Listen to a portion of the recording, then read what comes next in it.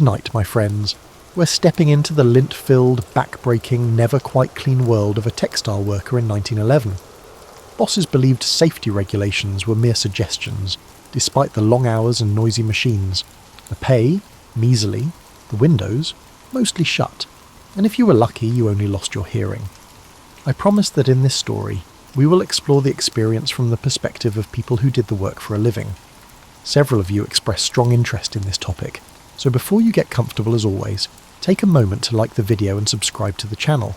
Also, please let us know where you're watching from and what time it is for you.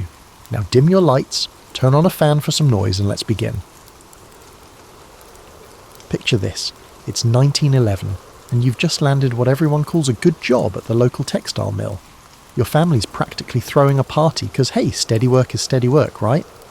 Little do you know, you have just committed to what feels like a very long, very loud and very dusty adventure filled with creative ways to dislike your life. Your first day starts at 5:30 a.m, which wouldn't be a problem if you were, say, a rooster. But you're not. You're a human being who needs sleep, and the mill whistle doesn't care about your beauty rest. That whistle becomes your new alarm clock, your lunch bell, and your freedom song all rolled into one ear-splitting package. It's like having a very punctual, furious metal bird living in your neighbourhood. Walking into the mill for the first time is like stepping into another world, if that world were designed by someone who really, really hated comfort. The noise hits you first. Imagine 1,000 typewriters having an argument with a brass band while someone runs a cheese grater over a chalkboard. That's your new soundtrack, 12 hours a day, 6 days a week. The air inside feels thick enough to chew. Cotton dust floats everywhere like the world's most annoying snow, except this snow makes you cough and never melts. You'll spend your first week thinking you're coming down with something, until you realise that scratchy throat and those sneezing fits aren't temporary visitors, they're your new roommates. Your supervisor, a man whose smile disappeared sometime around 1897, explains your job with the enthusiasm of someone reading a grocery list. You'll be tending machines that look like they were built by someone who thought, you know what this device needs? More ways to catch fingers. These mechanical beasts consume cotton and expel thread, and their temperament is akin to that of a cat during a thunderstorm. The learning curve is steep, which is a polite way of saying you'll spend your first month feeling like you're trying to juggle while riding a unicycle in an earthquake. Every machine has its personality, and most of them have bad attitudes. There's the one that jams if you look at it wrong, the one that makes a weird clicking sound that means either everything's fine or run for your life, and the one that seems to wait until you're distracted to break something expensive. Your fellow workers welcome you with the kind of tired solidarity that comes from shared suffering. They will teach you important information, such as which water fountain actually works, where to hide when the floor supervisor is in a bad mood, and how to eat lunch in exactly 12 minutes, since that is all the time you're given. These people become your mill family, bonded together by cotton dust and the mutual understanding that everyone's just trying to make it through another day without losing a finger. The pay sounds decent when they tell you about it, until you realise that decent is relative. Sure, you're making more than the guy who sweeps streets, but you're also working twice as hard and breathing air that's more cotton than oxygen. Your wages might cover rent, food, and maybe a small luxury like soap, but forget about those fancy things like saving money or buying clothes that don't smell permanently of machine oil. By the end of your first week, you've acquired what everyone refers to as a mill cough, a charming little ailment that will accompany you constantly. Your hands are already showing the signs of your new profession: small cuts from handling rough materials, calluses from gripping tools, and a general toughness that comes from shaking hands with machinery all day. Your mother would cry if she saw your hands, but then again, your mother isn't trying to feed a family on mill wages. The worst part, you're just getting started. Your typical day begins before the sun recalls its task. The mill whistle doesn't care if you went to bed late, if you're feeling under the weather, or if you'd rather spend the morning doing literally anything else. It screams at 5:30 a.m. sharp, and you'd better be screaming back, or at least stumbling toward the mill gates. Breakfast is whatever you can grab and stuff in your mouth while walking. Typically, breakfast consists of bread, perhaps accompanied by a smidgen of butter if you're indulging in luxury. Coffee is a luxury most days, which means you're facing 12 hours of machinery maintenance on whatever enthusiasm you can muster from stale bread and the fear of unemployment. The walk to work becomes a parade of the perpetually exhausted. You join a stream of fellow workers, all moving with the same determined shuffle of people who'd rather be anywhere else but know they can't afford to be. Everyone's carrying their lunch pail, a tin box that contains what optimists call a meal, and realists call food-shaped objects that might keep you alive until quitting time. Clocking in is an art form. You have to be there exactly on time, not early enough to seem eager, not late enough to get docked pay. The time clock doesn't forgive, and neither does your supervisor. Being 2 minutes late means losing half an hour's wages, which might not sound like much until you realise that half an hour's wages could mean the difference between having meat for dinner or making friends with potatoes again. Once you're officially on the clock, the machines demand your complete attention. They're like mechanical toddlers. They need constant watching and frequent fixing, and they'll hurt themselves the moment you look away. Your job is to keep the thread running smoothly, which sounds simple, until you realise that smoothly is apparently a foreign concept to most textile machinery. Threads break. They break a lot. When a thread snaps, everything stops until you can tie it back together. Your task might sound easy, but try doing it quickly while wearing thick work gloves, squinting through cotton dust, and knowing that every second of downtime is a second. Your supervisor is mentally calculating how much money you're costing the company. The noise never stops. Ever. You learn to communicate using gestures because shouting over the machinery makes your voice hoarse by noon. You develop your own sign language with your co-workers. Pointing means look out. Waving means help. And the universal gesture of clutching your throat means I need water before I pass out. Speaking of water, staying hydrated is like trying to fill a bucket with a hole in it. You sweat constantly from the heat of the machines and the physical work, but getting a drink means leaving your station, which means risking a lecture from your supervisor about productivity.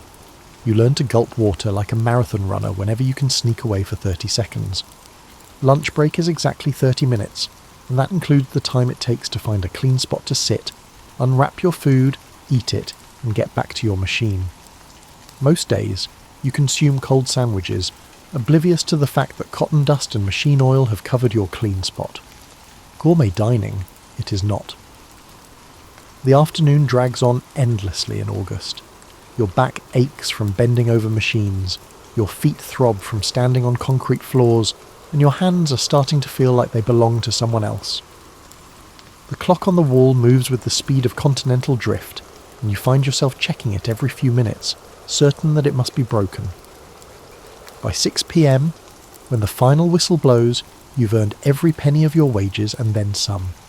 Walking home is an excruciating experience, and the prospect of repeating the entire process tomorrow fills you with dread. However, at least you have Sunday off, a day you'll spend recuperating sufficiently to resent Monday morning once more. Working in a textile mill in 1911 is like playing a daily game called What's Going to Try to Hurt Me Today? The rules are straightforward.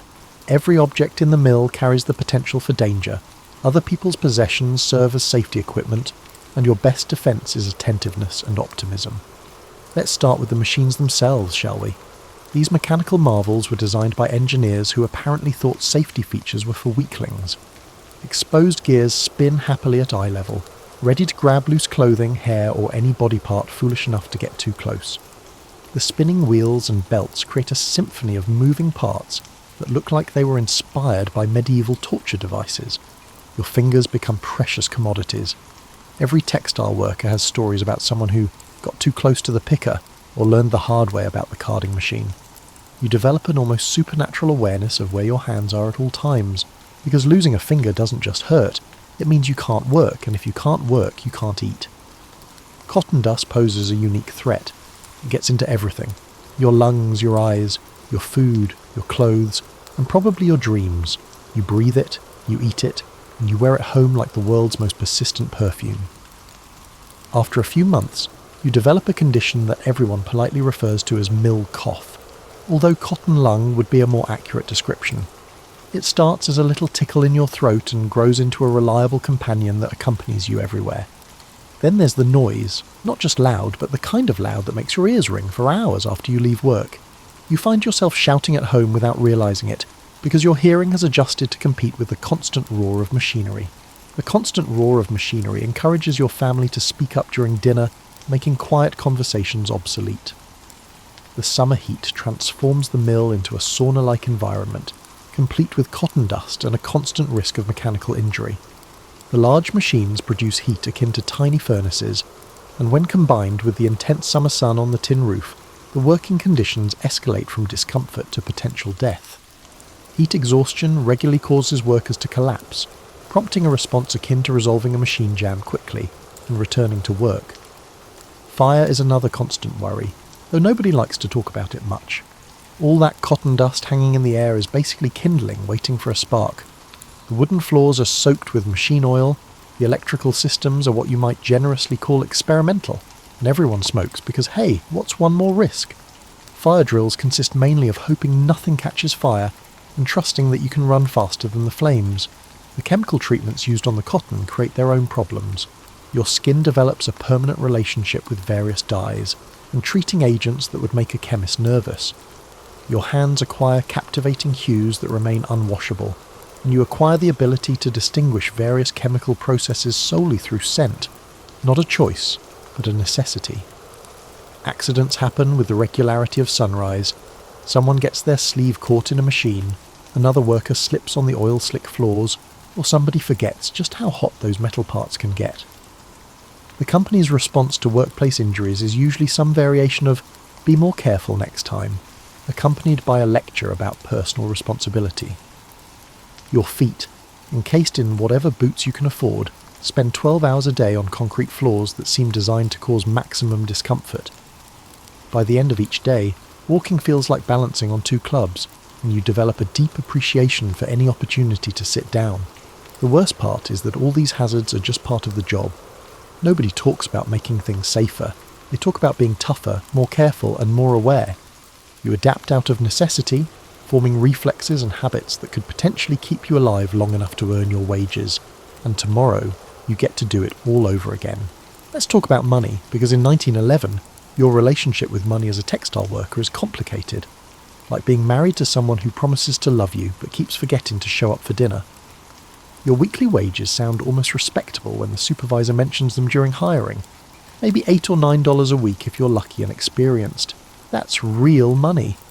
At least it's real money until you start trying to spend it on real things like food, rent, and the occasional luxury of soap that doesn't smell like lye.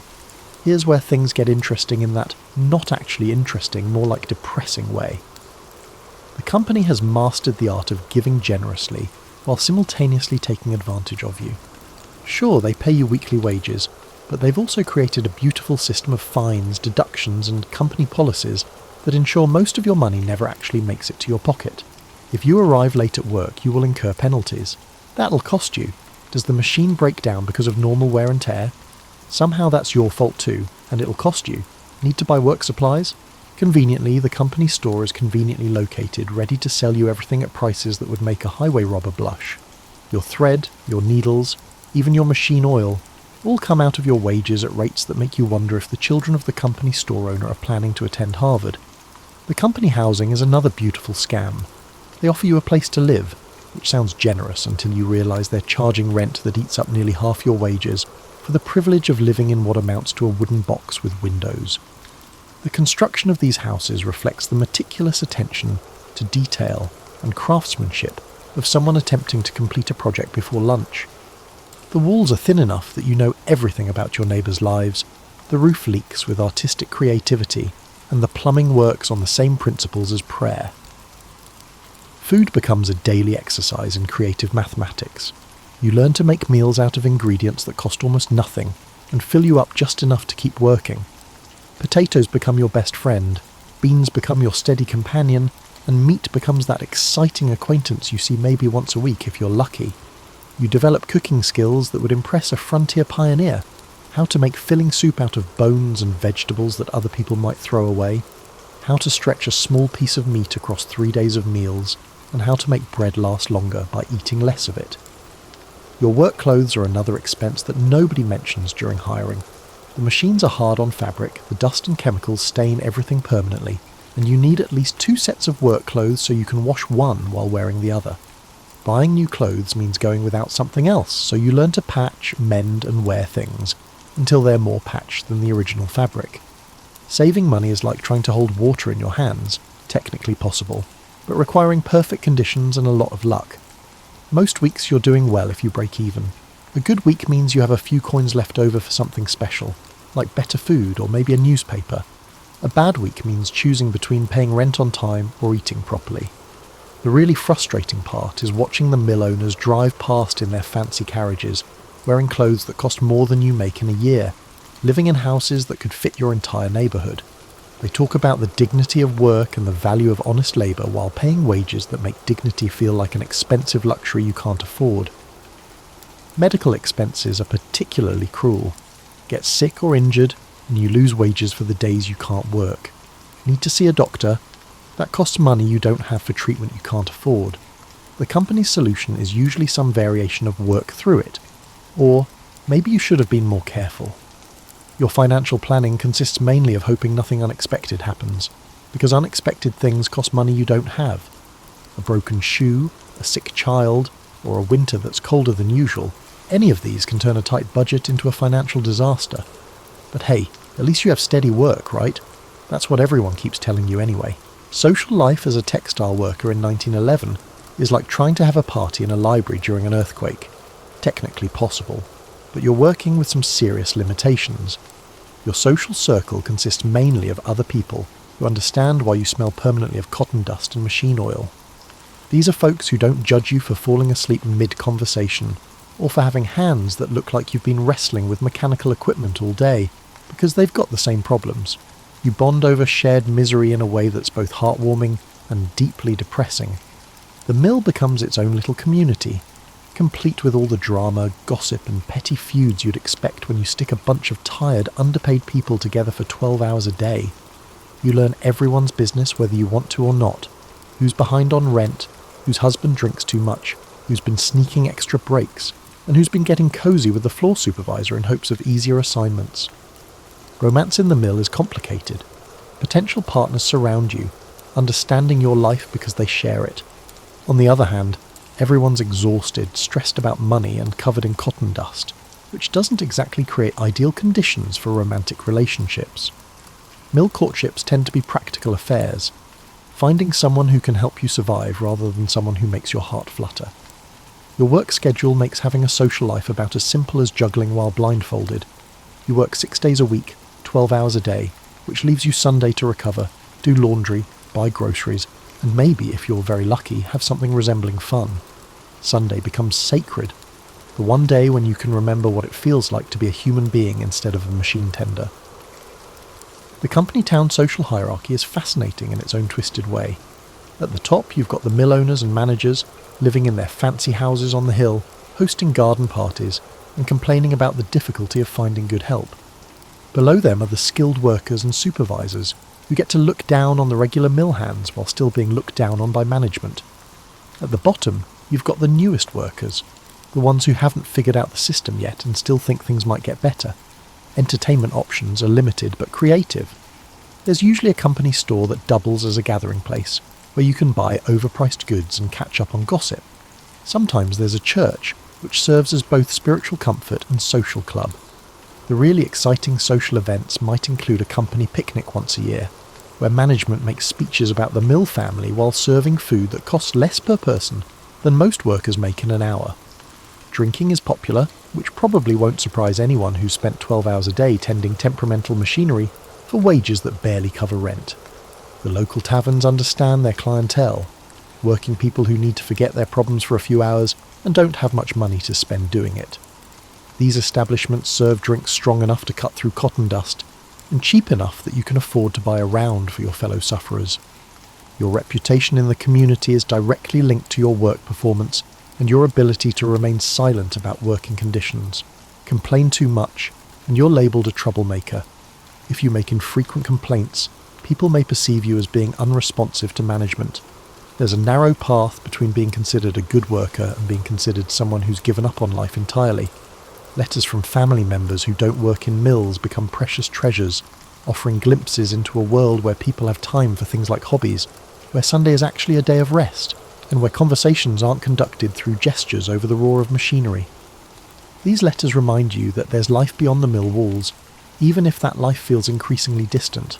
The social pressure to appear grateful for your job is constant. Anyone who suggests that working conditions could be better is quickly reminded that jobs are scarce, and there are plenty of people who would love to have your position. This phenomenon creates a community of people who are simultaneously miserable and afraid to admit it, which makes for some very interesting social dynamics.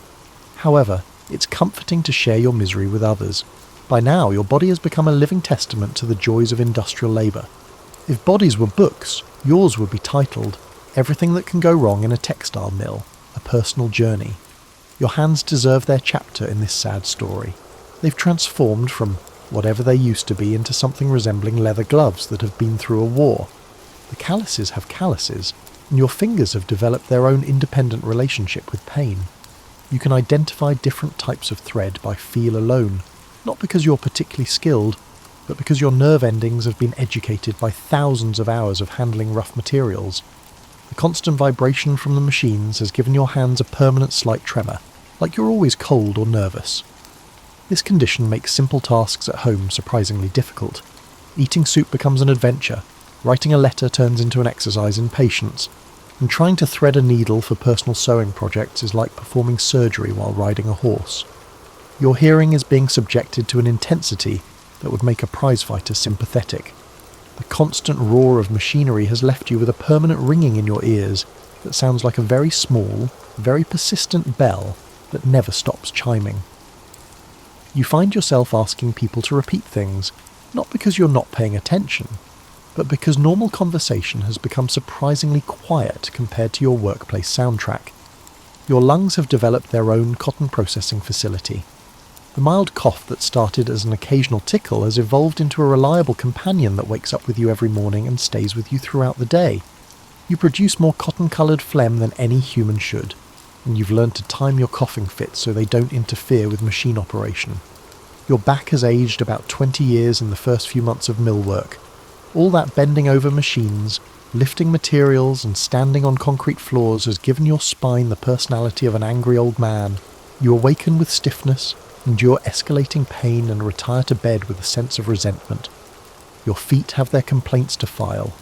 12 hours a day on concrete floors in whatever boots you can afford has given you an intimate relationship with foot pain. Your arches have fallen, your heels ache, and your toes have developed their own survival strategies. Each day, you walk home with the gait of someone who has hiked uphill in uncomfortable shoes, a situation that is not far from reality. The heat and humidity of the mill have done strange things to your skin. You've developed a permanent light sheen of perspiration mixed with cotton dust that gives you the appearance of someone who's been lightly breaded for frying. Your complexion has taken on the pale, slightly greyish tone of someone who spends most of their daylight hours indoors under artificial lighting. Your sleep patterns have been completely reorganised around exhaustion. You don't wake up so much as get dragged back to awareness by the mill whistle, and you don't so much go to sleep as collapse into unconsciousness. Your dreams, when you remember them, often feature the sound of machinery and the feel of cotton dust in your throat. Your appetite has changed too. The physical demands of the work make you hungry, but the dust and chemicals you breathe all day have given food a slightly metallic aftertaste. Everything you eat seems to have a faint cotton flavour, which is less appealing than it sounds. The worst part is that all these physical changes are considered normal, even expected. Nobody talks about preventing them. They talk about enduring them. Your body is depreciating like a piece of machinery, wearing out from constant use under difficult conditions, and the general attitude is that such degradation is simply the price of employment. Your mirror becomes less and less friendly over time. The person looking back at you has the appearance of someone who's been through something difficult and prolonged. Your posture has changed, your expression has developed a permanent, slightly tired look, and your hands are always slightly stained with dyes and oils that never quite wash clean. But hey, at least you're building character, right? That's what people who don't work in mills like to say anyway. After months or years of this lovely life, you may be asking, does it get better? Well, that depends on your definition of better and your relationship with reality. Eventually, some workers manage to break free from the mill life, although the term escape may be overly dramatic. A few workers manage to save enough money to start small businesses, usually in textiles since that is what they know. Others marry into slightly better circumstances or move to different towns where the mills pay marginally better wages. These success stories circulate throughout the mill community like enchanting tales, instilling in everyone a semblance of hope to continue attending work. The really optimistic workers talk about their children having better lives, getting educations, and learning trades that don't involve breathing cotton dust for 12 hours a day. This notion becomes your motivation on the worst days. The idea that your suffering might mean something if it gives the next generation a chance at something better. It's a beautiful thought, even if the mill owner's children are already getting those better chances, while yours are learning to patch clothes and stretch soup. You develop survival strategies that would impress a wilderness guide. You learn exactly how to pace yourself to last 12 hours without collapsing, how to eat meals that provide maximum energy for minimum cost, and how to sleep deeply enough in 6 hours to function the next day. You become an expert in the art of functioning while miserable, which is a skill nobody teaches but everyone in the mill somehow learns. The mill community develops its own support systems. Workers share food when someone's family is struggling, cover for each other when illness strikes, and pass along information about better jobs or safer machines. You learn that solidarity isn't just a fancy word, it's what keeps you alive when the company sees you as expendable equipment. Some days, you catch glimpses of the world outside the mill walls, and remember that there are people living entirely different lives. They wake up when they want to, work at jobs that don't slowly kill them, and have money left over after paying for basic necessities. These glimpses are both inspiring and deeply depressing, like looking through a window at a party you're not invited to. Slowly, the political landscape is beginning to change. Labour unions, workplace safety laws, and the radical idea that workers might deserve basic protections are being discussed. These conversations happen in whispers because mill owners don't appreciate employees who think too much about their rights. But the seeds of change are being planted, watered by the shared misery of thousands of workers who are starting to realise that grateful for any job might not be the best approach to employment. Your relationship with work itself becomes complicated in ways that are hard to explain to people who've never spent years of their lives tending machines that seem designed to break down at the worst possible moments. You develop a grudging respect for your toughness, a pride in your ability to survive conditions that would break softer people. At the same time, you're acutely aware that this toughness came at a cost: your health, your time, your dreams of doing something else with your life. Years later, if you're lucky enough to have those years, you will probably have mixed feelings when you look back on your mill experience. You will likely feel a mixture of pride in your survival, anger at the conditions you endured, and a deep appreciation for any work that allows you to breathe clean air and keep your fingers intact. You'll tell stories that sound almost unbelievable to people who've never worked in heavy industry, and you'll probably downplay just how bad it really was, because some experiences are too big and complicated to explain to people who weren't there. The mill whistle, that sound that dominated your life for so long, will always trigger memories. Years later, hearing a similar sound will transport you back to those early mornings, those long days, and that particular combination of exhaustion and determination that characterized mill life. But here's the thing about surviving difficult experiences. They teach you what you're capable of enduring, and that knowledge becomes part of who you are. You learn you're tougher, more resourceful, and more resilient than you thought. And sometimes, on quiet Sunday mornings when you're not rushing to answer a mill whistle, that knowledge feels almost worth the price you paid for it. Almost. And just like that, the loom falls silent, and another shift comes to a close. You're not alone if your mind remains entangled in threads and factory noises. There are more stories to listen to, old and new, if this story didn't quiet the clatter in your mind. But tonight, we hang up the apron, wipe the sweat, and let the machines rest. Sleep well, friends of the forgotten. I'm heading back to sipping tea and appreciating this job and life of mine that I have. So as always, sleep tight and good night.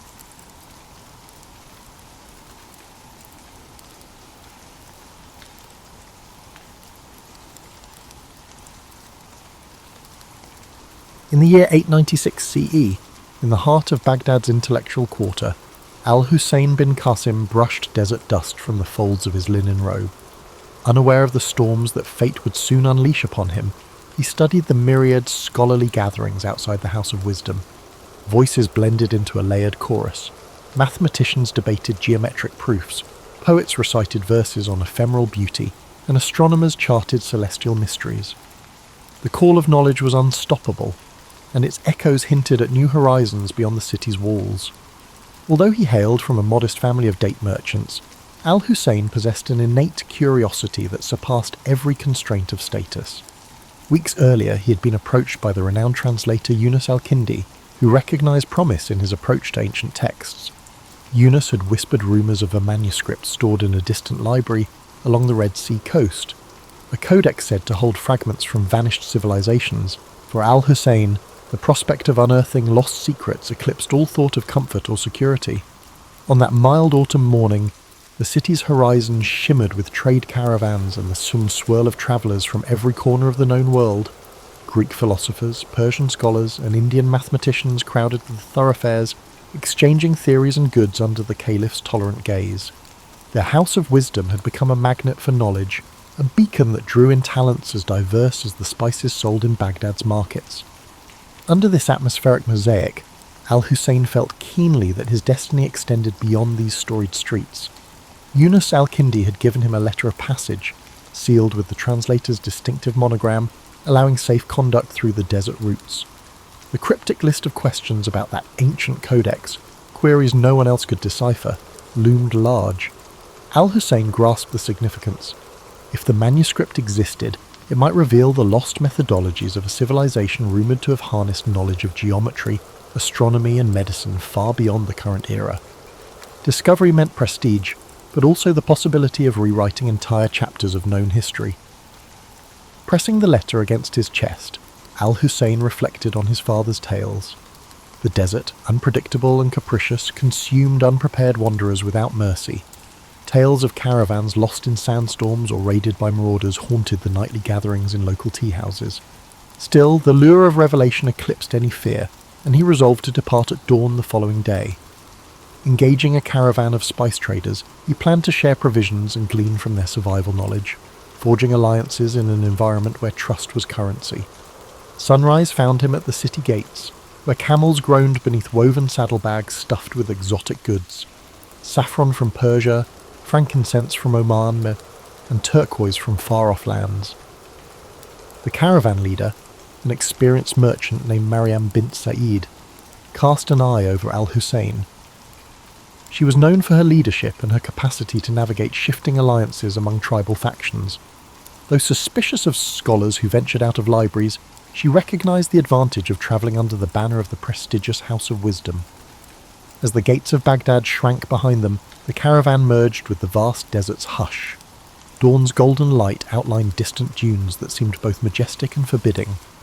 Al-Hussein observed Mariam directing her charges to form a staggered line, minimizing exposure to roving bandits. Occasionally the wind carried the bray of donkeys or the low murmur of traders discussing profit margins. For Al-Hussein, the emptiness was a blank canvas waiting for stories etched by the footprints of those audacious enough to cross it. At midday, the caravan paused for a respite. While others took shelter from the heat, Al-Hussein found himself marvelling at ancient rock carvings etched into a nearby cliff. Figures of hunters and astronomers hinted at a lineage of knowledge older and more mysterious than any library's scrolls. He gently traced the outlines with a practiced fingertip, sensing a kinship with those lost voices that once tried to record their world.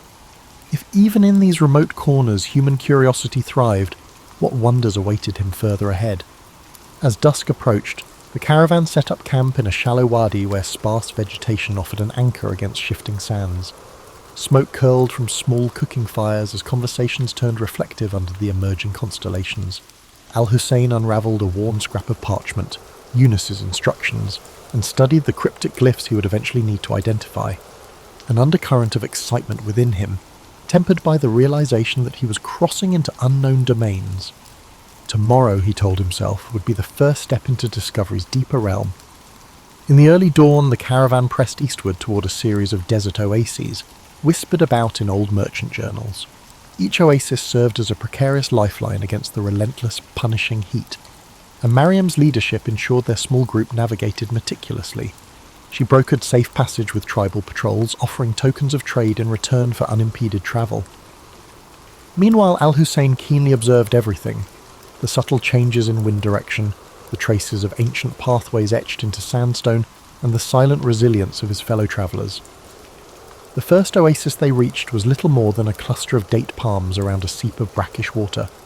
A half-crumbled stone marker bore inscriptions so worn that Al-Hussein could decipher only fragments. Something about an old boundary line, perhaps delineating the domain of a once powerful clan. While camels drank, he sketched these faint markings onto a scrap of parchment.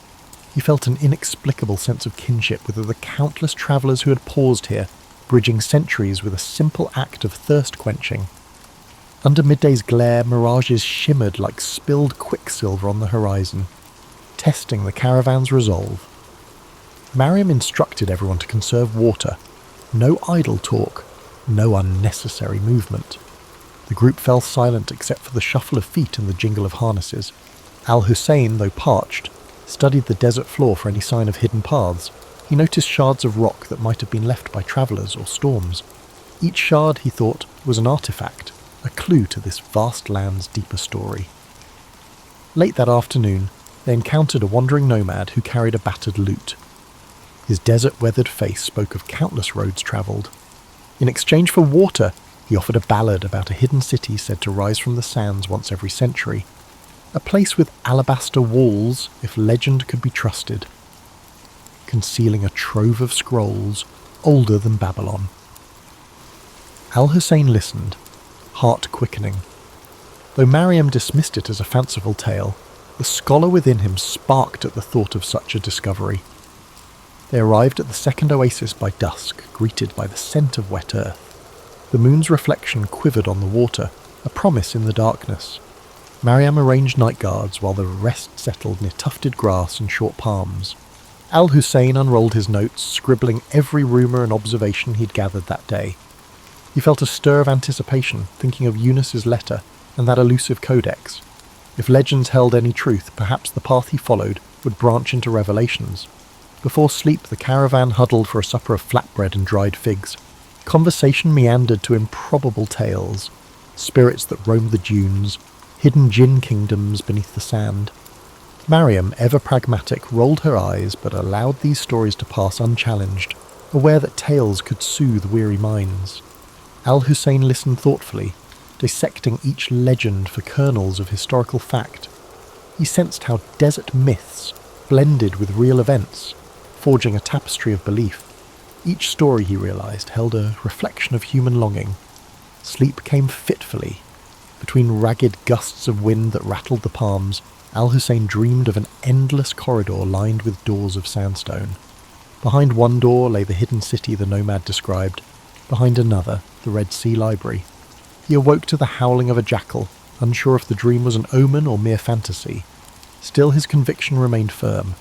He would continue chasing knowledge across these shifting landscapes, trusting that destiny might reveal itself within the margins of the unknown. By morning, a layer of sand dusted every surface, and the caravan resumed its cautious advance. The air felt thick with unspoken tensions. They reached a rocky pass where looming sandstone pillars resembled silent sentinels. Mariam signalled a halt, sensing something amiss. Al-Hussein peered into the ravines, half expecting bandits or lurking predators. Instead, he found stillness. However, the unease remained. Sometimes the desert concealed its perils in plain sight, biding time. The caravan pressed on, anxious to leave those brooding columns behind.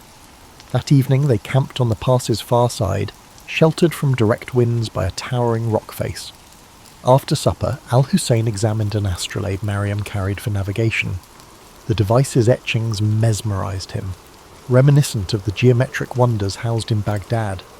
He wondered if the rumoured codex might expand upon such celestial insights. As the fire died down, he sat, reflecting on how each horizon revealed new questions, not answers. Perhaps the desert's greatest secret was its power to kindle an unending quest. Beyond the pass, dawn unveiled a stark plateau where the wind carried the faint tang of salt. Mariam reckoned they were approaching the edges of a vast basin leading toward the Red Sea. Al-Hussein noted the powdery residue that clung to his sandals, forming a pale crust whenever the wind surged. Fragments of shells occasionally glittered underfoot, relics of a primordial sea that had long since receded. In that silent expanse, the ancient interplay of water and desert seemed to whisper clues of hidden transitions. Moving carefully, The caravan traced a path across parched flats where cracks laced the ground in elaborate patterns. Each fissure suggested the land was thirsting for a rain that might never come. Al-Hussein lingered over a particular cleft that formed a near-perfect star shape. He sketched it in his notebook, contemplating how geometry surfaced in nature's own design. The interplay of shapes and lines called to mind the rumoured codex, possibly containing knowledge that bridged the gap between the natural world and human understanding.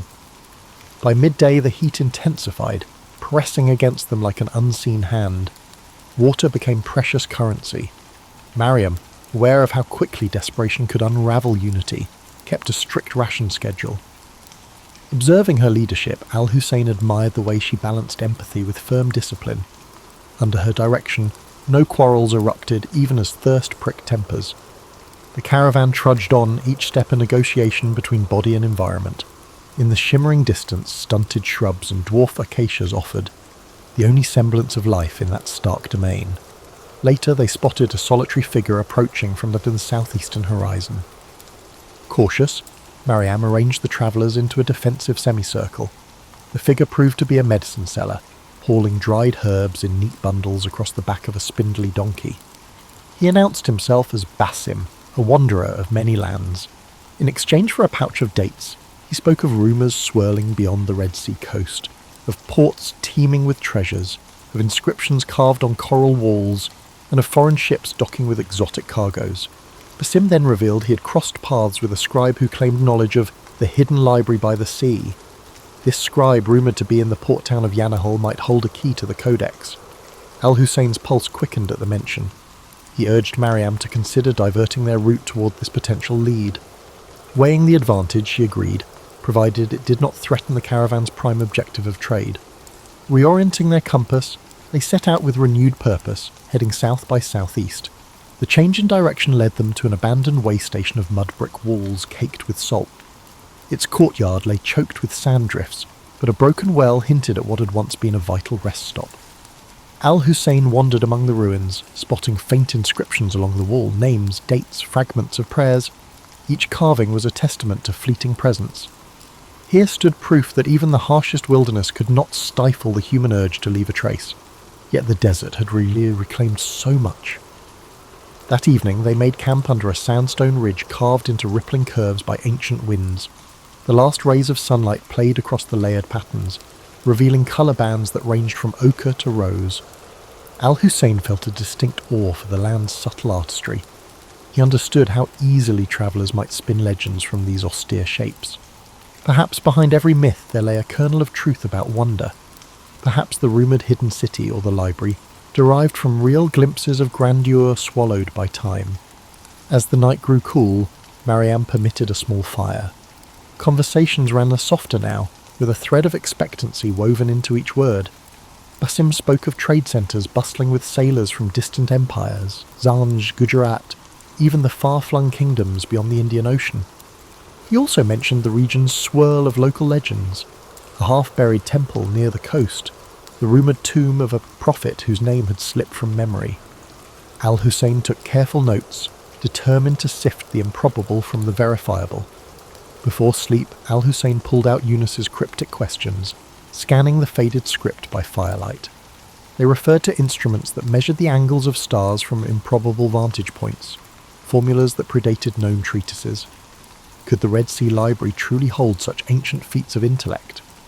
He felt the subtle pull of destiny, the sense that each conversation, each dusty ruin, brought him closer. The desert had not broken him. Instead, it was shaping him into something sharper. Morrow would carry them nearer to that beckoning shoreline. Dawn lifted the shadows from the ridge, exposing a horizon lined with jagged rock outcroppings. The caravan continued toward Yanahal, keen on reaching its port before supplies ran dangerously low. A subtle but steady breeze carried the faint smell of salt, confirming they were inching closer to coastal winds. Al-Hussein noticed changes in the environment. Scattered gulls wheeling overhead, traces of sea-polished stones littering the path. These small signals revived the group's spirits, reminding them that a new chapter of their journey lay ahead. By midday they encountered a caravan heading north. Mariam negotiated a swift exchange of information. The travellers warned of shifting alliances among local chieftains, each vying for influence in the lucrative maritime trade. Al-Hussein listened carefully. Turbulent politics could affect access to the ports and libraries alike. One slip in protocol could transform an academic quest into a diplomatic tangle. Protecting the mission, and the precious knowledge it might uncover, required walking a delicate line between curiosity and caution, intellect and survival. The landscape soon began a gradual descent, winding through low hills where thorny scrub dotted the earth in pale clusters. At times, the caravan skirted salt marshes, each step producing a hushed crunch underfoot. Tiny crabs scuttled in shallow brine pools, and the occasional heron soared overhead, a pale sentinel against the shimmering sky. Each sign of life felt like a small revelation after miles of barren desert. Al-Hussein found himself overwhelmed by the variety of forms the natural world assumed, even in the remote margins. Late that afternoon, they spotted Yanahal in the distance, a sprawl of mud-brick dwellings with roofs of thatch or tiled clay, punctuated by the taller silhouettes of warehouses near the docks. Thin pillars of smoke curled upward, and the distant clang of metal suggested blacksmiths plying their trade. Seabirds circled the bustling harbour, where dhows and small cargo vessels bobbed in the tide. For Al-Hussein, the sights and sounds of a place so different from Baghdad were a vivid reminder of the region's fluid tapestry of cultures. Mariam led the caravan through the town's outskirts, seeking a trustworthy local factor who could arrange secure storage for their goods. Children peered out from doorways, intrigued by the unusual mix of travellers. The air smelled of fish, spice, and damp rope, all woven together into a briny perfume. Al-Hussein scanned every detail, from the chipped walls covered with old maritime symbols to the lively banter between dockworkers. He made mental notes of how commerce thrived here, bridging deserts and oceans in a single breath. With arrangements in place, the group settled at a modest inn near the wharf. Basim quietly vanished among the waterfront stalls, murmuring about errands to run. Al-Hussein felt a twinge of concern, but was too eager about the library rumour to dwell on it. He quickly asked around for any mention of the Scribe. Locals offered conflicting accounts. Some shrugged, while others claimed they had glimpsed a reclusive scholar searching for archaic port records. One old fisherman insisted the Scribe left for the Coralstone Quarter. Determined, Al-Hussein set off with Mariam and 2 guards, weaving through narrow alleys that snaked between sun-baked walls. The sound of the sea grew louder, waves rolling and crashing in a steady rhythm. They soon found the Coralstone Quarter, a cluster of buildings fashioned from blocks quarried along the shore. The walls sparkled with flecks of shells embedded in pale limestone. While the architecture entranced Al-Hussein, it was the possibility of encountering the Scribe that propelled him forward, heart-pounding with each echoing footstep. At last they arrived before a half-collapsed structure perched on the water's edge. Broken shutters and a leaning doorway bore witness to decades of neglect. Inside, scattered manuscripts lay in disarray atop a wooden table. Candle stubs had melted into curious shapes, dotting the floor like forlorn sculptures. Al-Hussein called out, receiving only silence. Mariam gestured for the guards to remain alert. Then a voice, raspy but precise, emerged from behind a partition. "If you've come for idle gossip, there is none. If you seek knowledge, speak." An elderly man stepped forward, shoulders draped in a threadbare shawl. His gaze darted suspiciously among them. Al-Hussein introduced himself and explained his search for a Red Sea library rumoured to house an ancient codex. At the mention of Yunus al-Kindi, the man's eyes sparked. He introduced himself as Fahim, once a royal archivist who had fallen out of favour. Fahim claimed to know the codex's general whereabouts, but warned of obstacles, political and supernatural. Despite his guarded manner, he pointed to a scroll. "There," he said, "the trail begins." Under the scribe's watchful glare, Al-Hussein unrolled the scroll Fahim indicated. Faded script described a coastal stronghold called Makshaf, famed for its labyrinthine archives. Though the text offered scant details, it named a certain scholar, Ibrahim of Kulzum, who had once catalogued manuscripts within its walls. Fahim revealed that a naval blockade centuries earlier had forced the stronghold into obscurity. Few in Yanahal even recalled its name. The old archivist smirked. "If you wish to risk your neck, go. But be warned, those halls remain unforgiving." Mariam, standing nearby, studied the scribe's demeanour. She had dealt with enough merchants and officials to read a man's motives. Though Fahim's bitter tone implied grudges, he seemed sincere about the stronghold's existence. After a terse negotiation, she coaxed him to provide a rough chart of Makshaf's possible location. Al-Hussein promised to mention Fahim's name favourably in scholarly circles if they succeeded. The archivist waved them off as though disclaiming any further responsibility for their fate. Mystery, it seemed, was his final currency. Reconvening at the inn, Al-Hussein laid out the new findings. The stronghold of Makshaf appeared to lie southwest along a rugged coast where cliffside passes met tidal inlets. This was no typical trade route, and Mariam recognised the risk. Yet curiosity pulled them forward. Treasure for her, knowledge for Al-Hussein. To minimise complications, she decided that only a smaller detachment would continue. The main caravan could remain in Yanahal, selling goods and provisioning for the journey back to Baghdad. Al-Hussein and a handful of companions would venture on. Evening found Al-Hussein pacing the inn's modest courtyard, poring over Fahim's chart. Tiny notes etched beside rough sketches of landforms hinted at old conflicts, ruined watchtowers, and rumoured pirate hideouts. He traced the shoreline with his fingertip, imagining the waves crashing against the walls of Makshaf. What secrets might that stronghold's archives hold? Remnants of civilizations unknown or advanced theories lost to time. The moonlight made the parchment glow, as if enticing him to see beyond its faded lines into uncharted territory.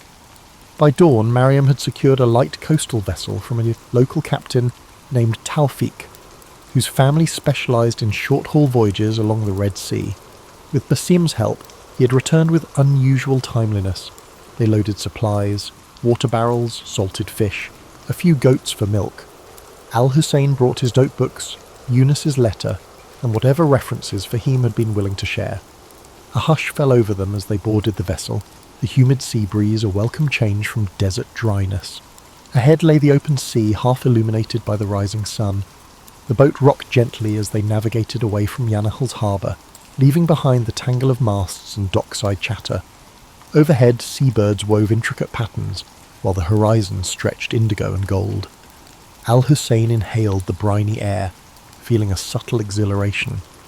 This watery expanse was a far cry from the dusty roads he had known. Mariam stood at the prow, scanning for hazards. Despite the calm surface, she understood storms could blow in with devastating force. The Red Sea, like the desert, demanded vigilance. During the voyage, Tawfiq recounted local lore about hidden coves where pirates once stashed plunder or reefs that glowed with phosphorescence at night. Basim listened, occasionally offering a sly anecdote of his own. Al-Hussein jotted down each tale, uncertain which threads might lead to truth. The swirl of rumour only deepened his conviction that knowledge often lurked in the unlikeliest corners. Meanwhile, the coastline revealed layers of cliffs, dotted with vegetation clinging to cracks in the rock. Small huts or fishing camps occasionally dotted the beaches. On the second day at sea, dark clouds brewed on the horizon. Tawfiq urged them to find shelter before the squall hit. They steered toward a narrow inlet sheltered by limestone bluffs. Waves churned with increasing ferocity, and the wind whipped spray across the deck. Mariam and Basim helped secure the sails while Al-Hussein clung to the boat's railing, heart pounding. Thunder boomed overhead as they finally slipped into the inlet. There the water remained calmer, though the storm raged just beyond the protective cliffs. Huddled against the rain, they waited for the tempest to subside. Al-Hussein's mind raced. If the codex contained advanced understanding of astronomy, it might also hint at meteorological patterns. Could ancient scholars have deciphered the desert's or the sea's hidden rhythms? The storm's fury felt like a primeval test, warning him of the forces that shaped this realm. Perhaps Makshaf's long-sealed archives held not just forgotten texts, but an entire worldview alien to their era. As lightning flared overhead, he vowed that neither fear nor storm would deter him. With the morning sun came a deceptive calm. Clouds still hovered, but the winds had eased. Tawfiq guided the boat cautiously out of the inlet, skirting churning waters. The storm had left debris afloat, broken branches, strips of torn sail from some unlucky craft. Mariam eyed the horizon. Though the worst seemed past, the sea remained unsettled, each wave a reminder of nature's caprices. Al-Hussein, pages damp but intact, felt a renewed urgency. The storm's violence had sharpened his resolve to reach Makshaf and uncover its secrets. As they followed the coastline, steep cliffs rose, their bases gnawed by waves. Occasionally they glimpsed narrow ledges or goat paths zigzagging upward, suggesting that people once traversed these heights. Taufik pointed out a distant structure atop a cliff, a toppled watchtower, perhaps a remnant of Makshaf's old defences. The sight quickened everyone's pace. If that tower marked the outskirts of the stronghold, they were close. Still, the approach looked treacherous, with no easy landing place visible among the rocks and swirling currents. They eventually located a craggy beach where erosion had carved out a small pebbled cove. Unloading the vessel was a precarious dance of timing each wave's retreat. Mariam directed the transfer of provisions while Taufik secured the boat to a natural cleft in the rock. Overhead, seabirds screeched, and the wind whipped salt-laden spray against their faces. Al-Hussein carefully shielded the charts and manuscripts, mindful that a single misstep could end his entire quest. This shoreline felt like a threshold between rumour and tangible discovery. A short climb inland revealed a rocky plateau dotted with tough grasses and scattered boulders. Amid the distant cliffs, fragments of a fortification jutted skyward, tumbled walls and half-collapsed arches. Basim let out a low whistle, marvelling that such ruins still lingered after centuries of neglect. Mariam maintained her measured composure, though Al-Hussein guessed she shared the group's rising anticipation. Makshaf's silent outline beckoned. For all anyone knew, they were the first to set foot here in generations. Perhaps they stood at the edge of a dormant legacy. They advanced through a steep ravine, its sides etched with old chisel marks. Al-Hussein paused to examine them, suspecting that earlier inhabitants had quarried stone for the stronghold's construction. The ravine opened into a hidden valley where an arched gateway lay partially buried by debris. Time and storms had battered its keystone, leaving a sizable gap. Carefully they picked their way through fallen stones, each footstep sending echoes through the still air. A faint tang of seaweed permeated the ruins, as if the ocean had invaded this bastion long ago. Beyond the gateway stretched a courtyard choked with rubble and invasive plants. Broken pillars hinted at what might once have been an open colonnade. A series of corridors branched off from the far side, one leading to a stone staircase descending underground. Al-Hussein's pulse fluttered. Subterranean vaults often served as archives or storage facilities in older fortifications. He imagined shelves of manuscripts, layered with dust, awaiting rediscovery. Mariam tested a cracked step with her boot, finding it stable enough. They lit torches, bracing themselves for whatever lay below. The descending passage felt claustrophobic, each echo magnified by the damp walls. A battered iron gate at the bottom yielded to Basim's determined shove. Within lay a series of vaulted chambers. Water trickled from hairline cracks in the ceiling, pooling on the floor in irregular puddles. Their torchlight flickered over broken crates, corroded lanterns, and scraps of rotting cloth. Al-Hussein's eyes darted around, desperate to find any sign of records. Then in a corner, he spotted what appeared to be a carved stone plaque emblazoned with geometric designs. Approaching it, he realized the plaque was part of a larger fixture. A sealed doorway. Intricate lines fanned outward from a central motif, echoing the patterns in Eunice's cryptic notes. Could this be a hidden archive within the stronghold? Eagerly, Al-Hussein traced the grooves with a fingertip. Mariam hovered, scanning for potential threats. Basim ran his hand along the wall's perimeter, eventually finding the faint outline of a release mechanism. When he pressed it, the plaque shuddered, revealing a narrow gap. Stale air seeped out, carrying hints of mould and ancient parchment. Torchlight spilling through the gap illuminated a cramped chamber lined with stone shelves. Al-Hussein's heart soared. Rolled manuscripts lay scattered, some disintegrating at the touch of the moist air. He gingerly lifted a small codex bound in faded leather, its cover emblazoned with unfamiliar symbols. Though the text was partially illegible, diagrams of star charts and geometric constructs were visible, aware that he was crossing into the realm of legends made real. With mounting excitement, Al-Hussein and Mariam inspected the shelves, hoping for a more complete find. Many manuscripts had succumbed to rot or water damage, leaving illegible stains where words once lived. Still, glimpses of diagrams, star maps, and cryptic notations sparked Al-Hussein's imagination. Each surviving scrap offered a puzzle, references to advanced mathematics, mentions of distant lands, and hints of medical treatises. The codex Eunice had mentioned might lie deeper within or be scattered among these fragile scrolls that teetered on the brink of disintegration. Basim, less enthralled by the written page, explored adjacent chambers in search of anything valuable, coins, jewellery or historical artefacts that might fetch a price. He returned empty-handed, muttering about collapsed tunnels and corridors blocked by a rubble. From one corridor a trickle of brackish water flowed, implying that parts of the stronghold might be submerged or entirely inaccessible. The group decided to work methodically, prioritising the drier sections first. Mariam posted a guard outside, aware that local pirates or treasure hunters could still pose a threat. Hour after hour, Al-Hussein catalogued each fragment they could salvage. He recognised partial translations from Greek, Coptic, and even Sanskrit. Whoever had curated these archives clearly embraced the same zeal for knowledge that fueled the House of Wisdom in Baghdad. Occasionally he stumbled upon a page detailing astronomical observations far more advanced than anything he'd encountered. He dreamed that if he could reconstruct these texts, they might reshape contemporary understanding of the cosmos, bridging centuries of lost scholarship. He remembered Eunice's cryptic list and felt a surge of vindication. Progress was slow, the air in the buried chambers remained thick, occasionally forcing them to retreat above ground for fresh air. In the process, they discovered an intact storeroom near the courtyard containing clay jars sealed with ancient wax. Basim pried one open, revealing well-preserved grains that, while impossible to eat, illustrated that this fortress once hosted a thriving community. Al-Hussein marvelled at the notion that the inhabitants of Makshaf had walked these same corridors, their daily routines taking place above a trove of hidden knowledge, then vanishing into history. On the second evening, Mariam insisted they organise a secure campsite in the courtyard. Setting up canvas tarps where partial walls offered shelter from ocean winds, they established a routine, nights spent guarding the perimeter, days spent rummaging the archives.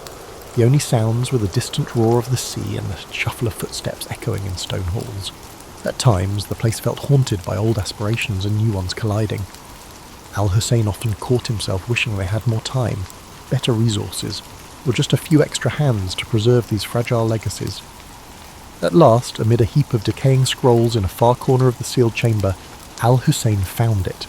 A manuscript carefully wrapped in oiled cloth, protected from the worst dampness.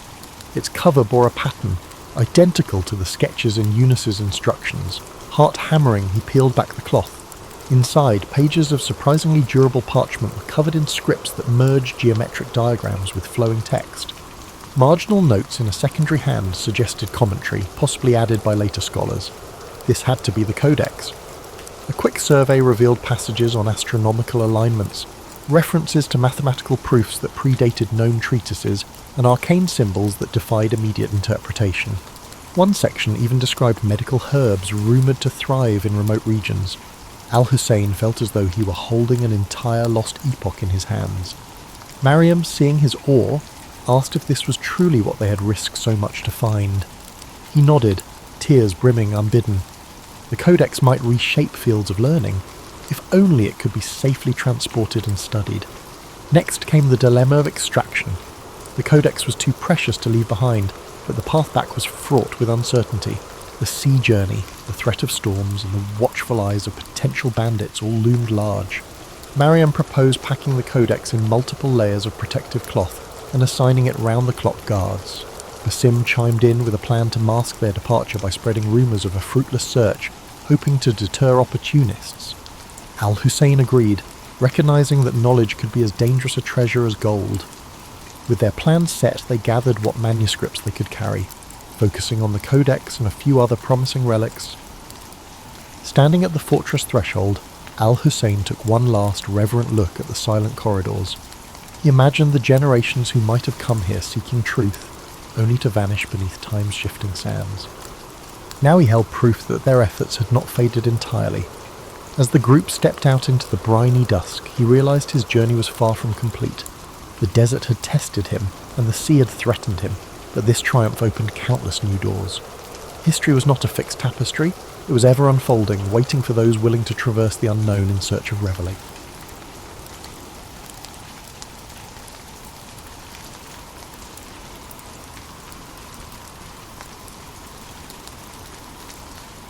Nikola Tesla's boyhood in the small village of Smiljan, nestled in the rural reaches of the Austrian Empire, now Croatia, was as far removed from the noise of modern contraptions as one might imagine. Yet even amid this pastoral backdrop, Tesla found ways to indulge his curiosity. His father, Milutin, was an Orthodox priest often occupied by religious duties, but he also possessed a serious library where young Nikola snuck away to read. In fact, Tesla frequently credited these secretive explorations for sparking his fascination with science. Meanwhile, his mother, Juka, a resourceful and gifted woman, crafted household tools with her hands, granting Tesla a first-hand look at the interplay between imagination and utility. One story that rarely gets retold, overshadowed perhaps by grander anecdotes, involved a small wooden water wheel he built at age 9, determined to harness the churning stream that ran behind his home. Tesla carved rough paddles from scavenged driftwood and improvised an axle from a broken cart part. While the contrivance was crude, it worked, sort of.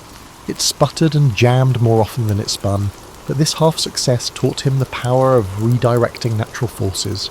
Even as a child, he recognised that nature housed tremendous energy, just waiting to be tapped. It was also during these early years that Tesla started experiencing acute visualizations. Later, he described how bright flashes before his eyes would conjure vivid images of objects he hadn't even witnessed before. This phenomenon, which he called his mind's eye, sometimes unsettled people around him, but it had a silver lining. Whenever an idea flickered through his consciousness, he could examine its details in these mental pictures, rotating and refining them before he ever set pen to paper.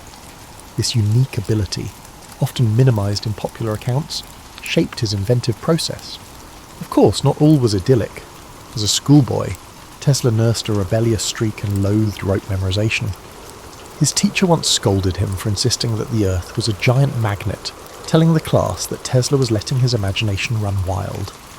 The teacher was unaware of how close Tesla was to the truth, nor how that minor humiliation inspired him to study magnetism more thoroughly.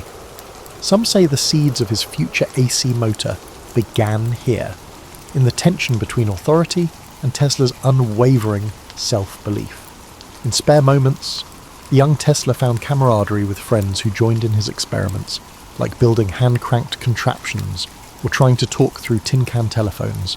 Yet, if a contraption failed, Tesla vanished into introspection, recalculating every step in his mind. In those hours, no one could pry him away from his reflections.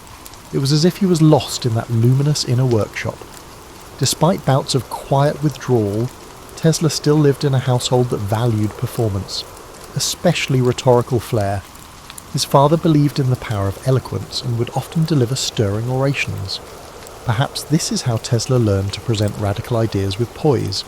He also gleaned from his mother the virtue of patient tinkering, an aspect overshadowed by stories of his brilliant flashes of insight. Though untrained formally, Juka's improvisational skills showed him that great inventions need not come from grand laboratories. They could begin at a humble table or by the riverside, as long as one had the drive to see them through. By the time he reached adolescence, Tesla had devoured nearly every science book in his father's library. He immersed himself in electricity, magnetism, and mechanical wonders, his fascination growing with each page. Late at night, when the household slept and a single kerosene lamp flickered in the corridor, Tesla mulled over new concepts, making mental notes on how to apply them. He never just read, he scouted for clues, each bit of knowledge layering onto his mental designs. These experiences in Smiljan formed the bedrock of a lifetime of invention.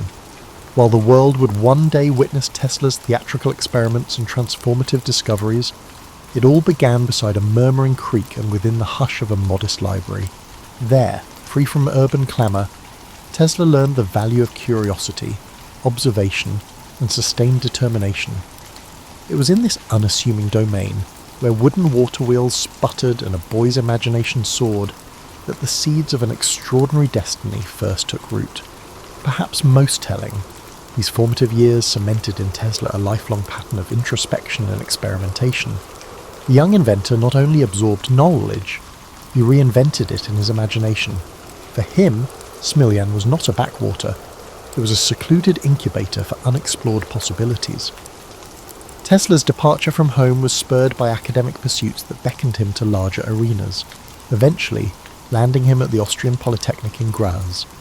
The environment there demanded rigour, which suited Tesla's capacity for total immersion. He sank his teeth into mathematics, physics, and mechanics with a feverish intensity. Professors noted his uncanny ability to answer complex theoretical questions without referencing textbooks, a result of his extraordinary mental visualization. However, the spark that truly lit his imagination was the direct current, DC, electrical machinery in the school's labs. Conventional wisdom suggested DC was the future of power, but Tesla found its inefficiencies maddening. Observing how DC motors generated sparks and wasted energy, he questioned how nobody noticed a better pathway. When one professor pronounced that harnessing alternating current, AC, at scale, was an impossibility, Tesla resisted the urge to argue.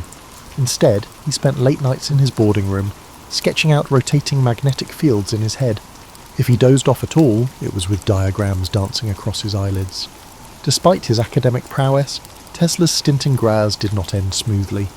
Exhaustion, and perhaps an underlying rebellious streak, contributed to friction with university administrators. He once rigged an experiment to demonstrate a refined method for measuring electric resistance. When the apparatus short-circuited, Tesla found himself facing the wrath of a professor outraged by unorthodox experimentation. Feeling unwelcome, Tesla walked out, leaving conventional academia behind. From Graz, Tesla moved to other opportunities, including a brief and often overlooked period in Marburg, now Maribor, Slovenia. There, a shadow seemed to fall over him. Separated from the camaraderie of classmates, grappled with bouts of anxiety. Without structured lab access, Tesla turned to solitary experiments, tinkering with leftover scraps of metal and wire. Yet the gloom of isolation gnawed at him, and he eventually returned home for a spell. His confidence rattled, but not shattered. It was in Budapest, while working at the Budapest Telephone Exchange, that Tesla began to regain his footing.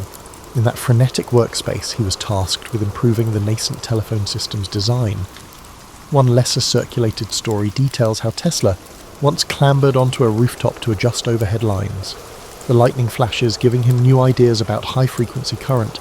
Colleagues regarded him as eccentric competent. Crucially, it was during a routine walk through Budapest's city park that the notion of the rotating magnetic field crystallized in his mind. Inspired by a poem he recited aloud, Tesla abruptly stopped, drew a stick from the ground, and began tracing swirling diagrams in the dirt. He explained to his companion how two or more alternating currents, out of phase, could induce a rotating field capable of spinning a motor. That eureka moment set the course for his next inventions. It was an unveiling of practical AC concepts in the most unassuming of settings, far from any official laboratory. Shortly after, Tesla found himself with an opportunity in Paris, working for the Continental Edison Company. His tasks involved troubleshooting installations of Edison's DC systems, the very technology that had vexed him back at Graz. Even so, the job introduced him to real-world engineering challenges, from power outages to generator malfunctions. By day, Tesla tackled these issues, becoming something of a specialist in diagnosing electrical breakdowns. By night, he refined sketches of his AC motor, desperately wishing for the chance to build a prototype. The interplay between the daily grind of DC hardware maintenance and the nightly pursuit of AC innovation lent Tesla's life a peculiar duality, an unresolved tension between the present and what he believed the future should be, although overshadowed by the high drama of later years. These formative experiences taught Tesla resilience. He learned how to negotiate limited resources, how to observe the smallest anomalies in mechanical performance, and how to coax visions from his mind into workable sketches. More importantly, his confidence in the feasibility of AC power solidified, even as he undertook the tedium of DC-based assignments. The world around him might have regarded AC as a flight of fancy, but in his eyes it was the rightful heir to the electrical throne, waiting for its moment to shine. Tesla's fateful journey to the United States in 1884 has often been romanticized, yet a host of lesser-known details enrich that narrative. He arrived in New York with next to nothing, carrying a letter of introduction to Thomas Edison from his former employer in Paris. The letter supposedly claimed Tesla was an exceptional engineer who would produce wonders. In popular retellings, this encounter frames Tesla and Edison as instant rivals. But in truth, their relationship began with cautious respect.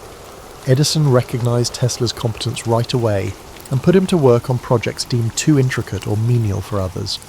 There's a story, one not widely circulated, that Tesla fixed a defective shipboard lighting system, saving Edison's company from contract penalties. Tesla never used it as leverage. Still, Edison noticed. Intrigued by Tesla's meticulous approach, he assigned him to redesign DC generators. Tesla toiled day and night, confident his improvements would prove their worth. And they did, but when he sought remuneration, misunderstandings piled up. It wasn't a single dispute over a massive bonus, more a pattern of unkept promises and blurred expectations. By early 1885, the veneer of cordiality evaporated, and Tesla left Edison's employ. That was the genesis of a rivalry later amplified by newspapers, driven more by conflicting technologies than personal hatred. Financial troubles beset Tesla almost immediately. With few acquaintances in New York, he found himself digging ditches for $2 a day. Yet it might have been that physical labour, under a harsh sun, that sharpened his resolve. He told a friend that while his body dug ditches, his mind was far away, describing elliptical arcs of thought. Where some might have fallen into despair, Tesla saw an interval to refine his intended path. That path led to the formation of Tesla Electric Light and Manufacturing, his first entrepreneurial venture in America. He secured backers who, at first, promised to let him develop arc lighting systems and eventually his prized AC motors. However, once Tesla delivered an efficient arc lighting solution, those investors showed no interest in AC. Capital wanted quick returns, not imaginative leaps. Frustrated, Tesla found himself pushed out of the very company bearing his name. This episode left him wary of business partnerships and taught him that investors valued immediate profit over long-term vision. Undeterred, Tesla began to demonstrate his AC motor concept in small lecture halls around the city. One venue, the back room of a modest Manhattan building, had an audience of barely 20 people. But among them was Alfred S. Brown, the Western Union superintendent who recognized Tesla's potential. Another backer, Charles Peck, also attended. Together, they formed a partnership with Tesla, pledging to support his AC technology. These unglamorous sessions laid vital groundwork for Tesla's next breakthrough. Soon, with newfound supporters, Tesla established a laboratory at 89 Liberty Street, Manhattan. Amid coils of wire and improvised setups, he tinkered relentlessly. The space was cramped but offered freedom. He constructed prototypes of the polyphase AC motor, painstakingly refining them until they could run smoothly under load. Maintaining a consistent rotating magnetic field was one challenge. Ensuring it didn't damage the apparatus over time was another.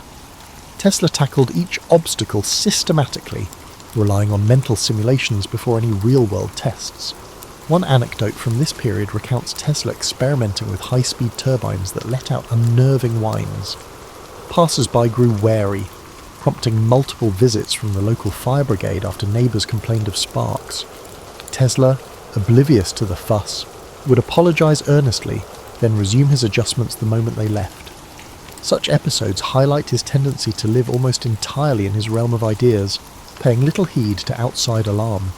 While public fascination with electricity was on the rise, spurred by the novelty of electric lights, most industrialists still viewed AC with caution. Tesla's goal was not simply to make AC motors feasible, but to persuade key players that this technology was reliable, safe, and profitable. Each small success in his lab bolstered his resolve, inching him closer to a grand future shaped by alternating current, truly unstoppable. By 1888, Tesla was ready to unveil his AC motor to the world, and the venue was the American Institute of Electrical Engineers. While typical accounts highlight the significance of this event, few explore the hushed excitement that filled that lecture hall. Attendees included professors, journalists, and industrial titans, all abuzz with talk of a new era in electrical distribution. Some were openly skeptical, others arrived hoping to witness the demise of what they considered an impossible dream. Tesla walked onto the stage with a calm demeanour, unveiling his motor and discussing its principles with methodical precision. Crucially in the audience sat George Westinghouse, who had embraced AC for power transmission. Impressed by Tesla's clarity, and the elegant simplicity of his motor, Westinghouse quickly reached out. In negotiations, he purchased Tesla's patents for a substantial sum and promised royalties for every horsepower generated by his inventions. While mainstream retellings mention the deal, the nuance of their discussions, shaped by Tesla's vision for future expansions of AC, often remains overlooked. With Westinghouse's backing, Tesla moved into a well-resourced facility in Pittsburgh to refine his designs for commercial production. The cultural shift from his Liberty Street lab to an industrial setting was stark. Tesla sought perfect synergy of frequency and voltage, while corporate engineers focused on the standardized parts. Despite tension, seeing his motors mass-produced thrilled him. He was elated when AC Systems lit parts of the 1893 World's Columbian Exposition in Chicago, showcasing a cityscape aglow with alternating current, courtesy of Westinghouse and Tesla. A lesser-known interlude occurred when Tesla visited Niagara Falls to survey the planned hydroelectric station.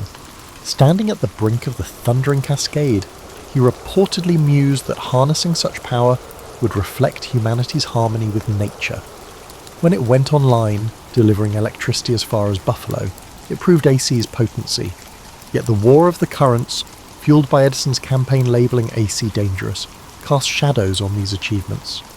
Edison's allies staged gruesome demonstrations, electrocuting animals to highlight AC's hazards.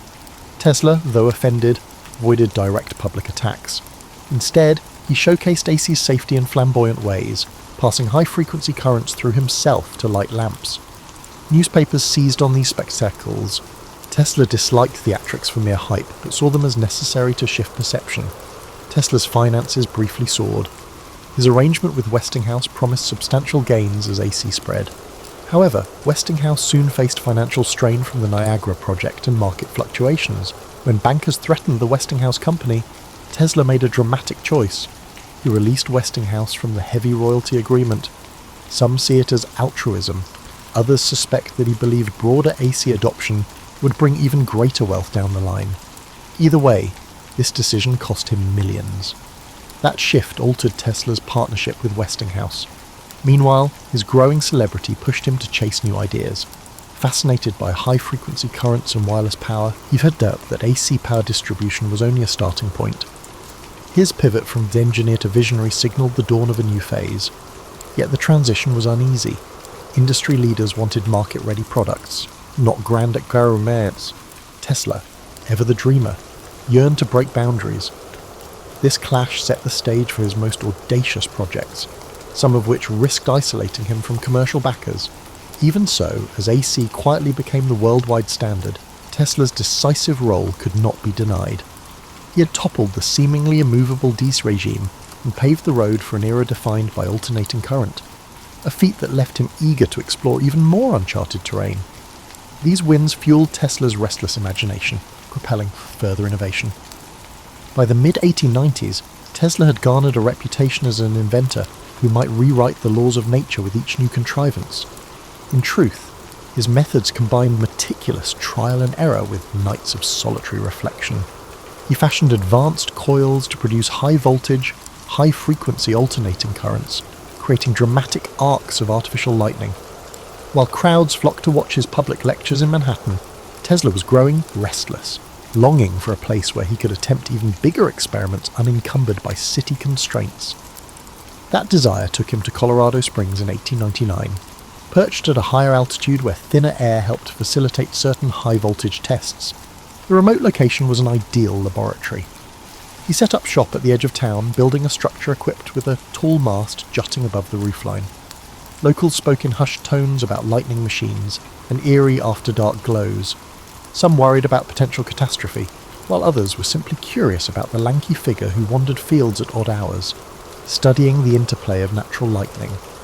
Inside that workshop, Tesla probed frontiers that mainstream scientists had scarcely imagined. He fixated on the resonance of Earth's ionosphere, believing signals could be beamed wirelessly across vast distances if properly tuned. According to diary entries, he meticulously recorded every spark, every flash, every ear-splitting crack of artificial thunder. On occasion, he produced such intense discharges that the crackle could be heard for miles. One account claims that he caused the local power station's generator to overheat, prompting a short-lived blackout. Ever the polite guest, Tesla apologized, then resumed tinkering. In Colorado, Tesla crystallized his grand vision, a system of global wireless communication and power distribution. The townspeople, hearing rumors of free electricity, speculated he might supply power at no cost. Tesla's goals, however, were subtler. He pictured networks of towers resonating with the Earth's natural electrical charge, carrying voice or energy anywhere. This concept was a precursor to technologies that would surface decades later, from radio transmissions to radar and beyond. Yet life in Colorado was more than just experiments and thunderous arcs.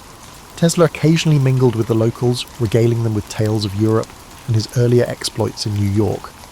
Despite his eccentric schedule, he possessed impeccable manners. One story recounts how he gave a personal demo of wireless lamps to a bewildered blacksmith, who later insisted Tesla was pulling electricity from thin air. Such encounters spurred legends of Tesla as a wizard, blending science with something like sorcery. Still, financing these colossal tests drained Tesla's resources. His main backer, J.P. Morgan, had initially supported the wireless project, likely anticipating a monopoly on global information. But once Morgan realized Tesla's schemes were far more ambitious and riskier than mere wireless telegraphy, his enthusiasm cooled. Tesla pressed on, convinced one decisive demonstration would open funding floodgates. That breakthrough, however, remained elusive. Newspapers amplified rumors about Tesla's activities, some claiming he was attempting to signal distant planets. Though Tesla did speculate about extraterrestrial intelligence, his real focus lay on terrestrial wireless. The lurid headlines, while fueling his legend, did little to alleviate his financial pressures. Eventually, funds ran low, forcing Tesla to close the Colorado lab in 1900. He left with crates of notes and undiminished zeal, convinced he could still bring wireless power to the masses. For townspeople left behind, the memory of glowing skies and roiling static lingered, a testament to the spectacular possibilities that science could conjure. For Tesla, Colorado Springs became a pivotal chapter, a proving ground that fortified his belief in the limitless potential of electrical resonance. It was there he most clearly foresaw a connected world, bound less by wires than by the atmospheric and earth-circling energies he aimed to harness. In hindsight, Colorado was the overture to his next attempt at global electrification, an attempt that would manifest in the towering outline of Warden Cliff on Long Island's shores. Upon returning to New York, Tesla consolidated his findings from Colorado Springs into an audacious new venture, the Warden Cliff Tower Project. With financing from J.P. Morgan, initially obtained under the premise of groundbreaking wireless telegraphy, Tesla purchased land in Shoreham, Long Island, overlooking the Atlantic. Construction began in 1901. The looming structure stood nearly 187 feet high, topped by a bulbous metal dome, and extended deep below ground through a network of iron rods. Many observers had no idea what to make of it. Tesla, ever enigmatic, preferred sweeping claims about sending both signals and energy across continents. What often goes unappreciated is how deeply Tesla believed in the underlying physics. His notes show that Warden Cliff wasn't limited to broadcasting telegraph signals. He intended it as the first of many transmitters, all resonating with Earth's natural electrical cavities to convey messages or even power to any matching receiver worldwide. In his mind, it wasn't fantasy. It was a logical leap from the high-voltage experiments he had run in Colorado Springs. However, the timing was not in his favour.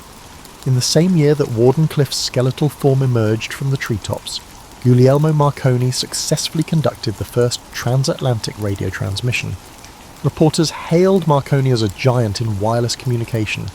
Tesla, outraged, pointed out that his own patents on alternating current and related technologies predated Marconi's work. Nevertheless, the public and financiers were smitten with Marconi's simpler, more immediately marketable setup. Morgan's patience wore thin. Why bankroll Tesla's massive tower if Marconi's apparatus sufficed for long-distance signalling? Warden Cliff, still incomplete, hemorrhaged money. The crew building it dwindled, salaries went unpaid, and Tesla found himself pleading for fresh capital. Each conversation with Morgan ended in terse demands for tangible proof, which Tesla couldn't produce fast enough. Desperate for funds, Tesla tried licensing auxiliary inventions, turbines, pumps, and even a plan to harness geothermal heat. But investors questioned his broader intentions, wary he might pivot their money into the tower. As financial constraints tightened, Warden remained a half-realised vision. By 1905, the site was effectively deserted, the tower a silent monument to Tesla's ambitions and the shifting tides of investor faith. During these bleak years, Tesla's public persona grew more eccentric. Journalists occasionally interviewed him, only to hear about proposals for death rays or atmospheric power. Rumours circulated that he was becoming a recluse. Yet his mind stayed agile, continuing to churn out possibilities. He foresaw solar energy as a future mainstay, though few listened. The industrial world seemed enthralled by oil and coal, while Tesla's musings about sun-powered engines drew smirks. Wardenclyffe was never fully operational, and the newspapers offered little sympathy. Some newspapers ridiculed him, portraying him as an unrealistic idealist. Others barely mentioned his name, focusing instead on Marconi's ongoing successes. The sting of being overshadowed was palpable. Tesla clung to the belief that one day the world would recognise the practicality of wireless power. Indeed, later generations would adapt many of his principles for radio and beyond. But in his time, the tower's failure left him saddled with debt and weighed down by public scepticism. Even so, Tesla didn't abandon optimism.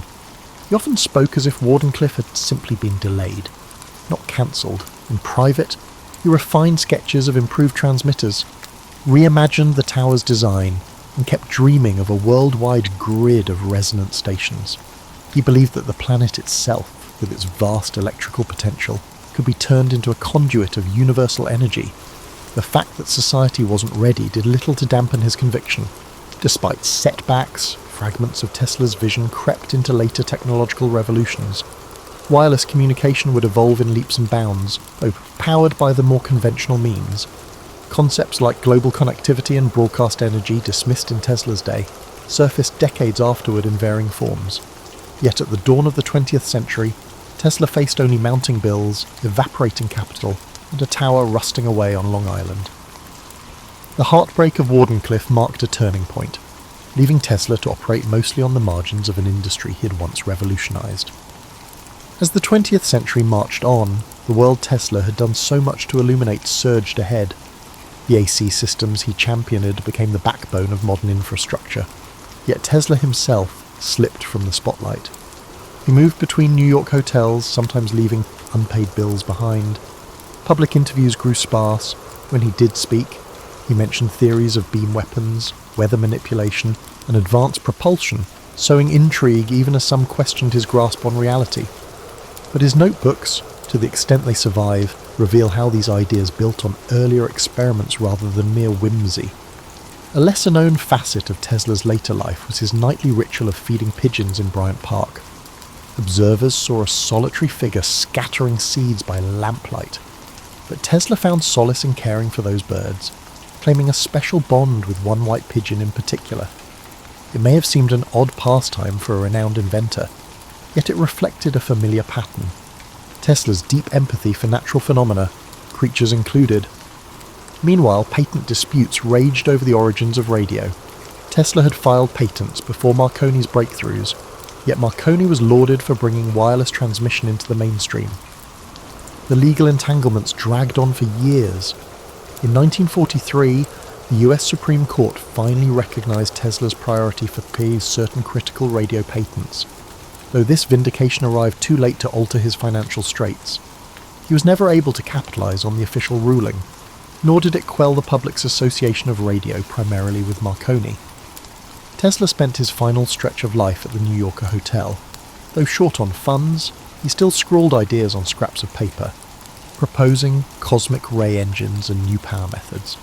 Visitors who managed to see him might find him animated and eloquent, speaking in polished tones about harnessing the energy of the sun or channeling power from the Earth's magnetic field.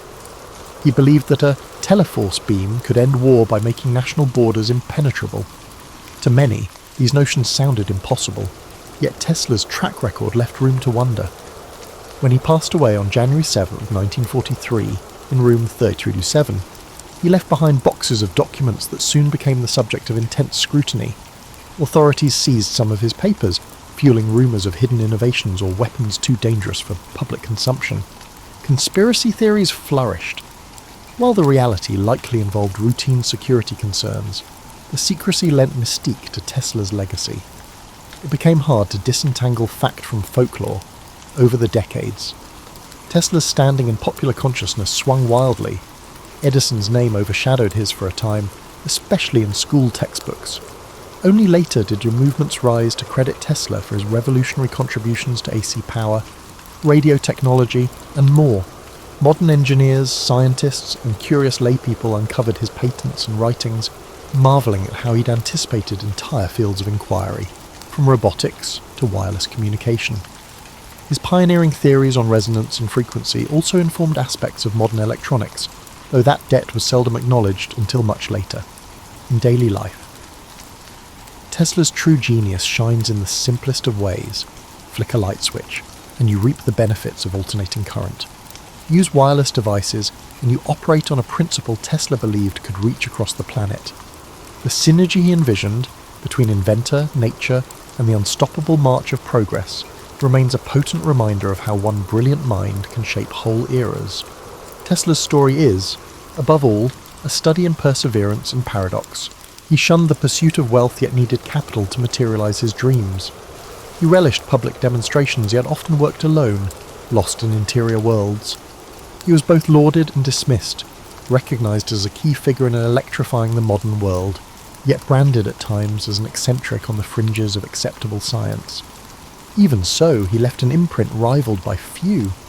Long after his death, the hum of AC power lines, the glow of electric lamps, and the chirp of wireless signals echo Tesla's influence. He never saw the breadth of his triumph in person, yet the future he glimpsed was not mere fantasy. It was an inevitable extension of the forces he harnessed so elegantly. And though the man himself passed in relative obscurity, his ideas still crackle with a vitality that defies the boundaries of time and imagination.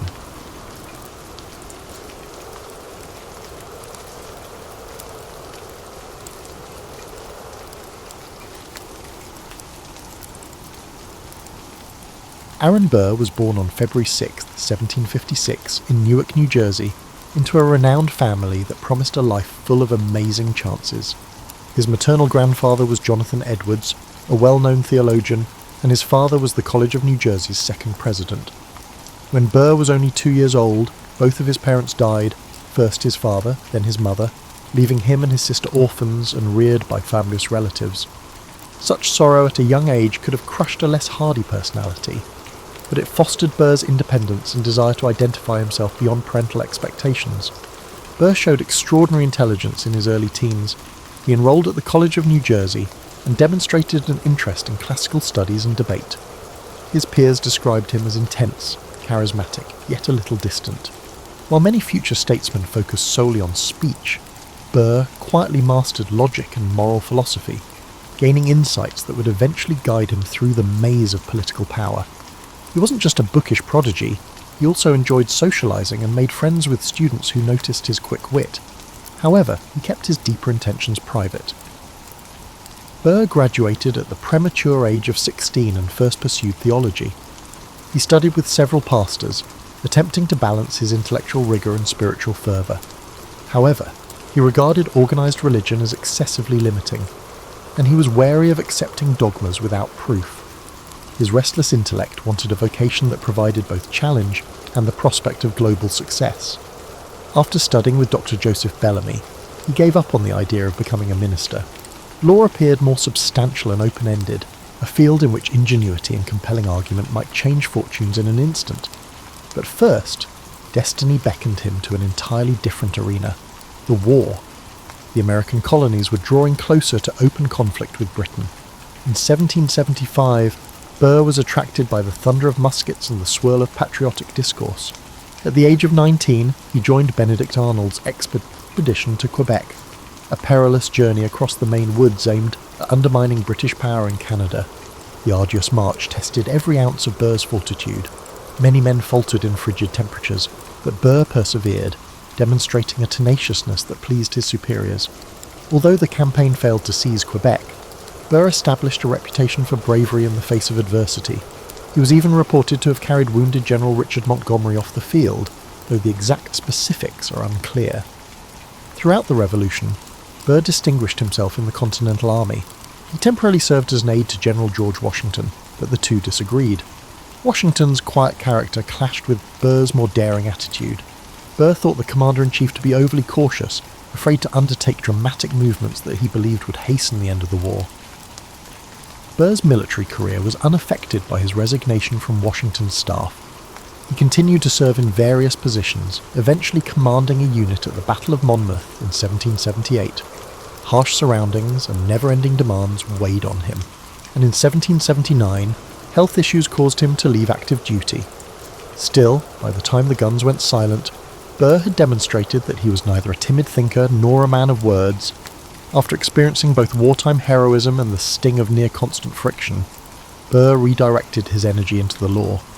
Post-war America was brimming with chances for ambitious young men, and Burr was eager to take them. He studied in the offices of well-known lawyers in New York, soon establishing himself as bright, detail-oriented, and practical. By 1782, he had married Theodosia Prevost, a widow with academic interests that suited his desire for discourse. Their connection would quietly shape Burr's worldview. Theodosia supported his legal profession and gave emotional stability, which was sometimes lacking in a post-war milieu of flux. Before relocating to New York City, Burr practiced law in Albany after receiving his bar admission in 1782. His legal knowledge, combined with an unassuming charm, made him an effective advocate. He took on high-profile cases representing both wealthy merchants and underdogs, and created fascinating narratives that wowed juries. Burr's legal accomplishment paved the groundwork for his political career. The nascent republic needed voices that understood both the law and the delicate balance of power. Burr believed he could shape that dynamic to his advantage, and, he reasoned, the nation's as well. With the war's echoes still vivid in public memory, Burr set out on a voyage that would take him to the pinnacles of American politics as well as its lowest depths. By the late 1780s, New York's political scene had changed, with various factions competing for power in the new United States. Aaron Burr navigated a sea of alliances, making subtle contacts behind the scenes. He had little regard for grand ideological speeches. He viewed politics as focused on practical arrangements and mutual benefit. Some co-workers appreciated his focus on results, while others called him opportunistic. Burr's strategy propelled him forward quickly. In 1789, he first entered formal office when Governor George Clinton appointed him as the state's Attorney General. Burr took the role seriously, prosecuting crimes and enhancing the legal system. Political gossip, not legal progress, kept him in the spotlight. Burr kept his opinions on the federal constitution to himself, seldom engaging in the intense conflicts between Federalists and Anti-Federalists. Such behaviour kept him mysterious, a friend to both sides yet loyal to neither. The strategy was wise, though controversial among purists seeking unwavering loyalty to one camp. Burr's increasing popularity led to his election to the Senate in 1791, where he defeated incumbent Philip Schuyler. Hamilton was alarmed by Burr's rise, seeing it as a direct threat. Hamilton supported strong financial systems for the nation, such as a federal bank and centralised fiscal policy. Burr questioned Hamilton's concentration of authority without directly opposing these actions. Burr acknowledged states' rights to an extent, but emphasised personal liberty, especially his own. The animosity between the two men grew gradually, hidden behind the formality of legislative procedures. Burr gained recognition in the Senate for his subtle and effective speeches. He seldom gave long speeches, favouring quick points to sway undecided members. He built cross-party coalitions, confusing colleagues who insisted on taking sides in the Federalist-Republican divide. Burr's coalition-building skills terrified Hamilton further. Burr returned to New York when not in session, expanding his legal practice and maintaining contacts that kept him a prominent figure in city politics. His personal life changed significantly. Burr was left distraught after the death of his wife, Theodosia Prevost, in 1794. They had a daughter, Theodosia, born in 1783. Burr concentrated his emotional energy on her education. He thought women's intellectual abilities were undervalued, so he took charge of her studies, exposing her to literature, geography, and philosophy. Burr's father-daughter relationship was a key influence in his life, shaping his progressive views on women's roles, which were rare among his peers. In the late 1790s, Burr's political fortunes varied. Prominent politicians overshadowed him in 1797, and he lost his Senate re-election. He leveraged his network in New York's Tammany Hall, which was evolving into a powerful political machine. Burr's early involvement with Tammany focused on grassroots organising, despite the group's later association with corruption. He understood that mobilising regular voters, instead of seeking approval from elites, was essential for gaining power. This focus on widespread involvement distinguished him from many Federalists who viewed democracy as a fragile issue best managed by property-owning elites. As the 1800 election neared, Burr's ties with Democratic Republicans, especially Thomas Jefferson, strengthened. The Federalists were falling apart, and John Adams' administration had lost its appeal. Burr quietly secured Jefferson's electoral votes in New York, orchestrating a surprising upset through the city's crucial vote bloc. Burr was in line for the vice presidency, but an unusual constitutional quirk arose. Jefferson and Burr tied in the Electoral College. Hamilton intervened in a lengthy House debate, convincing Federalists to support Jefferson over Burr. Hamilton disliked Jefferson's politics but loathed Burr more, seeing him as unprincipled and unscrupulous. Jefferson won the presidency and Burr became vice president, but the affair left a lasting impact. Burr felt betrayed, believing Hamilton's actions damaged his reputation. The idea of honour, crucial in early American politics, ultimately resulted in a disastrous conflict. Burr played the second man, uncertain of his influence in Jefferson's administration. The vice presidency then was not a route to fame. Burr presides over the Senate but plays a minimal role in executive decisions. Jefferson was wary of Burr's ambition and maintained distance from him. Burr, as presiding officer of the Senate chamber, showed remarkable fairness, earning praise from his ideological opponents. The larger stage called. Rumours of a governor's run in New York or other high positions fueled Burr's ambition. Aaron Burr, vice president from 1801 to 1805, viewed his formal duties as limited. After defeating the Federalists, Thomas Jefferson excluded Burr from the main group that influenced policy. The president chose a cabinet that matched his vision, allowing Burr to preside over the Senate with notable calmness and fairness. For an ambitious man, being a polite referee during legislative sessions felt oppressive. Burr's resentment grew gradually. He invested great effort in ensuring Jefferson's success, but gained little in political rewards. Jefferson's circle, influenced by Madison and others, opposed Burr's flexible partnerships. They viewed him as a political chameleon, prioritising personal gain over intellectual beliefs. Burr viewed unwavering partisanship as unwise. He believed the Republic prospered when leaders worked together across factions. The ideological divide deepened. In 1804, Burr aimed for the New York governorship, believing this influential role would restore his national prominence. The race was full of intrigue. Burr faced tough competition from Morgan Lewis, supported by DeWitt Clinton, the notable nephew of Governor George Clinton, and Alexander Hamilton's group. Hamilton stood prominently against Burr's candidacy. Hamilton portrayed Burr as a power-hungry individual who found it difficult to manage a municipal council, let alone a state. Burr was appalled. Burr lost the race significantly. It felt worse than a political failure. It seemed like a personal betrayal by Hamilton. Rumours emerged that Hamilton made negative remarks about Burr at private dinners, describing him as morally corrupt. Burr worried they had irreparably damaged his reputation. Burr saw a duel as the sole means to restore his honour in that era. Though it may seem odd now, for many Americans in the 18th century, a man's honour was like vital currency, essential for engaging in public life. Burr challenged Hamilton to a duel in the summer of 1804. The men negotiated details through intermediaries, adhering to the conventions of the time. On July 11th, 1804, they met at Weehawken, New Jersey, a secluded spot on the Palisades above the Hudson River. Some versions suggest that Hamilton meant to throw away his shot, indicating he would intentionally miss, hoping Burr would do the same. Burr later claimed he thought Hamilton was aiming to kill. As the smoke cleared, a bullet hit Hamilton in the abdomen, killing him. Burr, unharmed, turned into a fugitive in the public's eye. Hamilton's death the following day ignited widespread condemnation.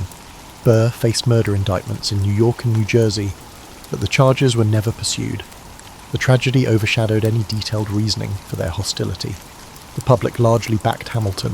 The Federalist Papers lauded him as a brilliant politician, hindered by a vain rival. Burr's political prospects fell apart. Jefferson explicitly barred him from any further participation in the government. Newspapers labelled him a murderer. Even those who once admired his intelligence or heroism had distanced themselves. Burr completed his vice presidency, eager to salvage what he could, yet the duel loomed over the painful conclusion. At the final Senate session, he delivered a heartfelt goodbye message that brought some senators to tears. Yet, dignity in language could not erase the mark of Hamilton's death. Burr found himself adrift after his departure from office in 1805. He was left without a public office, consistent support or a good reputation. He tried to manage his increasing debts. Some suggested he return to practice, but the incident left high-profile clients wary. Some believed he could move to Europe for a new beginning. Burr adopted a bold strategy, exploring the American frontier for new political opportunities. He journeyed west, connecting with frontier leaders and exploring the Ohio and Mississippi valleys. The Louisiana Purchase opened vast territories, igniting talks of new states or possibly independent nations from Spanish lands. Burr's motives are still up for debate. Some believe he aimed to occupy these regions legally, while others claim he sought to incite revolt and create a new empire. Burr, always enigmatic, revealed little about his ultimate goal. He built connections with influential frontiersmen like General James Wilkinson, the governor of the Louisiana Territory and a US Army officer. Burr recognized the potential in leading a private expedition to benefit from the southwestern frontier. Whispers circulated back east. Was the disgraced former vice president scheming against the United States? Federal officials found cryptic notes suggesting suspicious motives. Jefferson, not a friend of Burr, had to carry out an investigation. A dramatic legal spectacle was poised to challenge the nation's views on treason and explore the limits of personal ambition. Burr moved ahead, sure of his cleverness, oblivious that his next step would thrust him from political exile into a web of conspiracy trials that endangered his life. Between 1805 and 1807, Aaron Burr traversed the western border with a covert agenda. He spent time near the Ohio River, negotiating for land and speaking with militia officials. Burr's critics said he planned to conquer Spanish land along the southwestern border and establish a new empire, with himself at the helm. Others said he planned to push several western states or territories to capitulate from the Union, establishing a breakaway republic. Burr spoke cryptically, addressing great undertakings and confiding only in close pals. To some, his words evoked visions of fame and money. To others, they smelled of blatant treachery. James Wilkinson, a US Army officer, Governor Burr of the Louisiana Territory, a known double dealer, was at the centre of his scam. Burr and Wilkinson communicated encoded messages about army movements, resources, and potential alliances. Burr expected Wilkinson's help to gather recruits for an expedition. It is unclear whether the expedition's goal was to liberate Spanish-ruled Mexico or to seize American land. Regardless, Burr's plan to use armed force for personal gain crossed a dangerous boundary. President Thomas Jefferson urged authorities to closely monitor the situation after hearing increasingly disturbing rumours. In October 1806, Burr assembled a small fleet on the Ohio River, laden with men, provisions, and dubious intentions. He led them south toward the Mississippi. Public concern grew. If Burr actually intended to hit Spanish territory, it could spark an international crisis. If he collaborated against the United States, it was sheer treason. The disaster peaked when Wilkinson, always eager to rescue himself, disavowed Burr and sent dispatches to Jefferson depicting Burr as a conspirator. Burr quickly discovered that law enforcement was onto him. Burr was caught in January 1807 in what is now Alabama, having been deceived by individuals he had formerly considered supporters. He had just a small band of supporters left, the rest having dispersed when the expedition lost pace. Under protection, he endured a perilous journey back east to face charges. The journey was humiliating. He had been honoured as a military hero and vice president, but now he was paraded around dusty frontier communities as a criminal suspect. When he finally arrived in Richmond, Virginia, he was indicted for treason and high misdemeanour. The subsequent trial of Aaron Burr in 1807 was a national spectacle. The Constitution defines treason as waging war against the United States or assisting its enemies, and it requires two witnesses to the same overt act. In the prosecution against Burr, the government struggled to provide direct evidence that he had really fought in the war. They had reams of letters hinting at mischief and testimonies from turncoat collaborators, but no clear evidence of a definite plan to break off territory or confront US forces. Chief Justice John Azay as a circuit judge, Marshall insisted on strict adherence to the constitutional requirements for treason. Marshall's stance infuriated President Jefferson, who saw Burr's culpability as evident and demanded speedy retribution. The trial's drama captivated the young nation. Every day, scores of people, lawyers and journalists jammed the courtroom. Burr, with his typical cool attitude, served nearly as co-counsel in his defence, meticulously scrutinising witnesses and evidence. He mocked the concept that frontier gatherings or ambiguous conversation constituted treason. At most, he contended, he could have been planning an expedition against Spanish possessions in the event of war. Hardly a crime if no war had been declared. What's the verdict? The jury acquitted Burr of treason due to inadequate proof of an overt act. They also cleared him of a misdemeanor charge for mounting an unlawful military mission. Public opinion remained mixed, with many believing Burr was guilty in spirit if not in form. Jefferson was furious, fearing that clever legal techniques and Marshall's federalist leanings had protected Burr. However, the outcome stood, leaving Burr free, but permanently soiled. Following the trial, Burr's money and reputation were in shambles. Friends disappeared, credit was non-existent, and trust in any source was low. A fresh Western expansion plan was out of the question. His every step would be examined. Burr, facing near certain ostracism, chose to depart to Europe in 1808. He had an audacious plan. Perhaps foreign powers, such as Britain or France, could find value in his strategic mind and sponsor a fresh voyage to the Americas. If that fails, he may become a permanent exile, moving from one European capital to another.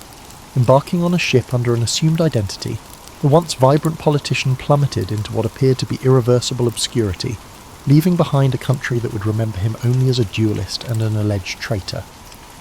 Aaron Burr travelled to Europe in 1808 in search of a fresh start or a financial boost to help him achieve his goals. He travelled around England, France and other countries, meeting politicians, bankers and explorers. The charismatic man who negotiated New York's political environment attempted to persuade Europeans that he could make a significant difference in the Americas with their assistance. The times had changed. European powers were engaged in the Napoleonic Wars, focusing on conflicts in Europe rather than transatlantic strategies. Burr's imprecise and impractical plans garnered only courteous nods and dubious stares. Expatriates in London suspected Burr of plotting a war between the United States and Spain to take Spanish possessions. British intelligence tracked Burr, wary of potential partnerships. Burr's finances decreased, requiring him to rely on loans from acquaintances or limited assistance from old American friends. The former vice president resided in run-down rented apartments, writing letters to potential donors who no longer saw him as a useful ally. His famed ability with words was insufficient to deter creditors. Burr relocated his activities to Paris in 1810, hoping to find a more welcoming atmosphere under Napoleon's rule. He encountered bureaucratic obstacles and disinterest there as well. The French had interests in Spain and were not interested in supporting a renegade American proposal. Burr's demands for an audience frequently went unanswered for long periods. The French authorities occasionally restricted his movements, suspecting him of espionage or subversion.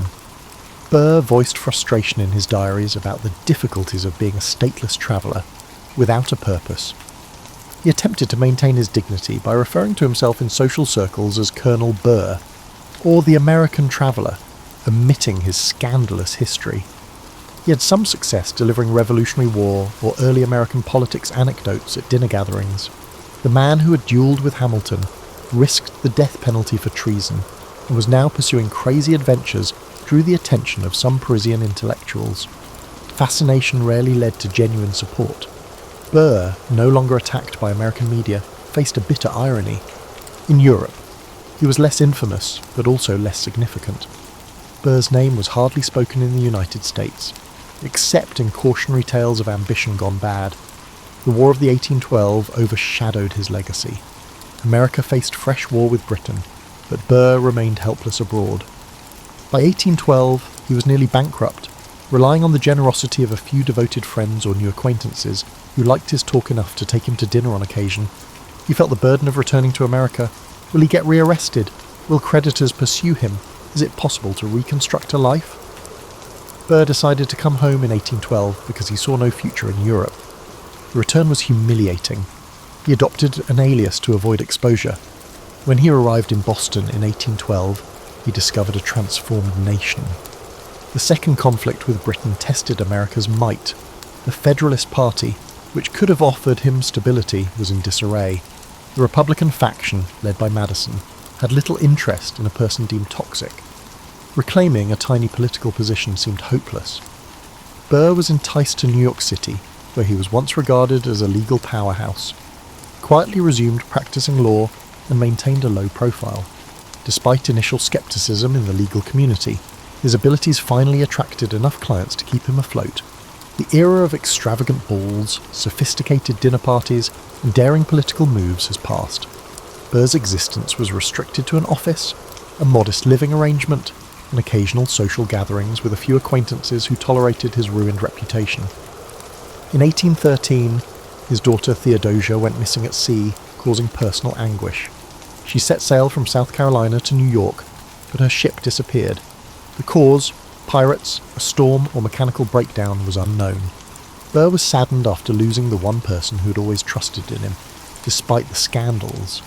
His diaries from this period reveal intense anguish and a sense of universal unfairness. He lost his wife years ago, abandoned his political career, and now his daughter has vanished. Burr drifted through duties in the 1810s, surviving but troubled. Occasionally, acquaintances spotted flashes of his previous charm, sly humour, and acute mind capable of dissecting a legal case. It was as if he had subdued a formidable force. The press scarcely mentioned him, merely reporting the occasional lawsuit or article.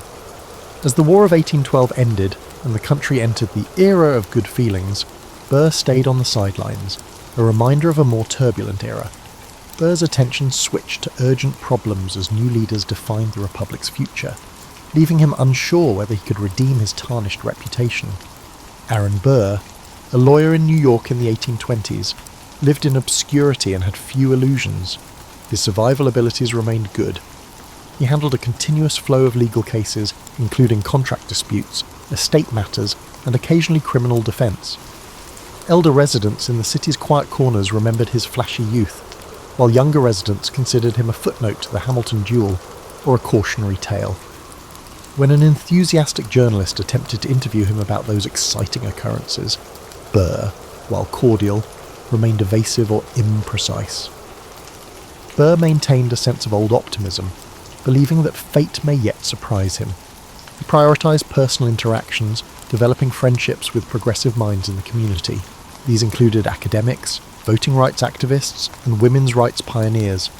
Some thought it strange that the former conspirator mixed with them, but Burr relished having robust debates about social changes. He was the father who advocated for Theodosia's education, feeling society undervalued women's contributions. Years passed, and Burr would occasionally fly upstate for work or to see friends. The Erie Canal's development in the 1820s demonstrated New York's commercial advancement, placing him behind. Younger politicians, such as DeWitt Clinton, emerged as the city's lights, overshadowing Burr's legacy. He walked by the new canal locks, surveying the mass of workers and business people, privately realising that these infrastructure accomplishments defined a future he had aspired to influence as a politician. He was consistently unable to establish financial stability. Debts accumulated, forcing Burr to seek clients relentlessly. His previously raw charisma had faded, but in brief contacts with clients or local clerks, that disarming aspect still flared. He did not marry again. Rumours of covert liaisons circulated, but none evolved into a bond that matched Theodosia's unwavering loyalty. Burr told a close friend that he felt older than his years, as if the burdens of scandal, exile, and heartache had aged him prematurely. Burr married Eliza Jumel in 1833, a wealthy widow who was thought to be America's richest lady. Observers suggested that it was a convenient marriage, with both partners pursuing financial or social advantage. The union rapidly became contentious. Jumel expressed concern about Burr's excessive spending and his possible grandiosity. They split up within a year, resulting in a contentious divorce that harmed his public image even further. The fiasco demonstrated how Burr's personal life, long concealed by the political issues, had created new talk with no true atonement. The national stage had progressed. Andrew Jackson was a populist president who frequently cited the founders but rarely recognised Burr. John Quincy Adams, Henry Clay and Daniel Webster were significant contributors in shaping policy regarding the Bank of the United States, tariffs and westward development. Burr's era of duels and conspiracies appeared antiquated in an America enthralled by new frontiers and industrial expansion.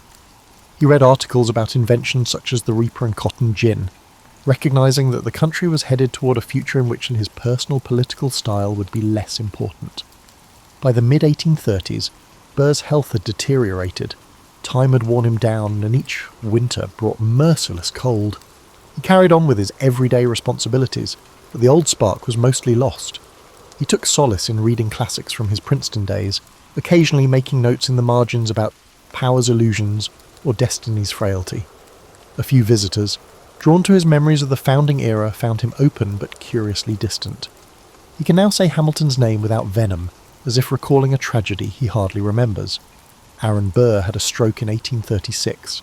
He was crippled on one side and confined to a boarding home on Staten Island. His youth was full of promise, and his middle years caused national turmoil. In brief periods of awareness, he apparently displayed neither sorrow nor contrition, only a stoic acceptance of fate's will. He died on September 14th, 1836, at the age of 80. The event hardly warranted front-page coverage. America was obsessed with economic debates, scarcely commemorating the death of one of its most divisive early leaders. Burr's death was announced to those who cherished his memory.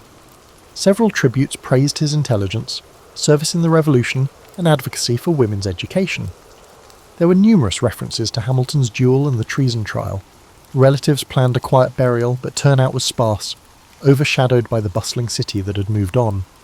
The former vice president quietly fled the stage, leaving a legacy marked by scandal, brilliance, and suspicion about squandered opportunities. Long after Aaron Burr's death, his story continued to cast a conflicting shadow over American memory. On the one hand, he was a Revolutionary War hero who fought alongside the Patriots to achieve independence. He was also a progressive lawyer, among the first to advocate for expanded roles for women, particularly in education. However, the infamous episodes, like the deadly duel with Alexander Hamilton, the Treason trial, and the questionable frontier deals, overshadowed these virtues. Each generation that reviewed Burr's life discovered a new perspective, transforming him into everything from a sad anti-hero to a cautionary tale of uncontrolled ambition. Throughout the 19th century, historians rejected Burr as the man who assassinated Hamilton, an unforgivable deed in a pantheon that extolled the founding generation's genius. Hamilton's star rose posthumously, while Burr fell more into contempt. Rivalries over economic measures, such as the National Bank, faded in importance, but the allure of human conflict persisted in the popular culture. Dueling had already lost social acceptance, making Burr appear antiquated. School children were taught simplified versions. Hamilton, the noble statesman, succumbed to Burr, the dishonest opportunist. However, some contrarian thinkers discovered complexities in Burr's record. They emphasised that he was among the first politicians to use modern campaign organisation strategies, garnering grassroots support rather than relying solely on elites. They pointed out that Burr's efforts to ensure equitable education for his daughter Theodosia demonstrated progressive tendencies. The question persisted: how could a man with such promise become so despised? These questions prompted a re-evaluation of the founding period, revealing that the distinctions between hero and villain were never as clear as textbooks suggested. In the early 20th century, authors and dramatists discovered a treasure trove in Burr's life: the romance with Theodosia's mother, the agony of Theodosia's disappearance, and the cloak and dagger atmosphere of the purported southwestern conspiracy. Fictional works depicted a broken soul who, hated by Jefferson and maligned by Hamilton, went to desperate lengths to save an epic destiny. Audiences absorbed these stories, partially realising they were reading gossip rather than history. Meanwhile, academic historians amassed additional evidence from archives, portraying Burr as neither completely wicked nor wholly misunderstood, just extremely ambitious in an era of unbreakable connections. Then came increased attention in the 20th century, as historians shifted their focus to the roles that the individuals performed outside of traditional narratives. Burr's covert promotion of women's education drew more notice. researchers investigated correspondence between Burr and his daughter, discovering emotional depth and intellectual synergy that was unusual for that paternal time. These glimpses complicated the typical condemnation. Some researchers argued that Burr's notion of personal dignity was more associated with old-world aristocratic traditions, contradicting the emerging American expectation of free, moral democracy. This encounter could have fueled the Hamilton duel and the eventual disaster. For modern viewers, perhaps the most compelling aspect of Burr's story is the conflict between personal ambition and national unity. He rose to the position of vice president, only to let hatred drive him to a fatal encounter. He soared again, envisioning new horizons in the southwest, only to fall into a maze of accused treason. The recurring theme is self-sabotage, a gifted mind undermined by circumstance and personality. That dynamic resonates in an America still plagued by figures who cross moral boundaries in pursuit of personal goals. In historical memory, Burr stands out among the founders. George Washington, John Adams, Thomas Jefferson, and Alexander Hamilton are honoured with monuments and coinage. Burr's physical memorials are limited, an occasional plaque, a brief remark in an old churchyard. Nonetheless, his ghost lingers in the shadows of the founding story, telling us that the line between brilliance and destruction, loyalty and betrayal, can be unsettlingly narrow. The story also highlights how personal grievances can impact political outcomes in an era when the limits of Republican rule are still being tested. Finally, Burr's biography leads us to consider the complexity of ambition. He contributed to the revolution, championed revolutionary ideas about women's duties, and advocated for new types of political strategy. The killing bullet at Weehawken, however, overshadows all else, as do the conspiratorial rumours that landed him in a treason trial. As time passes, readers may ponder whether Burr was merely ahead of his time in terms of moral judgments, or if he was a cautionary character whose appetites and instincts led him wrong. Whatever the outcome, one fact remains: Aaron Burr embodies the turbulent junction of personal ambition and a maturing American republic. His biography, tinged with brilliance and tormented with sorrow, has us wondering about his exact place in the tapestry of the nation's foundation era.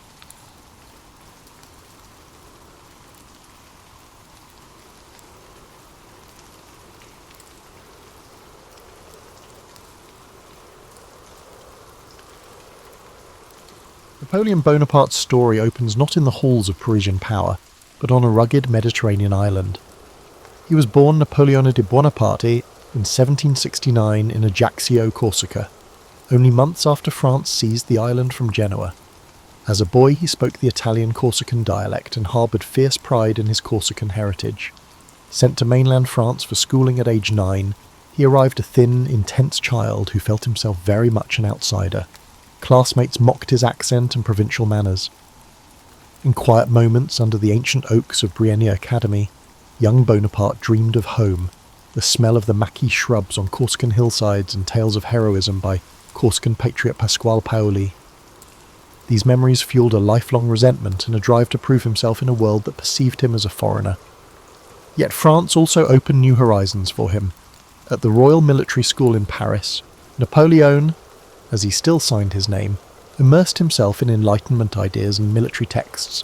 He was a voracious reader of Rousseau and Voltaire, cultivating radical notions about merit and reason.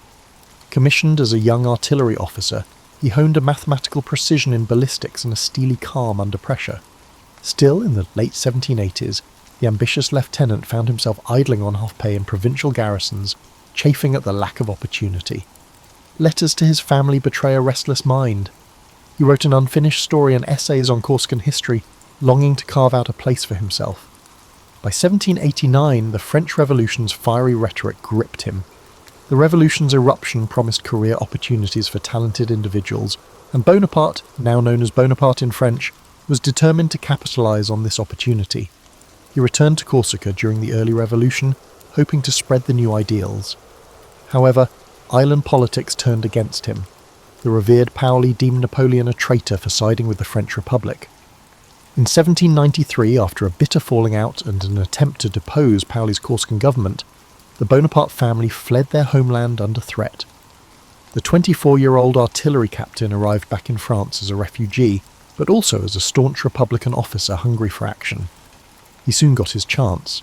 At the end of 1793, royalists in the southern port of Toulon revolted and welcomed British forces. The besieging revolutionary army faltered until Bonaparte, through a mix of Corsican connections and sheer assertiveness, was assigned to direct the artillery.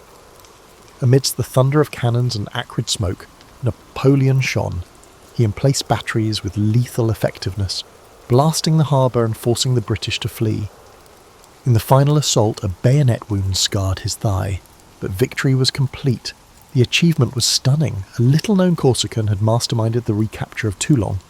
Word of his brilliance travelled to Paris, and at age 24 Bonaparte was promoted to brigadier general. The scent of gunpowder at Toulon signalled his ascent to prominence, but revolutionary fortunes shifted quickly. Just months later, Robespierre and the radical Jacobins fell from power.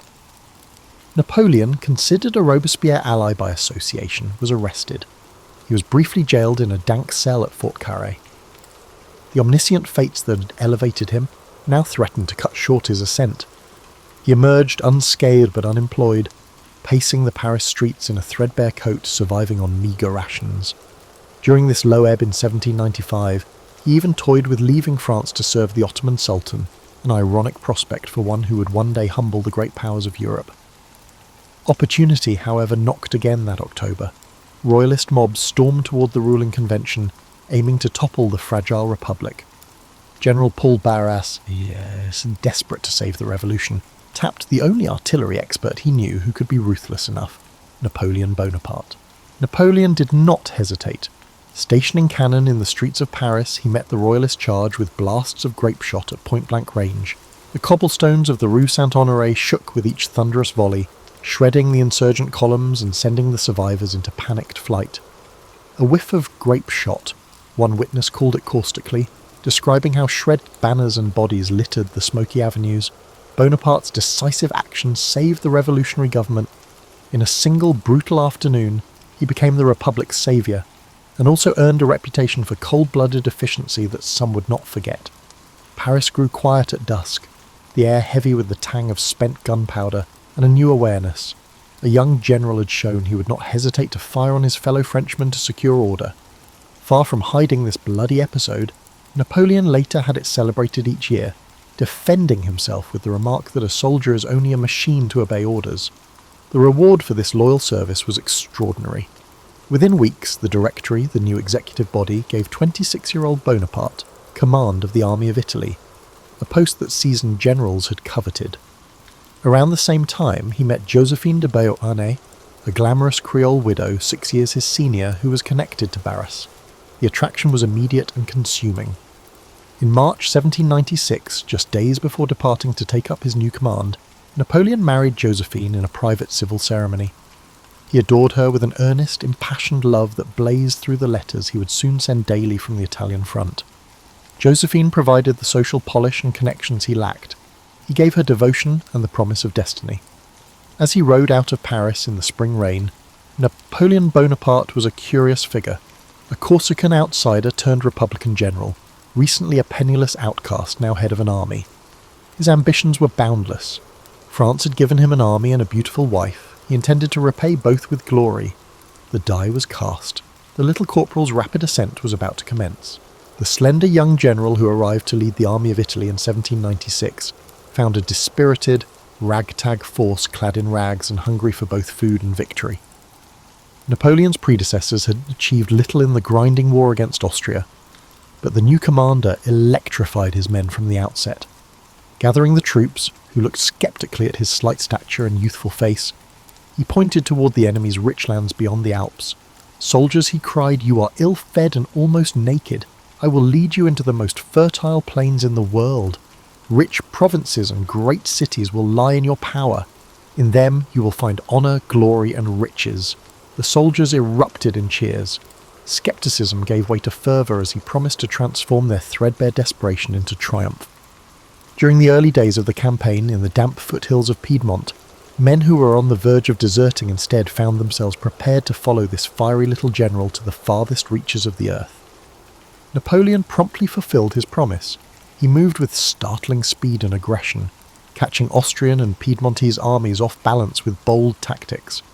In a whirlwind of battles through the mountain passes, he demonstrated a predator's instinct, striking where least expected and driving his exhausted troops forward with sheer force of will.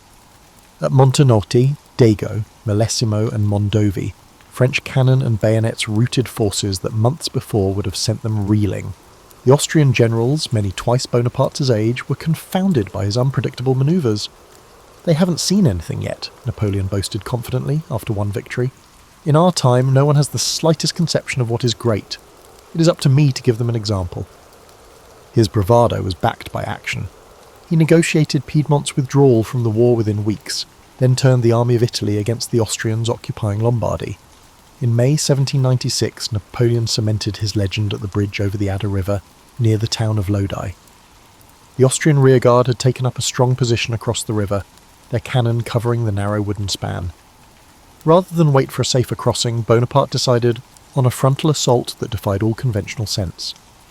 Amidst the deafening roar of enemy guns, he personally helped aim French cannons and rallied a column of grenadiers for a head-on charge.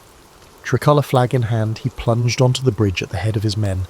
Grapeshot whistled past his ears, planks splintered under the blast of artillery. For an instant, the attack faltered under withering fire, but Napoleon stood firm in the smoke, his sword drawn and his uniform powdered with gun smoke. His presence ignited the troops. With a final yell, "En avant!" the troops surged forward, overrunning the Austrian guns. On the far bank, the stunned enemy broke and fled. Lodi was a small battle, but in its drama lay the seed of a myth. The soldiers, amazed by their general's fearless exposure to fire and his willingness to do a corporal's work loading guns, affectionately dubbed him Le Petit Caporal, the Little Corporal. That night, as the exhausted French camped under a moonlit sky, Napoleon could not sleep. The adrenaline of victory and survival coursed through him. In later years, he would recall that at Lodi, from that moment on, I foresaw what I might be. Already I felt the earth flee from beneath me, as if I were being carried into the sky. It was at Lodi that Napoleon Bonaparte began to believe unequivocally in his destiny. Through the summer and autumn of 1796, Napoleon led his army on a relentless offensive that read like something out of Caesar's commentaries. Napoleon swiftly crossed the Po River, flanked enemy positions using mountain tracks, and repeatedly encircled the Austrians. In battle after battle, Castiglione, Arcole, Rivoli, the French overcame superior numbers through Bonaparte's imaginative tactics and the esprit de corps he instilled. His troops marched hungry and barefoot over the Alps, referring to him as Father Violet due to his unexpected arrival, much like the first violet of spring. They came to believe he could do it, could take any fortress and defeat any foe, and often he did. After a grueling siege, Napoleon captured Mantua in early 1797, breaking Austrian resistance in Italy. By that spring he had advanced to the very edge of Austrian territory. The once mighty Habsburg Empire, shocked by the string of defeats inflicted by this upstart, sued for peace rather than see Vienna threatened. Bonaparte dictated terms like a seasoned statesman. In the Treaty of Campo Formio, October 1797, he reshaped the map of northern Italy, creating new republics under French influence, and ceded Venetia to Austria as compensation. Remarkably, he negotiated this peace directly, outshining the politicians back in Paris. Here was a general taking the initiative to formulate foreign policy, a sign of the growing power he was accumulating. Meanwhile, in the territories he conquered, Napoleon revealed other facets. He presented himself as a liberator, abolishing feudal privileges and spreading revolutionary principles in Italy. But he also levied heavy contributions and sent convoys of looted art back to France. Wagon loads of paintings and sculptures, spoils from Milan, Verona and Venice, trundled over the Alps bound for the Louvre, evidence that Napoleon understood the propaganda value of culture. Parisians were thrilled at the arrival of masterpieces and the news of victory. The directors in Paris found themselves eclipsed by the glory of their young general. As his fame grew, so did the complexities of his character. Napoleon the Romantic, for instance, was on full display in Italy. Separated from Josephine, he wrote her letters almost nightly, pouring out his heart in unguarded prose. "I have loved you for a long time," he wrote after one battle, "and I feel that I love you more each day. I thought I loved you a few days ago, but since I saw you, I feel that I love you 1,000 times more," words that reveal a passionate, even obsessive attachment. On the battlefield he was icy and calculated, but alone in his tent by candlelight he could be almost feverish with longing. Unbeknownst to him, Josephine's replies were infrequent and often perfunctory. The worldly Creole was enjoying Paris society and a discreet affair on the side. This imbalance of affection, the conqueror of Italy begging for love, was a poignant contradiction. The soldiers saw their general as a demigod, yet in matters of the heart he could be as vulnerable as any man. Napoleon was the most renowned figure in France by the time he returned to Paris at the end of 1797. Newspapers hailed him as le héros d'Italie, the Italian hero, extolling his triumph over overwhelming challenges. Walking through the Tuileries gardens, civilians gaped, and officers snapped to attention. The energy he exuded had altered the course of a continent in a matter of months. Yet the Directory grew wary. Here was a general whose popularity rivaled their legitimacy. In Napoleon's piercing grey eyes and curt self-confidence, some Directory members glimpsed a potential threat. For the time being, they showered him with honours, inviting him to dine with directors and seeking his advice on grand strategy. However, these politicians secretly felt a sense of relief when Bonaparte accepted a new assignment that took him far from Paris. The restless general, just 28, was already looking beyond Italy. In his omnivorous mind, the next grand adventure was forming. He spoke of an expedition to Egypt, a bold strike aimed indirectly at England. It was audacious and full of risk, perfectly suited to Napoleon Bonaparte, who by now believed destiny had extraordinary plans for him. Napoleon embarked on his campaign in the East as both conqueror and visionary, determined to etch his name alongside Alexander the Great. In May 1798, he set sail from France with a fleet of soldiers, scholars and dreams, leaving the comforts of Europe for the fabled sands of Egypt. The voyage itself felt like a journey into legend. On deck under the stars, Napoleon would point out constellations to his savants and muse about the glory of antiquity. By day, he devoured books on the Orient. He was not merely leading an army, he was crafting an image of himself as an enlightened liberator and a new Caesar of the East. The soldiers, packed tightly in the sweltering holds, were regaled with their general's proclamations that they were bound for immortal glory. Many were seasick and anxious, yet they believed in him. It was said that as their ships passed by the Great Pyramids visible on the horizon, Napoleon dramatically addressed his troops. Soldiers, from the summit of these pyramids 40 centuries look down upon you. The line, echoing across the desert wind, sent shivers down the ranks. It was bombastic, historically dubious, and utterly effective in stirring men's souls. Bonaparte was scripting his mythology even as it unfolded. After a swift conquest of the port of Alexandria, Napoleon marched his army inland to confront the ruling Mamluk warlords. On July 21, 1798, near the village of Elba, Napoleon deployed his troops in massive squares with the hazy outline of pyramids in the distance. The Battle of the Pyramids, as it came to be known, was as much theatre as combat. Mamluk cavalry in colourful silk and armour charged repeatedly, renowned for their ferocity, but they shattered against the disciplined French squares bristling with bayonets. Amid the volleys and cannon smoke, French drummers beat a steady rhythm that mingled with the distant cries of camels and the clang of scimitars. Napoleon, seated atop a grey Arabian charger, surveyed the battlefield through his spyglass, outwardly calm. When the dust settled by late afternoon, thousands of Mamluk riders lay dead or dying in the Nile marshes. The French losses were relatively light. Word spread among the locals that the young general had supernatural powers. How else could one explain such a lopsided victory? Napoleon encouraged these whispers. He established himself in Cairo and convened a Diwan, council, of local notables, pledging respect for Islam and the people. In proclamations, he professed admiration for the Prophet Muhammad and claimed the French were friends of Muslims, even inventing a tale of a mystical conversation with imams in a pyramid. Such declarations were cynical but shrewd, aimed at pacifying a land he knew little about. Bonaparte the chameleon was adapting once more. In Cairo he appeared draped in an oriental robe at times, playing the part of the liberator of the East. However, reality intruded on his grandiose plans. In August 1798, mere weeks after the triumph at the Pyramids, disaster struck at sea. The British Admiral Horatio Nelson caught the French fleet anchored in Aboukir Bay and annihilated it in a fiery night-long battle. In one night, Napoleon's communication with France was severed. His army was stranded in Egypt. Unfazed outwardly, he doubled down on forging a new narrative.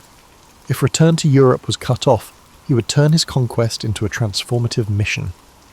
He established the Institut d'Égypte in Cairo, where scholars studied everything from ancient hieroglyphs, the Rosetta Stone would soon be unearthed by his team, to modern irrigation.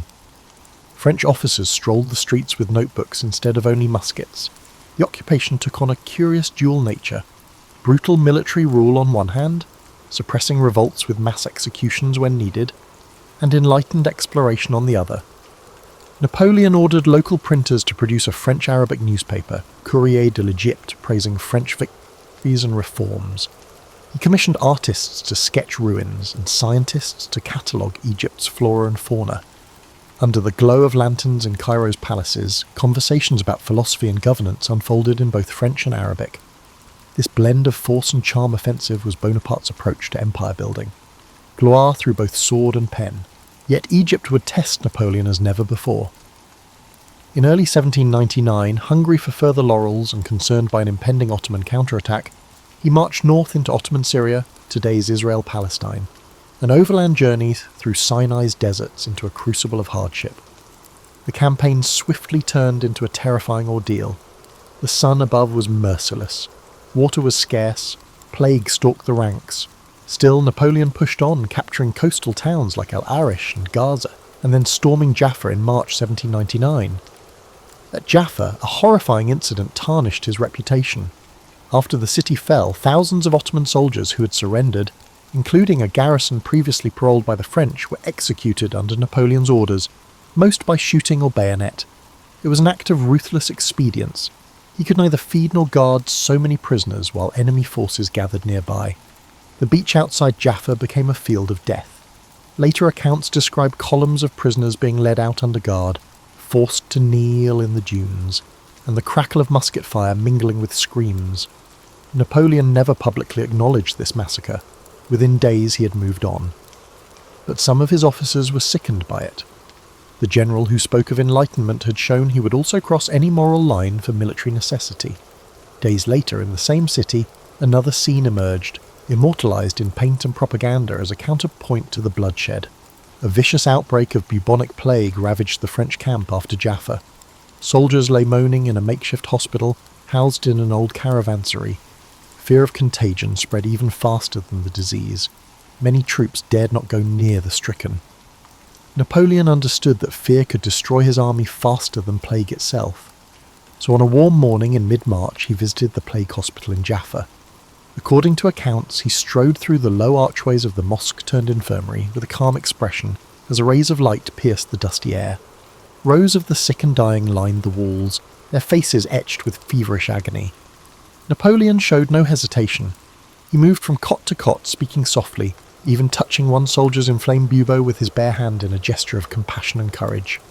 The men watched in astonishment as their general, the same man who had ordered prisoners shot days before, now comforted the afflicted with near saintly composure.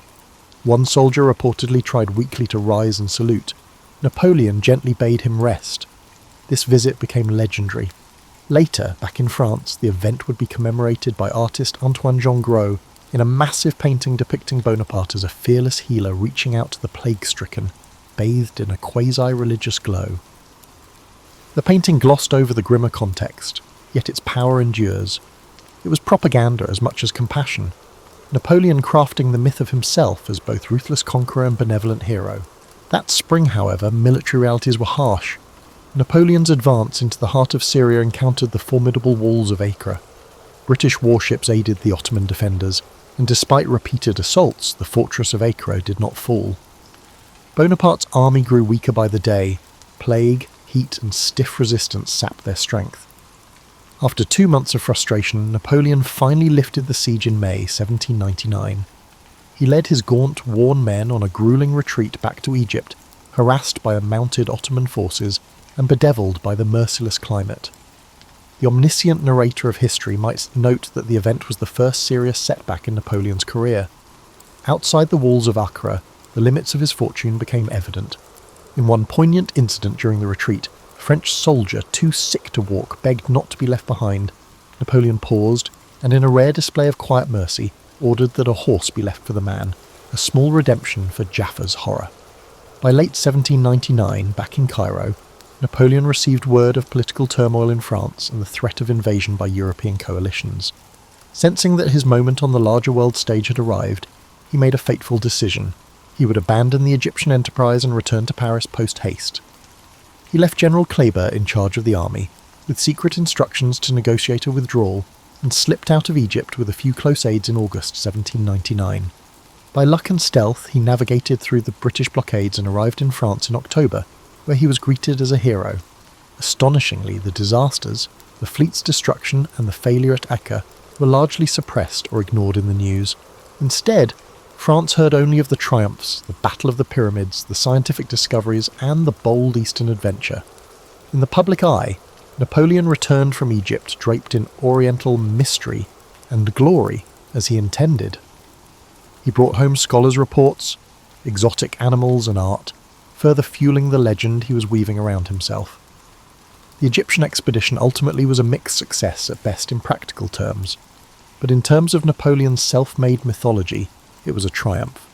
He had shown France not only a general of battlefield genius, but also a leader who aspired to greatness on a civilizational scale.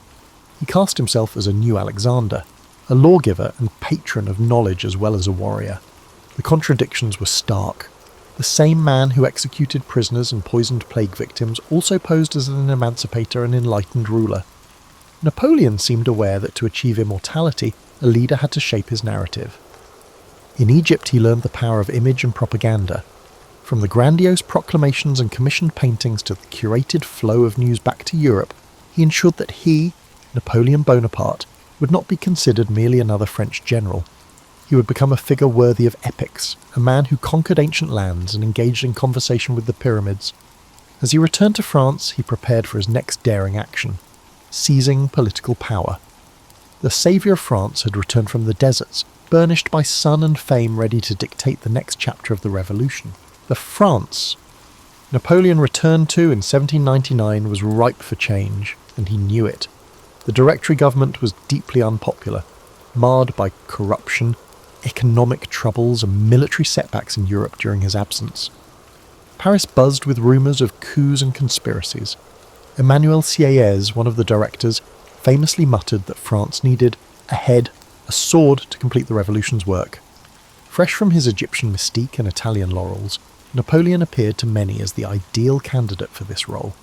Ever the political opportunist, he quietly aligned with plotters including Sieyès, Talleyrand and his savvy younger brother, Lucien Bonaparte.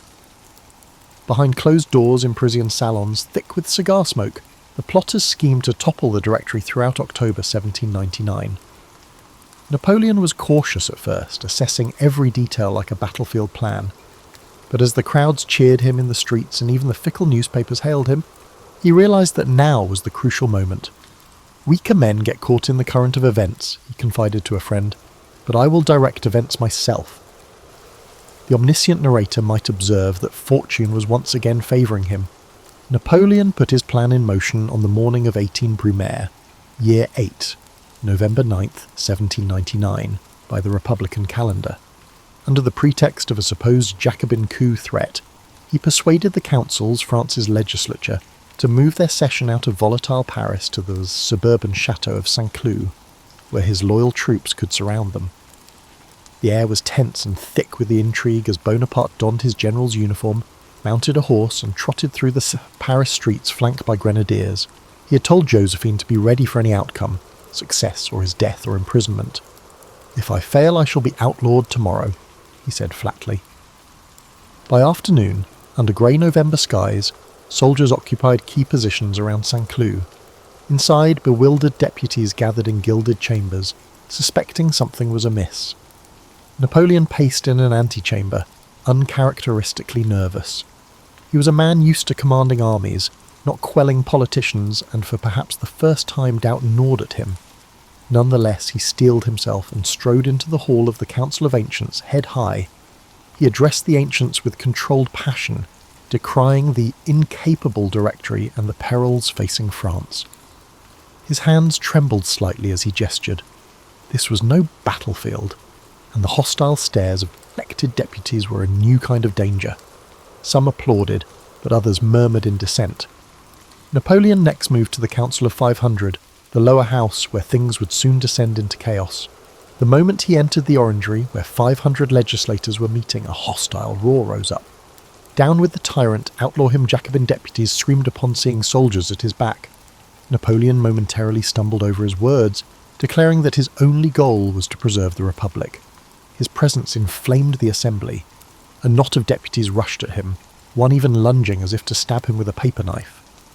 Amid shouts of hors la loi, outlaw him, Napoleon turned pale and reportedly began to shake. For a heartbeat, it seemed his carefully laid coup might collapse in embarrassment. Grenadiers hustled him out as the hall erupted in pandemonium. Outside, in the palace courtyard, Napoleon caught his breath, sweat beading on his forehead in the cool autumn air. He was used to battlefield glory, but this was raw political theatre, and it was almost lost. The day was saved by a combination of military force and his brother's quick wits. Lucien Bonaparte decisively took the stage as president of the Council of 500. He slipped away and addressed the soldiers waiting outside. With a dramatic flourish, Lucien drew his sword and pointed it at Napoleon's chest, shouting that his brother had been attacked by assassins inside, and that he would strike Napoleon down himself if ever the general betrayed the people. The grenadiers, perplexed but swayed by Lucien's bravado, rallied. They burst into the hall with fixed bayonets, clearing it of recalcitrant deputies in minutes. Legislators scrambled out windows or bolted for the doors as soldiers occupied the chamber. By evening, Saint-Cloud was silent save for the measured tramp of boots on marble floors. A rump of hand-picked deputies, brought back under bayonet guard, voted to abolish the Directory and appointed a three-man consulate to govern France. The coup, though far messier than planned, had succeeded. Napoleon was named first consul, the dominant position in the new government. As he rode back to Paris that night under escort, he was exhausted but exultant. "The revolution is over," he declared to an aide with quiet triumph. "I am the revolution now." In reality, it was a new beginning.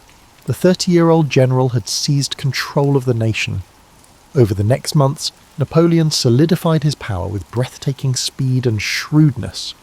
While Sieyès and Ducos, the other two consuls, were shunted aside into irrelevance, Bonaparte set up residence in the Tuileries Palace, the former royal residence, signalling that a new kind of ruler had arrived. He worked ferociously, sometimes 18 hours a day, overseeing everything from military operations to administrative reforms. The third-person omniscient view allows a glimpse into his private routine. Rising before dawn, he would dictate letters to multiple secretaries in succession, his mind leaping from topic to topic, then meet ministers, then generals, sorting each issue with decisive clarity. He seemed to scarcely need sleep, running on ambition and endless cups of strong coffee. France, weary of a decade of revolutionary chaos, responded enthusiastically to firm leadership, even as Napoleon tightened censorship on the press and set up an efficient secret police under Joseph Fouché. Many welcomed the stability these measures brought. A new slogan appeared: authority, not liberty. The very people who had once shouted for freedom now craved order, and Bonaparte delivered it. Abroad, he continued to prove his genius on the battlefield, further cementing his position at home. In 1800, when Austria threatened to overturn the gains of the revolution, Napoleon led a dramatic crossing of the Alps, guiding the army of the reserve through the high passes with cannon dragged by mules and men, in scenes that would later be immortalised in art, albeit with a white charger he likely never rode. He surprised the Austrians in northern Italy by securing a victory at Marengo in June 1800, a fierce battle where a midday crisis almost led to the French's defeat, but a timely cavalry charge reversed the outcome. Marengo became mythic in France. Napoleon spun it as a grand triumph of his personal leadership. Indeed, when his exhausted troops cheered Vive Bonaparte on the blood-soaked fields of Marengo, it reinforced his near-messianic status. Austria sued for peace, and Britain too signed the Treaty of Amiens in 1802, a rare moment of general European peace that the first consul used to consolidate his regime. During these years, Napoleon revealed himself not just as a brilliant general, but as a statesman of extraordinary talent and contradictions. He set about rebuilding France. The consulate saw sweeping reforms. A new legal code, the Code Civil, Napoleonic Code, was drafted to enshrine equality before the law, property rights, and secular authority. Napoleon took a direct hand in its formulation, personally chairing many sessions of the Council of State, quill in hand, debating points of contract law or inheritance. The code, completed in 1804, eliminated feudal remnants and became one of Napoleon's proudest achievements, a lasting framework of justice. At the same time, he brokered a reconciliation with the Catholic Church through the Concordat of 1801, healing the rift caused by a revolutionary dechristianization. To the horror of ideologues, this pragmatic deal recognised Catholicism as the religion of most Frenchmen, though not the state religion, and restored some church influence, but under Napoleon's terms. The once anti-clerical general understood that to pacify France, he must placate her believers. Thus, in Notre Dame Cathedral, where revolutionaries had once exalted reason, Mass was celebrated again by order of the first consul. No detail of governance escaped him. He created the Bank of France to stabilise the currency, overhauled education with new lycées and scholarships, and reformed taxation so revenues flowed reliably. Roads and bridges were built or repaired across the country. In the twilit halls of the Tuileries, courtiers once again danced at balls, but this time honouring a soldier in place of a king. France was regaining prosperity and confidence under Napoleon's firm hand. All the while, Bonaparte's personal power grew ever more concentrated. In 1802, a national plebiscite of Brumaire, carefully managed by his officials, made him first consul for life. The result was announced with fanfare. An implausible majority of voters in favour, which flattered him immensely. He would famously dismiss objections by pointing to such plebiscites, claiming he had the people's mandate. An emperor in waiting in all but name, he began to envision a dynasty. In the quiet of his private study, he pondered the fates of Caesar and Charlemagne, concluding that the revolution needed the permanence of monarchy in a new form. His siblings were given honours and arranged advantageous marriages. Napoleon was positioning the Bonapartes as France's new royal family, much to the ridicule of some old revolutionaries who muttered that we did not destroy one aristocracy to create another. But many others went along eagerly, trading ideological purity for the trappings of a renewed court. By 1804, foiled plots against his life, such as the infernal machine bomb on a Paris street in 1800, and royalist intrigues provided the pretext to take the final step. In the spring of 1804, evidence of a Bourbon prince's involvement in a conspiracy led Napoleon to order the Duke of Enghien seized from neutral territory and executed, an action that sent a chill through Europe's aristocracy but eliminated a potential figurehead for monarchists. Soon after, the Senate petitioned Napoleon to assume the title of emperor to stabilise the government. It was stage-managed, yet it answered a real yearning among the French for continuity and glory. Napoleon accepted. Another plebiscite was held, again approving by an overwhelming margin that Bonaparte become Emperor of the French. On December 2nd, 1804, Notre Dame Cathedral in Paris hosted a coronation the likes of which Europe had not seen in decades. The medieval edifice, once defaced and neglected in the revolutionary turmoil, was lavishly restored and draped in crimson and gold for the occasion. Dignitaries from across Europe, some grudging, others curious, attended. Pope Pius VII himself was brought from Rome to bless the ceremony, a stunning coup that lent a mantle of ancient legitimacy. The atmosphere inside Notre Dame mixed grandeur with spectacle. Incense wafted through the air. Hundreds of candles illuminated the nave, and the 35-year-old Napoleon, clad in robes of velvet and ermine, processed down the aisle to the strains of glorious music. But true to his character, he subtly upended tradition at the climactic moment. As the Pope prepared to anoint and crown him, Napoleon stepped forward, took the crown, a new golden diadem modelled on Charlemagne's, into his hands, and placed it upon his head. The audience gasped softly. It was unheard of for a monarch to crown himself. Then Napoleon crowned Josephine as Empress, gently setting a small crown on her bowed head, even as tears of emotion filled her eyes. Their marriage had been rocky over the issue of an heir, but today they presented a united front in majesty. The Pope raised a hand in blessing, effectively ratifying what had already occurred. Observers noted the symbolism. Napoleon signalled that he owed his throne to no one but himself and the French people, by the grace of God and the Constitution of the Republic, as the formula ran. Some detractors whispered it was the ultimate act of Bonaparte's arrogance. Others saw in it the genius of a man who made and recognised his own destiny. Either way, Napoleon had risen from Corsican obscurity to Imperial Zenith in just 15 years. As the cannons boomed a 21-gun salute across Paris, and the newly crowned emperor stepped out on the cathedral steps, in the same uniform he wore at Marengo beneath the imperial mantle, The crowds acclaimed him wildly. Many had tears in their eyes, believing they beheld the saviour of France crowned in glory. Thus, the French Republic gave way to the French Empire, with Napoleon I on the throne. In him, people saw a rare combination of revolutionary change and traditional authority. He kept the slogan liberty, equality, fraternity on his lips, even as he founded a new nobility, granted marshals princely titles, and sat on a throne. The third-person omniscient perspective discerns in Napoleon a consciousness of this paradox. He sincerely viewed himself as the guarantor of the revolution's core gains, even while accumulating power more absolute than any Bourbon before him. On the night after the coronation in the Tuileries Palace, the emperor sat long awake. The imperial crown rested on a table nearby. Did he feel triumph, or the weight of what he had assumed? Perhaps both. He had achieved grandeur, but the drive that fueled him did not abate. He murmured to one confidant that evening, "I have crowned Josephine, but it is only a wreath on a journey. I refuse to slack off on the throne. We have only begun." Indeed, new horizons of power stretched out before him, kings to topple, nations to found, and an empire that, at its height, would redraw the map of Europe and leave an indelible mark on history. Napoleon's empire burst onto the world stage with all the pomp of a revived Roman Empire and the energy of a modern nation-state.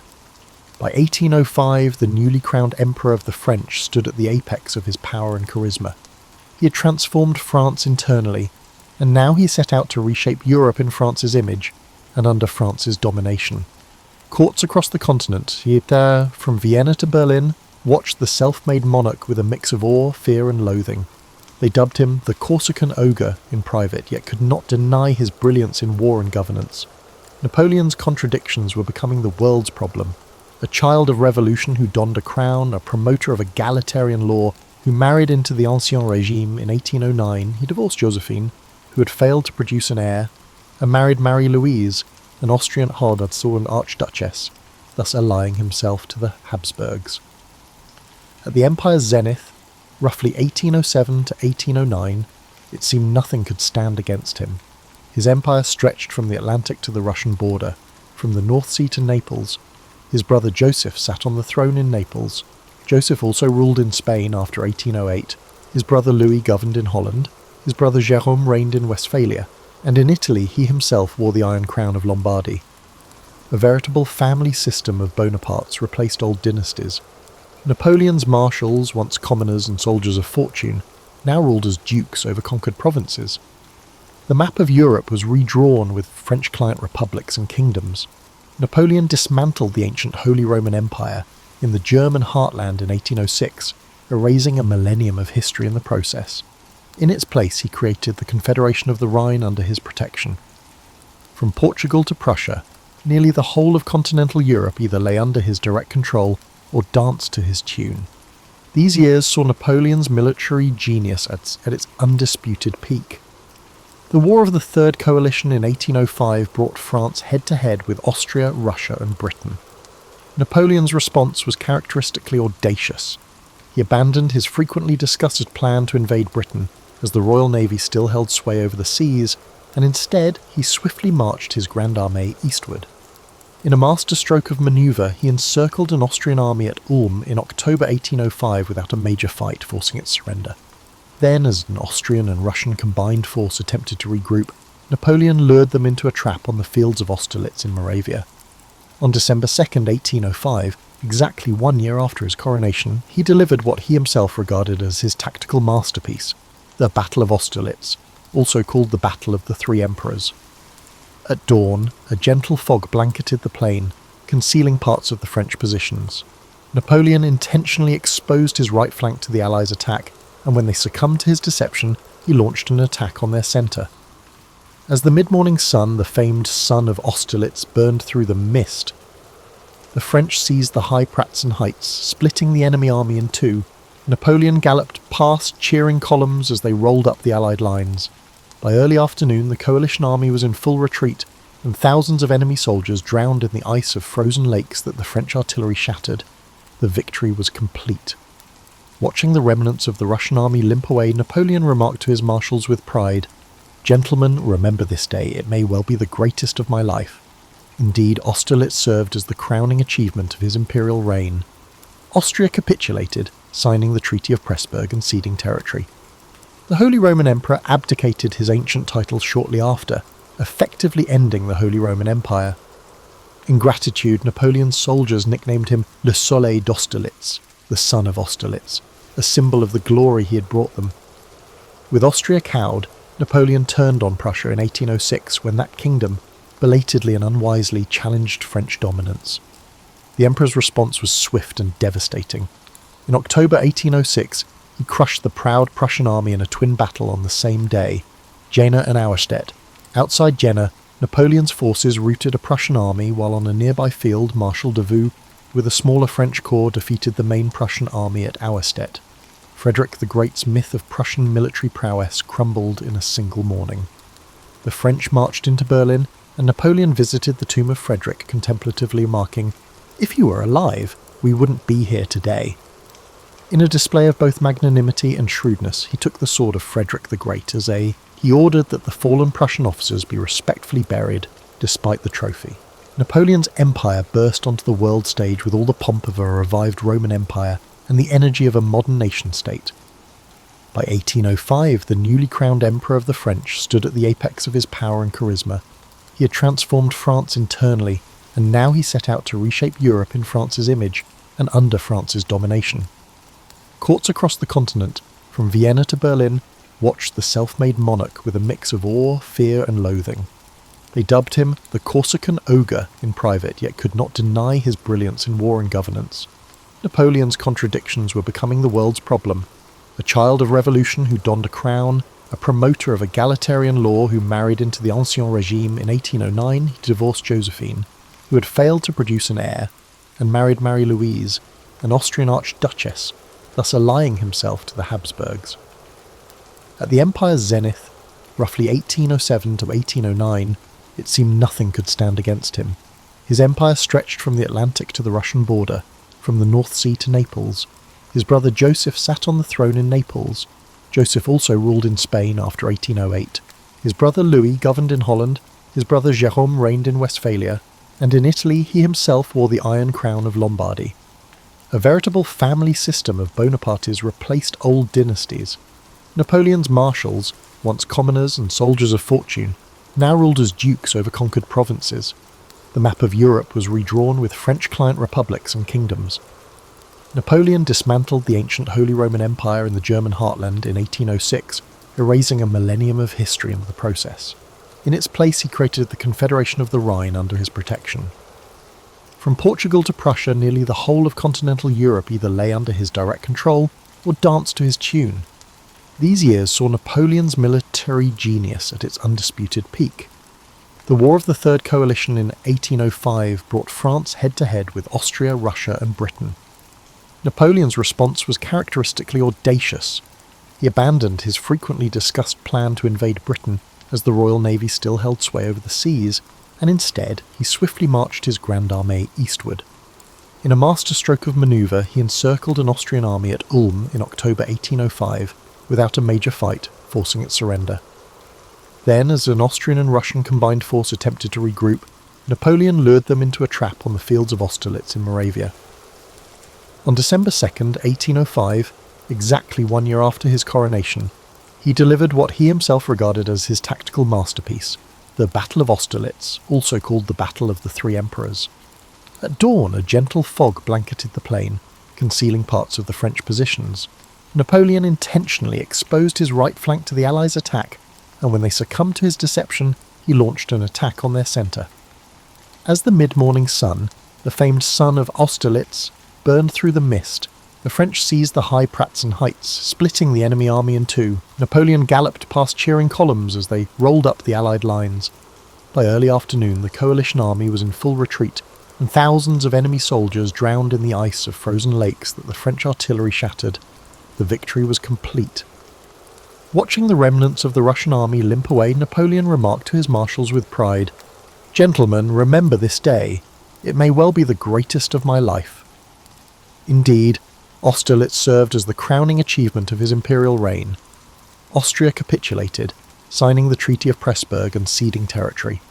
The Holy Roman Emperor abdicated his ancient title shortly after, effectively ending the Holy Roman Empire. In gratitude, Napoleon's soldiers nicknamed him Le Soleil d'Austerlitz, the Sun of Austerlitz, a symbol of the glory he had brought them. With Austria cowed, Napoleon turned on Prussia in 1806 when that kingdom, belatedly and unwisely, challenged French dominance. The Emperor's response was swift and devastating. In October 1806, he crushed the proud Prussian army in a twin battle on the same day, Jena and Auerstedt. Outside Jena, Napoleon's forces routed a Prussian army, while on a nearby field, Marshal Davout with a smaller French corps defeated the main Prussian army at Auerstedt. Frederick the Great's myth of Prussian military prowess crumbled in a single morning. The French marched into Berlin, and Napoleon visited the tomb of Frederick, contemplatively remarking, "If he were alive, we wouldn't be here today."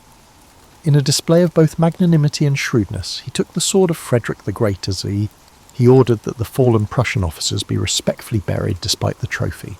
The Peninsular War, as the conflict in Spain came to be known, became a vicious, years-long guerrilla struggle that Napoleon later referred to as the Spanish Ulcer, draining his resources. It was the first major crack in his empire. The mighty French arm, designed for set-piece battles, found itself bleeding in an asymmetric war of ambushes and reprisals in the Spanish hills. Napoleon himself travelled to Spain in late 1808 to blitz the resisting Spanish armies and did win conventional battles with typical brilliance, but he could not pacify the proud and hostile populace indefinitely. The British seized the chance and landed forces under Arthur Wellesley, the future Duke of Wellington, to support the Spaniards and Portuguese. For the first time, Napoleon's aura of invincibility was under threat by an insurrection and a foreign expedition on his flank. Still, at the Empire's height, these troubles seemed minor compared to the grand canvas of Napoleon's dominance. In 1809, Austria, encouraged by French difficulties in Spain, dared to challenge Napoleon once more. The Emperor responded with swift fury. Though the Austrians surprised him and handed him his first personal defeat in a pitched battle at Aspern-Essling just outside Vienna, where in May 1809 Archduke Charles inflicted heavy losses as Napoleon's attempt to cross the Danube was repelled, the French regrouped. In July, Napoleon spearheaded a significant attack during the Battle of Wagram, a 2-day intense battle on the plains close to Vienna. It was a grim, attritional battle, lacking the elegant manoeuvres of Austerlitz, but Napoleon's larger reserve of men and artillery prevailed. Austria sued for peace again after Wagram. As part of the settlement, and to solidify the new Franco-Austrian amity, Napoleon took the dramatic step of divorcing Josephine, his beloved but now 46-year-old empress, who'd given him no children, and marrying Archduchess Marie-Louise of Austria. The act was a profound personal sacrifice for him. Both he and Josephine wept bitterly at their formal parting, despite past infidelities on both sides. Yet Napoleon, ever pragmatic about power, knew the Bonaparte legacy needed an heir of his own blood, and an Austrian princess would bring legitimacy in the eyes of Europe. In 1811, Marie-Louise bore him a son, whom Napoleon grandly titled the King of Rome. At 42, the emperor had a healthy male heir. That year marked the pinnacle of Napoleonic confidence. He spoke of founding a dynasty that would last 100 years. One evening, holding the infant prince in his arms beneath the glow of chandelier light, he is said to have murmured, "You will be my living trophy. You will inherit all I have made." Amidst these triumphs, Napoleon's influence went beyond warfare and politics, leaving an imprint on society and even distant continents. He spread the Napoleonic code to the lands he conquered, laying foundations for legal systems from Italy to the Rhineland, systems that emphasized clear laws and the end of feudal practices. He abolished serfdom in Poland and introduced religious toleration and secular education in many backward corners of Europe. In the German states and elsewhere, his rule inadvertently sparked feelings of nationalism. Subject peoples, even as they resented French domination, also absorbed the ideas of the French Revolution that Napoleon carried with his armies.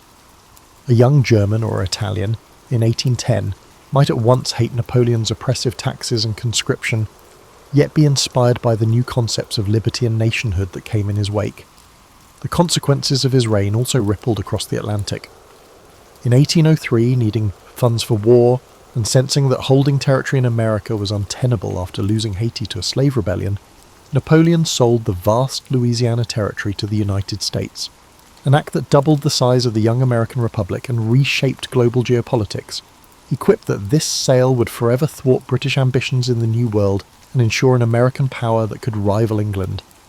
In a way, he was crafting the future beyond his own empire. Similarly, his toppling of the Spanish regime jolted Spain's colonies in Latin America. Leaders like Simón Bolívar would soon take advantage of the chaos to fight for independence, indirectly influenced by a Napoleonic upheaval. However, at the beginning of the 1810s, Napoleon's world appeared to be completely focused on him. He had achieved something unprecedented, a French empire that dominated Europe in a manner not seen since Roman times. Flanked by his marshals at grand victory parades, the Emperor Pspir would stand on a reviewing platform in his iconic bicorn hat and simple green uniform of the Imperial Guard, while thousands of troops passed in martial splendour. Bands played La Marseillaise and other patriotic hymns that once belonged to the Revolution, but were now co-opted to celebrate an emperor. To observers in London or Vienna, it might have looked as if Europe was lost in a trance of Napoleonic glory. And indeed, many of the common folk in France and her satellite states revered Napoleon sincerely, crediting him with delivering efficient government, national pride, and victory after victory. Yet within Napoleon's tight circle there were those who sensed the dangers of hubris creeping in. Talleyrand, his wily foreign minister, till Napoleon dismissed him, once remarked acidly that Napoleon's downfall would be his inability to stop himself. "Il n'a pas de limites," he warned a colleague. "The man knows no limits." Fouché, the police minister, kept secret dossiers mapping discontent and conspiracies, aware that not all hearts were with the emperor. Even some marshals grumbled about the endless wars and their human cost. Mothers across France quietly cursed the emperor, who took their sons year after year for his grande armée. The empire was powerful but brittle in places, reliant entirely on one man's brilliance and charisma. In 1812, at the height of his control, Napoleon assembled the largest army Europe had ever seen, over 500,000 men drawn from every corner of his domains, and led them eastward in a campaign that he believed would secure his dominance once and for all.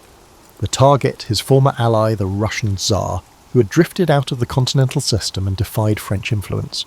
Confident in his destiny and accustomed to rapid victories, Napoleon wagered everything on one more lightning war. The Grande Armée, a cosmopolitan host of Frenchmen, Italians, Germans, Poles, and others, marched off with singing and high morale under summer skies. It was the apogee of Napoleon's hubris, an emperor at the peak of his power thinking the conquest of the vast Russian plains would be but another triumph to notch on his belt. He told a diplomat, "We shall be in Moscow in 2 months." As the column snaked east, drummers tapping out the cadence on dusty roads, and eagles glinting in the sun, none could imagine that the zenith of the empire was also the beginning of a catastrophic decline. For now, though, Napoleon's star blazed as bright as the midday sun. In the minds of many, he was the master of Europe, perhaps even invincible. The thought that this supreme height might precede a fall had not yet troubled the dreams of the Emperor of the French. However, at the beginning of the 1810s, Napoleon's world appeared to be completely focused on him. He had achieved something unprecedented, a French empire that dominated Europe in a manner not seen since Roman times. Flanked by his marshals at grand victory parades, the Emperor Pspir would stand on a reviewing platform in his iconic bicorn hat and simple green uniform of the Imperial Guard, while thousands of troops passed in martial splendour. Bands played La Marseillaise and other patriotic hymns that once belonged to the Revolution, but were now co-opted to celebrate an emperor. To observers in London or Vienna, it might have looked as if Europe was lost in a trance of Napoleonic glory. And indeed, many of the common folk in France and her satellite states revered Napoleon sincerely, crediting him with delivering efficient government, national pride, and victory after victory. Yet within Napoleon's tight circle there were those who sensed the dangers of hubris creeping in. Talleyrand, his wily foreign minister, till Napoleon dismissed him, once remarked acidly that Napoleon's downfall would be his inability to stop himself. "Il n'a pas de limites," he warned a colleague. "The man knows no limits."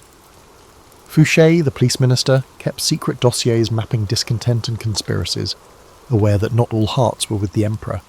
Even some marshals grumbled about the endless wars and their human cost.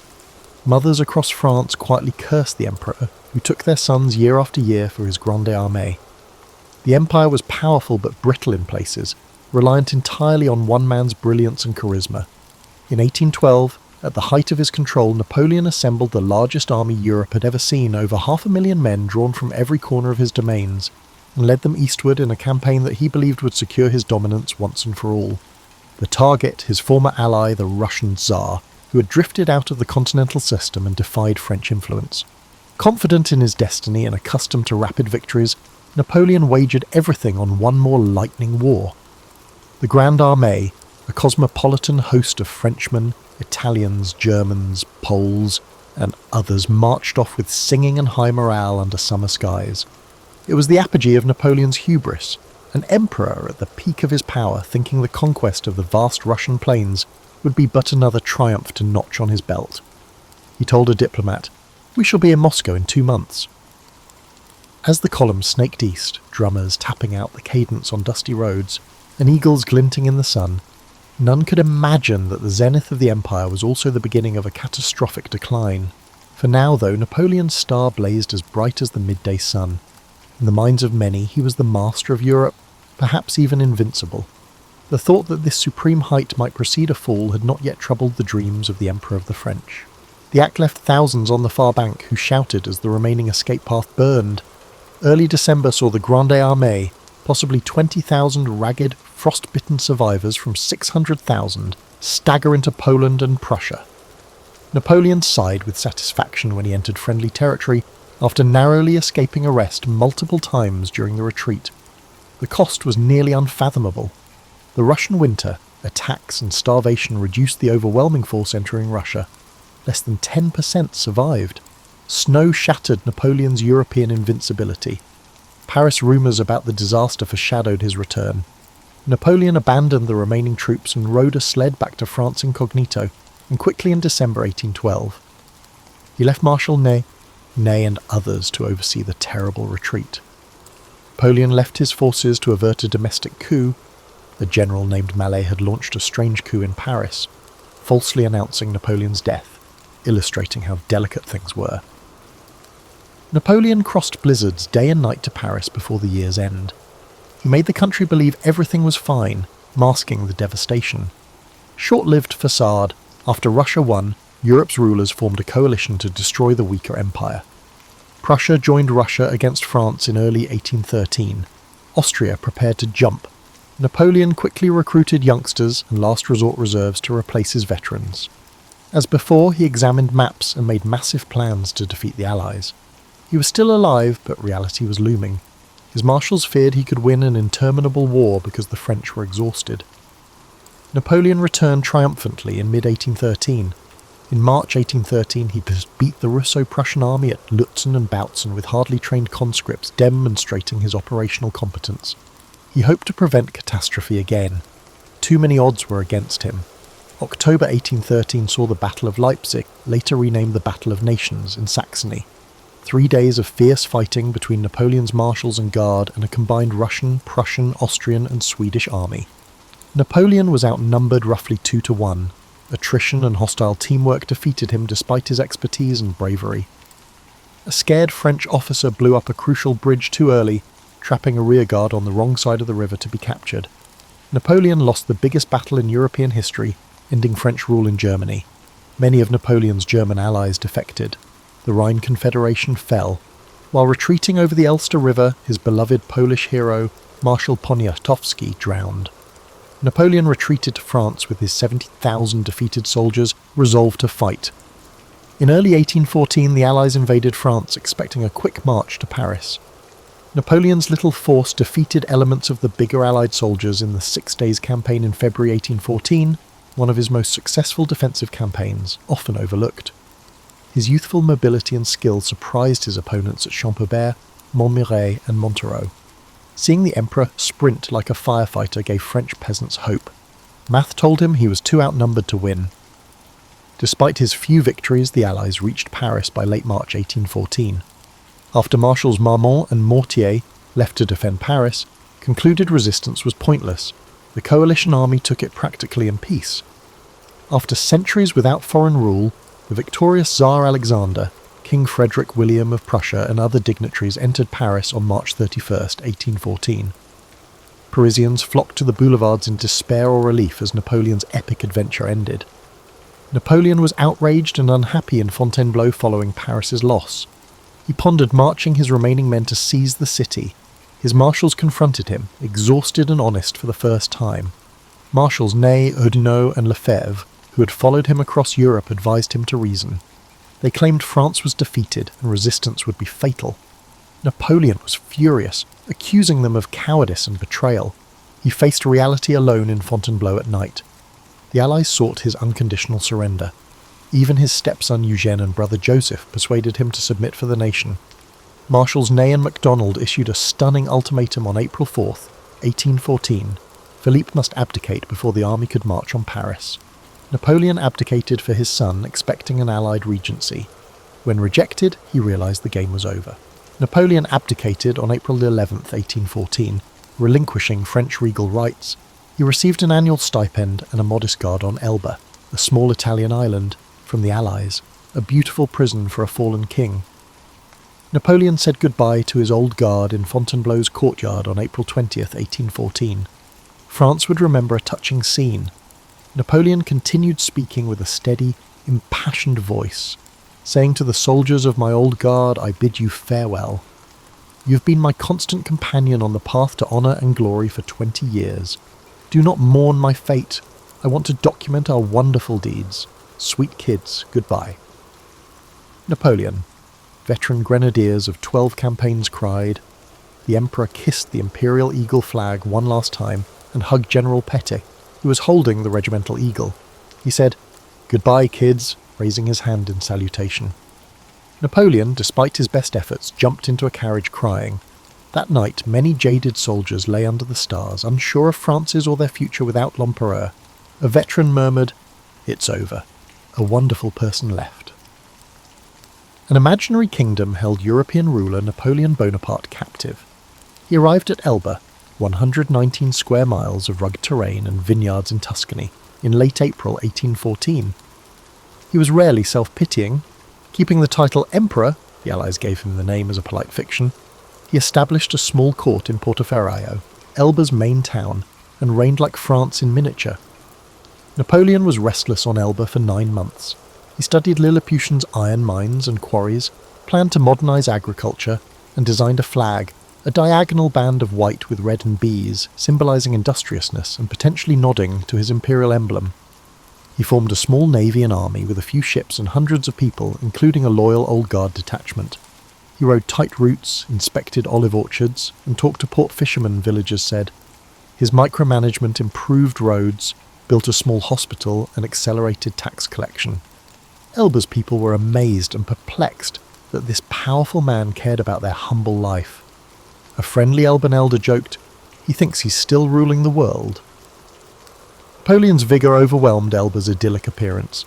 Connections and newspapers kept him abreast of French and European happenings. This information gnawed at him. The restored Bourbon monarch Louis XVIII was unpopular in France.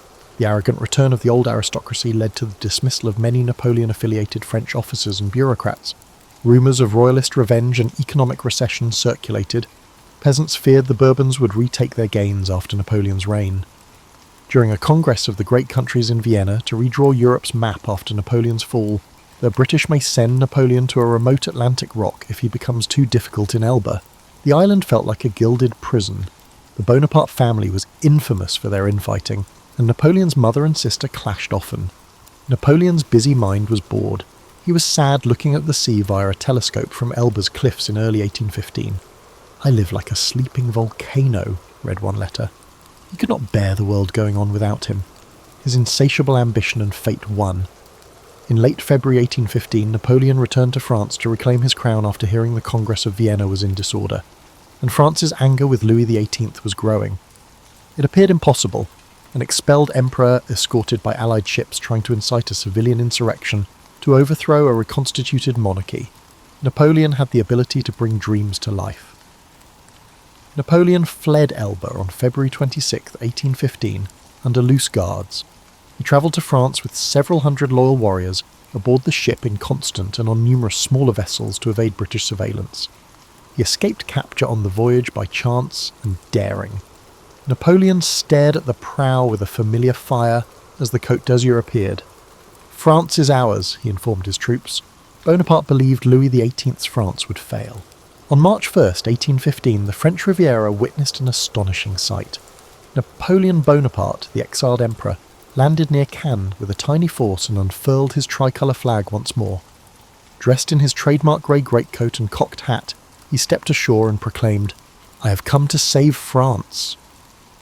Thus began the episode known as the 100 Days, a final blaze of Napoleon's meteoric life.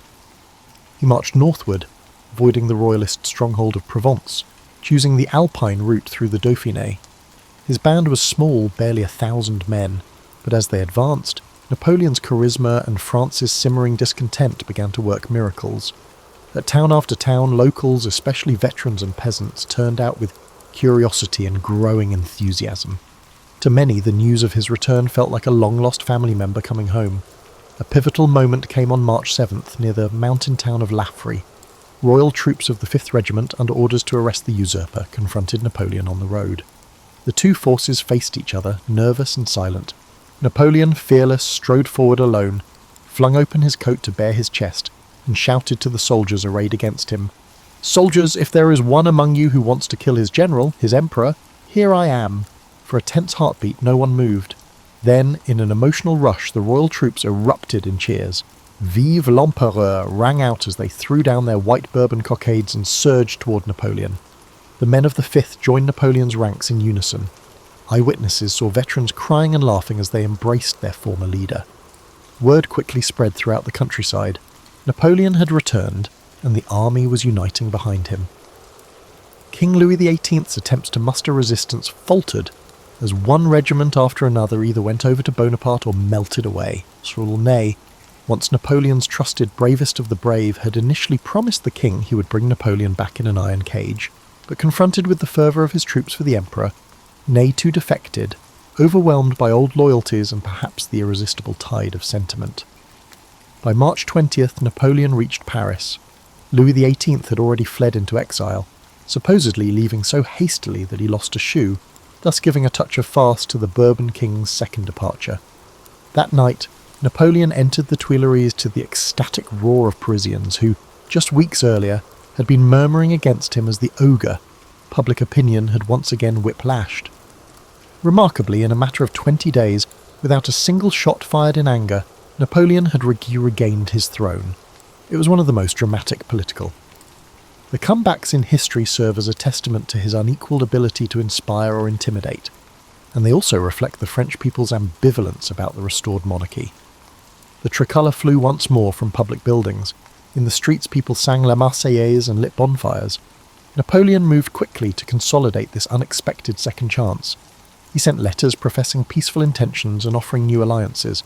He even adopted a more liberal tone, promulgating a revised constitution, the Additional Act, that granted a freer press and a constitutional monarchy-style government, an olive branch to liberals and to moderates in France who wanted reform. The emperor claimed he had learned from exile and now desired to be a benign ruler of a free people. Many were sceptical of this late-hour conversion to liberalism, but they preferred him to the Bourbons regardless. However, Napoleon's escape and restoration shook Europe. The crowned heads at the Congress of Vienna were aghast and furious. A coalition of practically every other European power, Britain, Prussia, Austria, Russia and others, immediately formed, declaring Napoleon an outlaw and enemy of world peace. "The devil has been unchained," said the Austrian Foreign Minister Metternich, encapsulating the shocked outrage of the aristocracies. The aristocracies quickly mobilised their idle armies to decisively crush Napoleon. Napoleon, aware that diplomacy was hopeless, the Allies refused anything short of his second abdication, prepared for war with a mix of urgency and confidence. He had perhaps 125,000 soldiers of the regular army immediately at hand, plus volunteers swelling the ranks daily. Both veterans and new recruits were present, many driven by a patriotic zeal to ensure that foreign monarchs would not dictate to France. He also reconstituted the formidable Imperial Guard. Still, facing him would soon be several massive allied armies converging from all sides, potentially over 500,000 men. Napoleon's strategic instinct guided him to swiftly and forcefully attack the closest adversaries before the coalition could fully unite. He famously said to his marshals, "We must make a campaign that is prompt and energetic, as in the days of our youth." In June 1815 he marched into what is now Belgium, then part of the United Kingdom of the Netherlands, to preempt the Anglo-Dutch army under the Duke of Wellington and the Prussian army under Marshal Blücher, hoping to defeat each in turn. On June 16, 1815, Napoleon's Armée du Nord clashed with the Prussians at Ligny and the Anglo-Allied forces at Quatre Bras. Napoleon defeated Blücher at Ligny, marking it as his last victory. However, it was not a rout since Blücher's Prussians withdrew in good order, bruised but not broken. Marshal Ney's fight at Quatre Bras against Wellington's forces was inconclusive. Ney was unable to prevent Wellington from later pulling back to a defensive position near the village of Waterloo. 2 days later, on June 18, 1815, Napoleon faced Wellington's British-led Allied army on the rolling plateau of Mont Saint-Jean just south of Waterloo. The ground had been soaked by heavy rains the night before, delaying Napoleon's attack until late morning while it dried. Napoleon's fate would be decided on a field of clover and rye, 1 mile long and 3 miles wide, with Wellington's scarlet-coated infantry and Union Jack flags arrayed against the tricolour standards of France. Wellington, an experienced defensive general, had arrayed his 68,000 troops behind gentle ridges and in strong points like the farm of La Haye-Sainte, and he anxiously awaited the arrival of Blücher's Prussians to bolster him. Napoleon had around 72,000 troops, including the redoubtable Imperial Guard, but he too was looking over his shoulder for the Prussians, hoping his subordinate Marshal Grouchy would keep them at bay. The Battle of Waterloo was fierce and unrelenting, a true endgame between the era's greatest commanders. Napoleon launched a midday assault with a grand battery of artillery and a main attack against the Allied centre, while Ney led cavalry charges that thundered against Wellington's infantry squares. The British and their allies held firm on the ridge despite horrific losses. By late afternoon, Ney, misunderstanding an enemy movement, mistakenly believed the Anglo-Allied line was faltering and led one of military history's most infamous mass cavalry charges. Dozens of squadrons with glittering cuirasses and pennants thundering over the ridge without infantry or artillery support. They were met by the resolute infantry squares. Wellington's soldiers, in silent rows behind bayonets, endured repeated waves of French horsemen swirling around their bristling squares, unable to break them. Ney's valour was undeniable. His horse was shot from under him 5 times that day, but the charges gained nothing but heaps of dead men and horses. Napoleon watched this spectacle, and reportedly exclaimed that Ney had gone mad. As the afternoon wore on, news reached Napoleon that Prussian forces were approaching from the east. Blücher was coming, fulfilling his promise to Wellington. "For the love of God, come as fast as you can. We'll fight to the last man." Indeed, by early evening, Prussian advance units under Bülow attacked the French right flank at the village of Plancenoit, forcing Napoleon to divert troops, including part of the Young Guard, to hold them off. The iron vice was closing. With time dwindling, Napoleon took a final risk. He committed his Imperial Guard, his most loyal and elite battalions, in a final bid to break Wellington's centre before the Prussians could fully unite with the Allies. These battle-hardened veterans, short but tall in reputation, marched up the ridge in solid columns, drums beating the pas de charge. "Vive l'Empereur!" they cried as Napoleon watched them go, these men who had never tasted defeat. The Allied line buckled under the initial impact, but Wellington had kept some units in reserve lying down behind the ridge. At his command, the British Guards and other units stood up at close range and poured volleys into the flanks of the advancing Guard columns. A brutal firefight ensued near the summit of the ridge. Under hailstorms of musket balls and grape shot, for the first time in memory, the Imperial Guard recoiled. The cry went up among the Allied troops, "La Garde recule," which means, "the Guard is falling back." Shock rippled through the French lines, disbelief turned to panic as the Guard's retreat became general. Wellington seized the moment, waving his hat and ordering a general advance all along the line. Blücher's Prussians, now arriving in force, sashed into the French right. Napoleon's army, exhausted and with its morale shattered, began to disintegrate. On a gentle slope, a square of the Old Guard formed to act as a rearguard for the fleeing army. Surrounded by Allied forces, they were given a chance to surrender. One apocryphal version tells that when called to yield, a Guard general, perhaps Cambronne, retorted, "La Garde meurt mais ne se rend pas." The Guard dies but does not surrender, followed by a defiant merde. When eventually overwhelmed, many of these steadfast grenadiers indeed died where they stood rather than capitulate.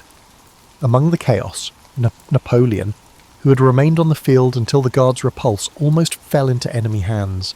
As all seemed lost, his marshals persuaded him to depart. He fled the field in a carriage as darkness fell, racing back toward Paris, his dream of renewed glory shattered. The Battle of Waterloo was over. Napoleon's final gamble had failed. Napoleon reportedly said, "C'est fini alors," "It's finished then," as he left. Back in Paris, Napoleon attempted to rally support for continuing resistance. But the political will was gone. The legislature turned against him, and even the ever-loyal Marshal Ney now urged abdication, saying another round of civil war would ruin France. On June 22, 1815, Napoleon abdicated for the second time in favour of his young son Napoleon II, though the Allies ignored this and restored Louis XVIII again. He then made his way to the Atlantic coast, initially hoping to escape to the United States. For weeks he lingered at Rochefort, with 2 British warships blocking any attempt to sail. Finally, realising he could not elude the global reach of British sea power, Napoleon surrendered himself to the British Captain Maitland of HMS Bellerophon on July 15, 1815. He perhaps expected he would be treated as a former head of state and allowed retirement in Britain or elsewhere. Instead, the British, driven by their government's resolve that he never trouble the world again, decided to send him to the remote South Atlantic island of St. Helena, far from any European shore. In October 1815, Napoleon arrived at this stark volcanic island, roughly 1,200 miles from the coast of Africa. Thus began his second, final exile on a speck of land that was essentially an open-air prison. He was 46 years old. The climate was damp, the terrain rugged but confined. There would be no dramatic escape or return from this place. The British governor, Sir Hudson Lowe, was dutiful and watchful, restricting Napoleon's movements to prevent any chance of rescue.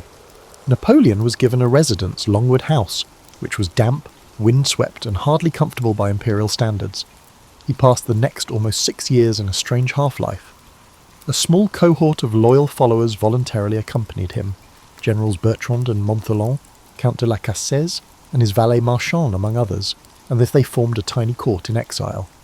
Napoleon established a daily routine, dictating his memoirs and thoughts to his companions, especially Las Cases, who recorded his conversations in what would become the Memorial of St. Helena, tending a small garden, reading voraciously history and literature and the newspapers when he could get them, and taking the occasional ride or walk when his health allowed. Over time, his robust constitution began to fail. He grew stout from lack of exercise and rich food. He still dined formally each night on silver plate, maintaining pretenses of an imperial household. He suffered from what appeared to be a stomach ailment, perhaps an ulcer or ultimately stomach cancer. His father had died of stomach cancer too. Some speculated he was being slowly poisoned. Indeed, arsenic was later found in hair samples, though modern historians lean towards natural illness exacerbated by the conditions and possibly the arsenic present in things like the wallpaper dye. Emotionally and intellectually, Napoleon oscillated between boredom, bitterness, and reflective calm. He would spend hours mapping out alternative histories, what he should have done at Waterloo, or regretting not crushing the Prussians more decisively earlier, or lamenting the folly of the Russian campaign. At other times, he would delve into philosophical discussions about fate and the future generations. He once stated, "They wanted me to be another Washington," referring to how Britain might have expected him to quietly retire and farm, but they will not find another Washington in me. As months turned to years, Napoleon became preoccupied with shaping his legacy. In dictation sessions, he portrayed himself as the champion of the people's rights against reactionary monarchs, and as a soldier-philosopher who spread revolutionary ideals. He insisted that his true glory was not the 40 battles he won, for defeat at Waterloo overshadowed them, but what will live forever is my civil code, the administrative reforms, the memory of a nation I transformed. He described the Grande Armée as a band of brothers who achieved the impossible out of love for France. He even expressed some remorse, or at least sadness, over the human cost of his ambitions. At times, sitting on the porch at Longwood, gazing at the Atlantic rollers under a grey sky, one imagines Napoleon pondering the ultimate futility of worldly power. Nevertheless, he never lost a certain pride and combativeness. When Sir Hudson Lowe would visit with petty regulations or refuse him the title of Emperor in correspondence, the British addressed him as General Bonaparte, Napoleon would bristle with anger, sometimes refusing to see the governor at all, cloaking himself in dignified silence. His entourage remained fiercely loyal, sharing in these indignities. In 1818, Las Cases was deported by le milieu. for allegedly trying to smuggle letters to Europe. Napoleon was outraged, but he continued his dictations with others. Over time, reports of his declining health reached Europe and softened some hearts. Even royalists in France became less harsh, and a simmering Bonapartist sentiment emerged. In 1821, as Napoleon's condition worsened, constant abdominal pain, nausea, and physical weakening, he took to bed. In April, he sensed the end was near and made a will, famously asking to be buried on the banks of the Seine, among the French people whom I have loved so much. On May the 5th, 1821, during a ferocious storm, Napoleon died. His last words, murmured in delirium, were recorded by those at his bedside as France d'Armée, Armée, Tête d'Armée, Joséphine.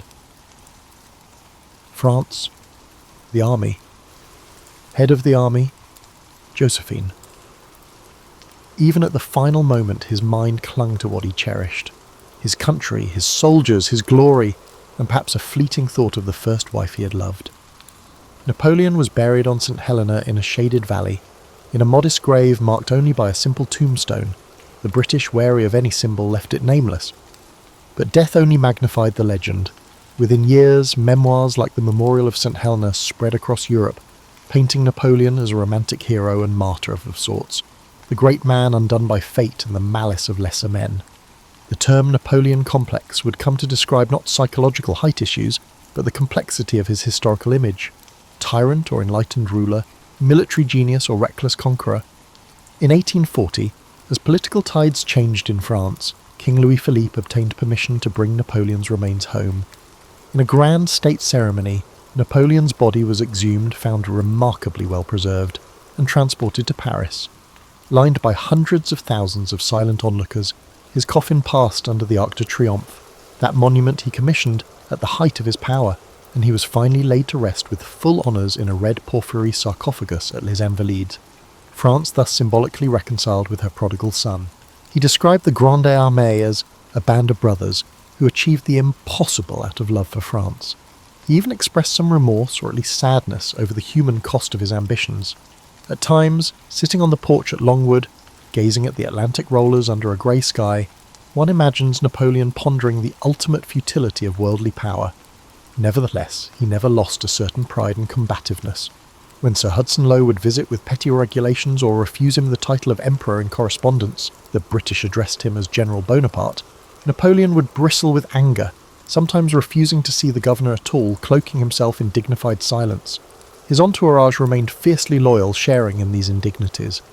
In 1818, Las Cases was deported by le milieu for allegedly trying to smuggle letters to Europe. Napoleon was outraged, but he continued his dictations with others. Over time, reports of his declining health reached Europe and softened some hearts. Even royalists in France became less harsh, and a simmering Bonapartist sentiment emerged. In 1821, as Napoleon's condition worsened, constant abdominal pain, nausea, and physical weakening, he took to bed. In April, he sensed the end was near and made a will, famously asking to be buried on the banks of the Seine, among the French people whom I have loved so much. On May the 5th, 1821, during a ferocious storm, Napoleon died. His last words, murmured in delirium, were recorded by those at his bedside as France d'Armée, Armée, Tête d'Armée, Joséphine. France, the army. Head of the army, Joséphine. Even at the final moment, his mind clung to what he cherished. His country, his soldiers, his glory, and perhaps a fleeting thought of the first wife he had loved. Napoleon was buried on St. Helena in a shaded valley, in a modest grave marked only by a simple tombstone. The British, wary of any symbol, left it nameless. But death only magnified the legend. Within years, memoirs like the Memorial of St. Helena spread across Europe, painting Napoleon as a romantic hero and martyr of sorts, the great man undone by fate and the malice of lesser men. The term Napoleon complex would come to describe not psychological height issues, but the complexity of his historical image. Tyrant or enlightened ruler, military genius or reckless conqueror. In 1840, as political tides changed in France, King Louis-Philippe obtained permission to bring Napoleon's remains home. In a grand state ceremony, Napoleon's body was exhumed, found remarkably well preserved, and transported to Paris. Lined by hundreds of thousands of silent onlookers, his coffin passed under the Arc de Triomphe, that monument he commissioned at the height of his power, and he was finally laid to rest with full honours in a red porphyry sarcophagus at Les Invalides, France thus symbolically reconciled with her prodigal son.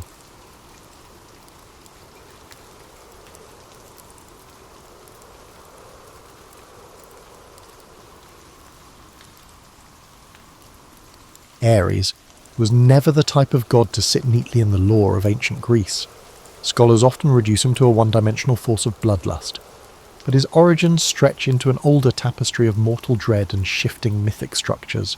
Long before he stood on Olympus, war itself existed. The roiling turmoil of Bronze Age conflicts shaped a primal deity, one who came to embody every surge of aggression in the human heart. Yet it wasn't always straightforward. A culture deeply familiar with the horrors and necessities of war formed something beyond a single note of violence. We picture the pantheon, Zeus the king, Hera the queen, Athena the strategic warrior, Apollo the golden archer, and so on. In that lineup, Ares is typically an outlier, unpredictable, quick to anger, sometimes portrayed as a brutish cousin no one fully respects. But in archaic traditions, he embodied the rawness of battle in a way that only a people who both feared and revered the bloodshed that either secured or destroyed their homes could comprehend. No harvest could be protected without swords, no city walls stood firm without warriors, and no spoils of victory existed without devastating defeats. Ares was the embodiment of that paradox, the proud figure who could inspire men to both valiantly defend their families and commit unspeakable atrocities. In these early conceptions, Ares was not simply a cartoon of unbridled cruelty. There's evidence that some city-states elevated him as a symbol of gritty valour. The Spartans, for instance, admired many aspects of martial prowess, though Athena's strategic cunning often overshadowed his more direct approach to conflict. Even so, it was Ares who symbolised the adrenaline and terror that overcame a battlefield moments before the first spear was thrown. He embodied the unadulterated strength of battle, a force as ancient as the clash of bronze weapons against wooden shields. Homer's epics cast a particular light on him, but even within the Iliad, his presence can be contradictory. One moment he's yelping from a wound inflicted by Athena, the next he's levelling entire phalanxes. This spectrum illustrates the capricious nature of war itself, ephemeral victories, devastating losses, and the hollowness that can follow even the most triumphant campaign. In many ways, Ares represented the chaos that no general's plan could fully tame. It's important to note that ancient worshippers were not naive about the price of war. Bloodshed came at a high cost. Temples dedicated to Ares were fewer compared to Athena's, indicating a cultural ambivalence. While Athena's tactical brilliance was easier to appreciate, Ares demanded acceptance of the darkest aspects of war. In desperation, people might invoke him, pleading for the strength to defend their homes and hearts. Yet they also prayed for protection from his fury, aware that uncontrolled combat risked swallowing both winners and losers alike. Between regional variants, Ares took on local traits. In some areas, he was worshipped as Enyalios, linked to the ear-splitting battle cries that preluded skirmishes. Other localities invoked him in rituals involving the binding of war's spirits, trying to keep violent impulses at bay. These complexities reflected the moral quagmire of mortal conflict, an interplay of necessity, pride, survival, and raw fear. Over time, Ares amassed titles that reflected both devotion and dread, serving as a constant reminder that the boundary between revered protector and menacing harbinger is often extremely thin. While modern retellings often trivialise him, archaic hymns and fragments reveal a god that mirrored the complicated psyche of a society dependent on war for expansion and survival. He wasn't a demon lurking at the edge of campfires, nor was he a glorious knight in shining armour. Instead, he occupied a realm of grey, where instincts of rage and honour coexisted. This realm, while brutal, was also strangely human. Conflict was embedded in daily life, raids, clan feuds, territorial disputes, and Ares was that small. Primal voice urging men onward when reason wavered. By the time classical myths fully evolved, that primal energy was fitted, somewhat uneasily, into the regal halls of Olympus. Surrounded by cunning gods and goddesses who valued wit, he became something of a misfit, the most mortal-like deity in his raw passions. In adopting him, the Greeks enshrined war within their divine family. They recognized that violence, while abhorrent, was also integral to how their worlds spun. Aries stood there as a living testament to the fact that civilization is built on the bones of the conquered. Those earliest conceptions set a tone that would reverberate through every subsequent portrayal. Ares, the unstoppable engine of conflict, simultaneously revered, feared, and occasionally pitied for a destiny bound to endless strife. If Ares embodied the screaming crescendo of conflict, then one might wonder how he behaved among gods celebrated for wily intelligence, justice, or cultural refinement.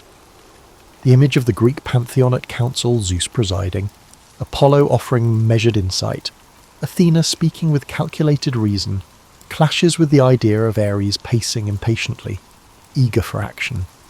Indeed, many myths depict him as too headstrong for delicate planning, too impatient to grasp the subtle arts of negotiation. Yet this portrayal, while not wholly inaccurate, might obscure deeper textures to his mythic personality. Consider his kinship dynamics. He was the son of Zeus and Hera, both formidable in their own right. That heritage alone should grant him respect, yet the myths consistently show an heir as overshadowed, especially by Athena. Where she used logic to conquer, he used sheer force. Where she favoured cunning, he favoured brute strength. It wasn't just a clash of personalities, it reflected the Greeks' internal tension between strategy and aggression. Athena's popularity soared because her mode of warfare aligned with a sense of honourable wisdom. Ares, however, reminded the Greeks of war's uglier truths that still demanded acknowledgement. At times, these sibling confrontations bordered on comic. Homer describes Ares bellowing in pain when struck by Athena's spear, his pride wounded as much as his flesh. Yet beneath the humour lay a sobering reality. No matter how often cunning triumphs, there remains a force that neither wit nor reason can fully placate. In the cosmic scheme, Ares symbolised the unstoppable wave of violence that occasionally crashed through even the most fortified cities. He might lose a battle here or there, but conflict itself never truly vanished. Gods like Apollo or Hermes approached him carefully. They perceived him as a ferocious storm, both beneficial and hazardous to provoke. Hera, equally temperamental, maintained a complicated relationship with her son, alternating between chastisement and support, depending on her shifting alliances. Zeus, for all his might, sometimes expressed exasperation with Ares, calling him a pariah among the gods. The Thunderer accepted war as part of the cosmic order, even though it resented Olympus's civilized ambitions. In some accounts, Ares' relationships extended beyond family feuds. His union with Aphrodite remains one of the more intriguing pairings in mythology.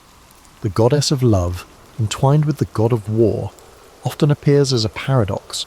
How can tenderness and aggression coexist? Yet their mythic affair echoes a universal truth. Passion and conflict can be intertwined aspects of human experience. War spurs impulses of possession, protection, and desire, while love can incite jealousies fierce enough to spark conflict. Aphrodite's involvement with Ares isn't just a sensational rumour about the gods' personal lives. It symbolises how love and war, seemingly at odds, intertwine in human affairs. Furthermore, Ares' offspring with Aphrodite and other partners reflect different shades of struggle. Some myths speak of Deimos, terror, and Phobos, fear, as his children, manifestations of the dread that precedes any battle. Others hint at Harmonia, harmony, a curious byproduct of love and war merging. This dichotomy reveals that for all his destructive tendencies, Ares participated in generating forces that could unify people. If only they learned to harness conflict's lessons, a battlefield can unite comrades as powerfully as it drives them to oppose an enemy. Outside these grand narratives, certain cult practices suggest that not every devotee saw Ares as irredeemably brutish. In some Greek regions, modest shrines were dedicated to him, places where warriors offered thanks for survival or supplicated for courage. While his worship never equalled Athena's broad acclaim, it served a ritual function in communal life. Soldiers recognized that, for all the talk of strategy, once spears flew and blood spattered the earth, raw fighting spirit might decide who lived and died. They turned to Ares for that final push. His image was not static. The city of Thebes once honoured him, linking him to its legendary founder. Arcadian villages performed complex rites blending fertility with battle lust.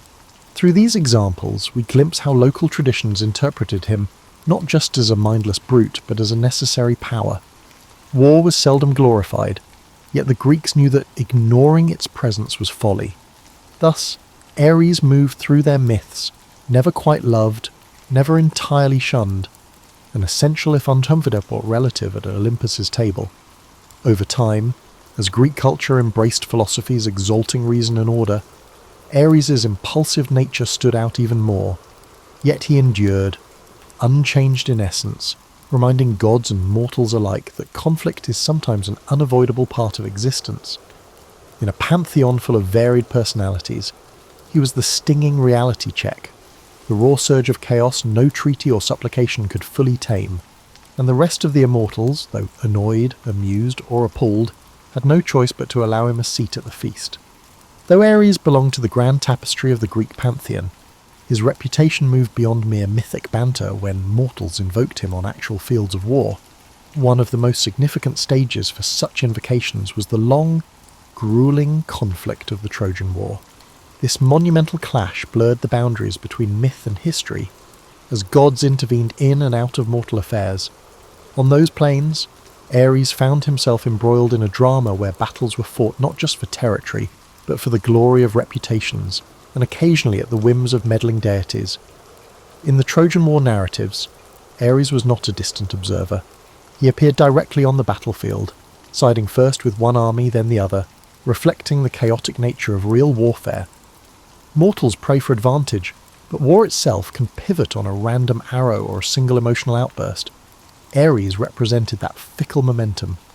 One moment, he'd empower Trojan warriors. The next, he'd be seen clashing fiercely against them if the cosmic tides shifted. Homer's Iliad underscores how terrifying it was for mortals to witness Ares in his full war god fury.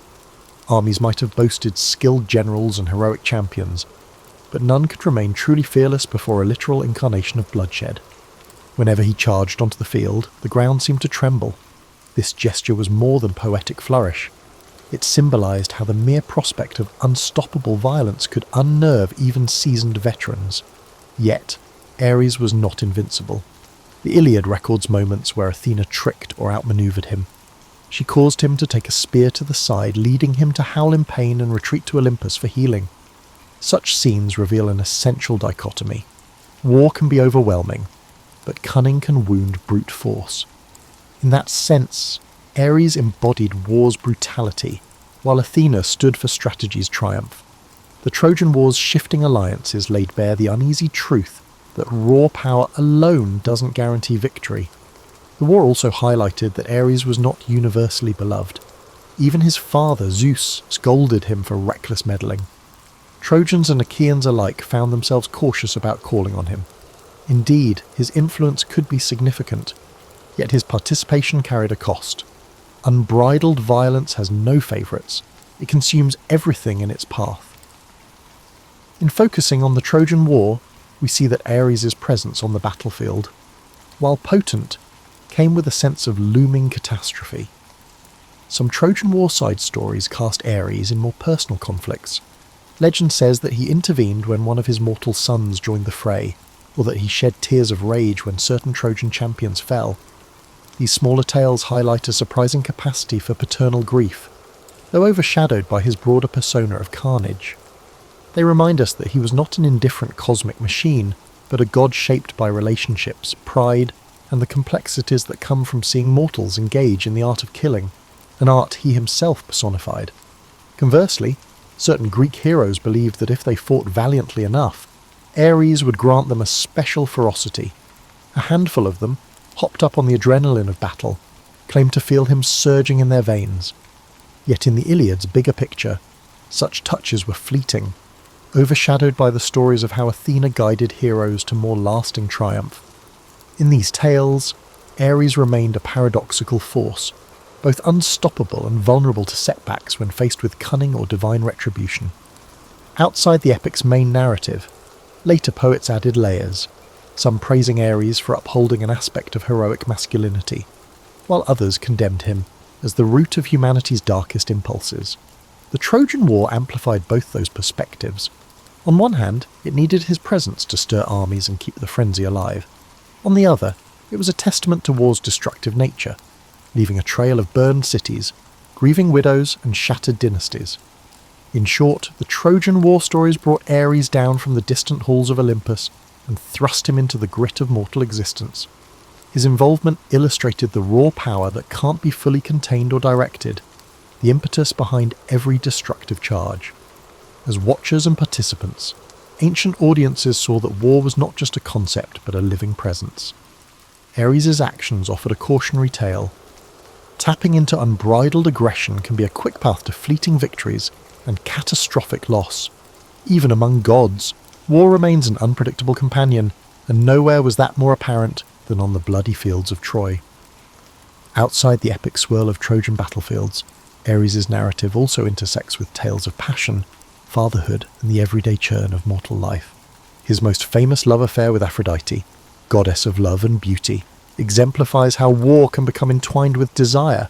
However, it was more than just a tale of romance between diametrically opposed forces.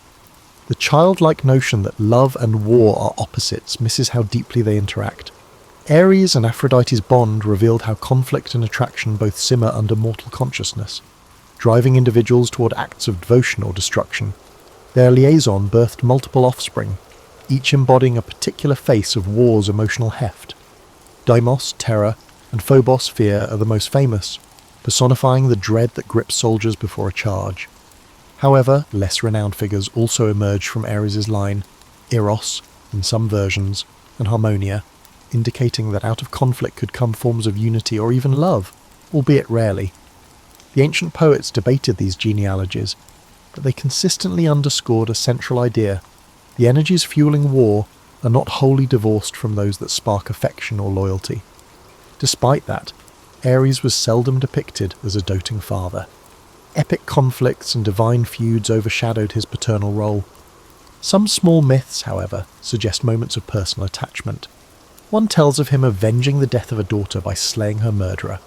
Another recounts him raging against a rival who dared insult his lineage.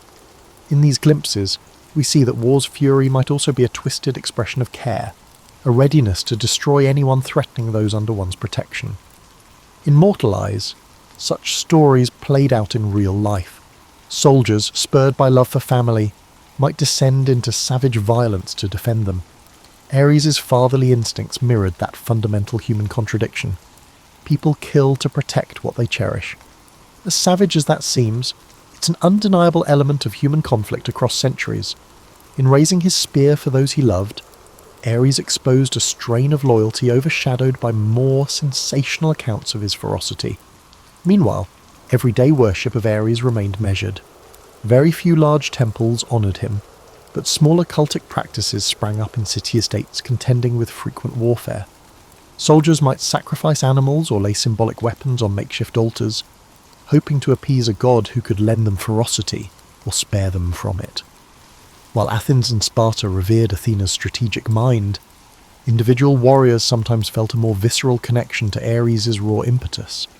He believed that war drums and conflict chants were sacred, inspiring a trance-like fervour in combatants. Some historians argue that these rituals were psychologically vital, building unity before battle. In Greek culture, rousing songs and rhythmic marches might have invoked the presence of Ares, galvanizing hearts against fear. This communal invocation was less about praising wanton destruction and more about anchoring courage in a face-off where hesitation could spell defeat. Beyond these rites, travellers' tales claimed that some remote villages honoured Ares with festivals combining martial contests with solemn remembrance of the dead. Rather than glorifying conquest, they recognised the dual face of war, victory and devastation. One tradition described men wearing battered helmets as they recited the names of lost warriors, a ritual to keep war's toll visible. Ares, as the core deity of combat, stood in the midst of these ceremonies, a reminder that behind each triumph lay the heartbreak of mourning families. Mythic genealogies also link Ares to fearsome beasts, a reflection of how war unleashes primal instincts. Wolves, vultures, and other scavengers were said to be under his domain, just as they often feasted on battlefields. In some stories, He even assumed the form of a monstrous boar or a phantom huntsman, intent on causing chaos. These metamorphoses illustrated how conflict can reduce humanity to a pack of territorial predators, fighting over resources and pride. Thus, while popular imagination frames Aries as a brute lusting for carnage, the fuller tapestry is more nuanced. He intersects with love, stands as a father, fosters communal rituals, and even emerges as a punisher of injustice when it aligns with his personal vendettas. Yet none of this fully negates his central nature, a living representation of war's capacity to enthrall, unite, destroy and protect. The contradictions run deep, reflecting the human psyche's capacity for both nurturing affection and ruthless violence. Therefore, Aries' story not only depicts ancient conflicts, but also represents every heart that has ever been torn between the embrace of love and the call of aggression. When Greek culture eventually interfaced with Rome, many gods found themselves reinterpreted under new names and contexts. Ares became Mars, but the Romans gave this war deity a different flavour, less of the raw carnage and more of the disciplined soldier.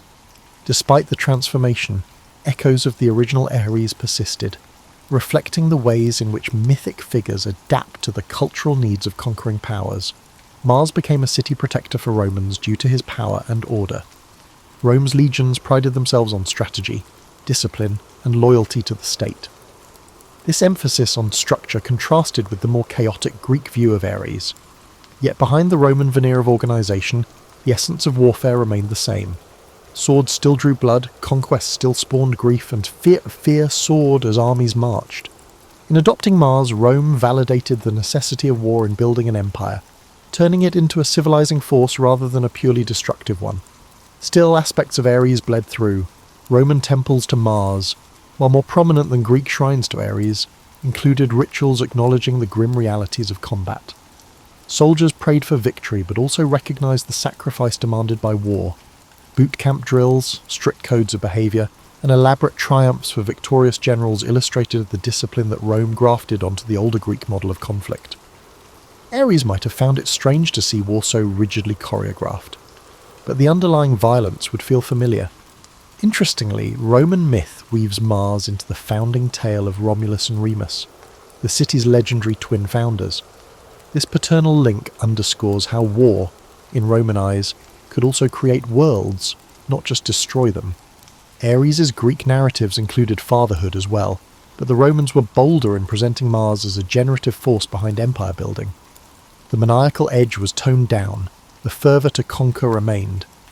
Over time, Roman expansion carried Mars's worship from the British Isles to the deserts of Africa.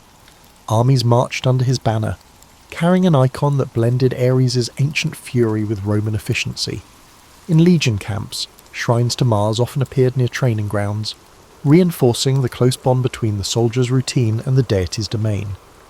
It was a stark reminder that no matter how advanced Roman engineering or governance became, it still relied on the martial spirit to maintain its vast territory. Nevertheless, the more civilized Mars, while overshadowing Ares in official propaganda, still harboured that kernel of merciless aggression.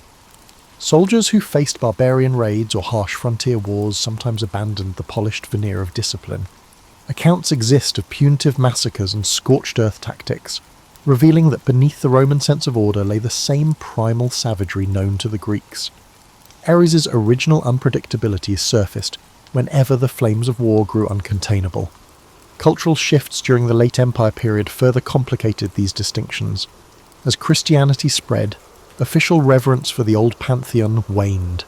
Mars's temples fell into the partial disuse, or were rebranded, and the empire itself began to crack under external pressures. Conflicts raged along borders, revealing that even centuries of martial tradition could not stave off decline. Wars that once served expansion became desperate acts of defence, draining the treasury and morale. The figure of Mars receded, but the essence of war endured, echoing Ares' timeless reality that bloodshed never truly fades from human affairs. Later historians and scholars drew connections between Ares and Mars, picking apart how the latter was nobler. But at heart they remained facets of the same concept, conflict personified. Roman society placed a practical gloss on it, but could not mask the brutality embedded in conquest. The war gods soared high in ceremonies, while legionaries spilled blood on the distant fields. This duality, ritual homage and raw violence, kept the flame of Ares' Greek essence alive beneath Roman steel. In modern scholarship, some paint Mars as a sanitized reflection of Ares, while others insist that the difference is cosmetic. Both deities represent a fundamental recognition that order and chaos collide whenever armies meet. Both speak to humankind's ongoing entanglement with aggression, pride, and territorial ambition. The shift from Greek to Roman worship might highlight style over substance, but war's nature endures. Ares, in whichever name or uniform, remains a haunting reminder that power and discipline cannot fully tame the beast within the battlefield's heart. Long after the Roman Empire fractured, the figure of Ares lingered in cultural memory, carried through medieval scribes and eventually Renaissance humanists who rediscovered classical texts.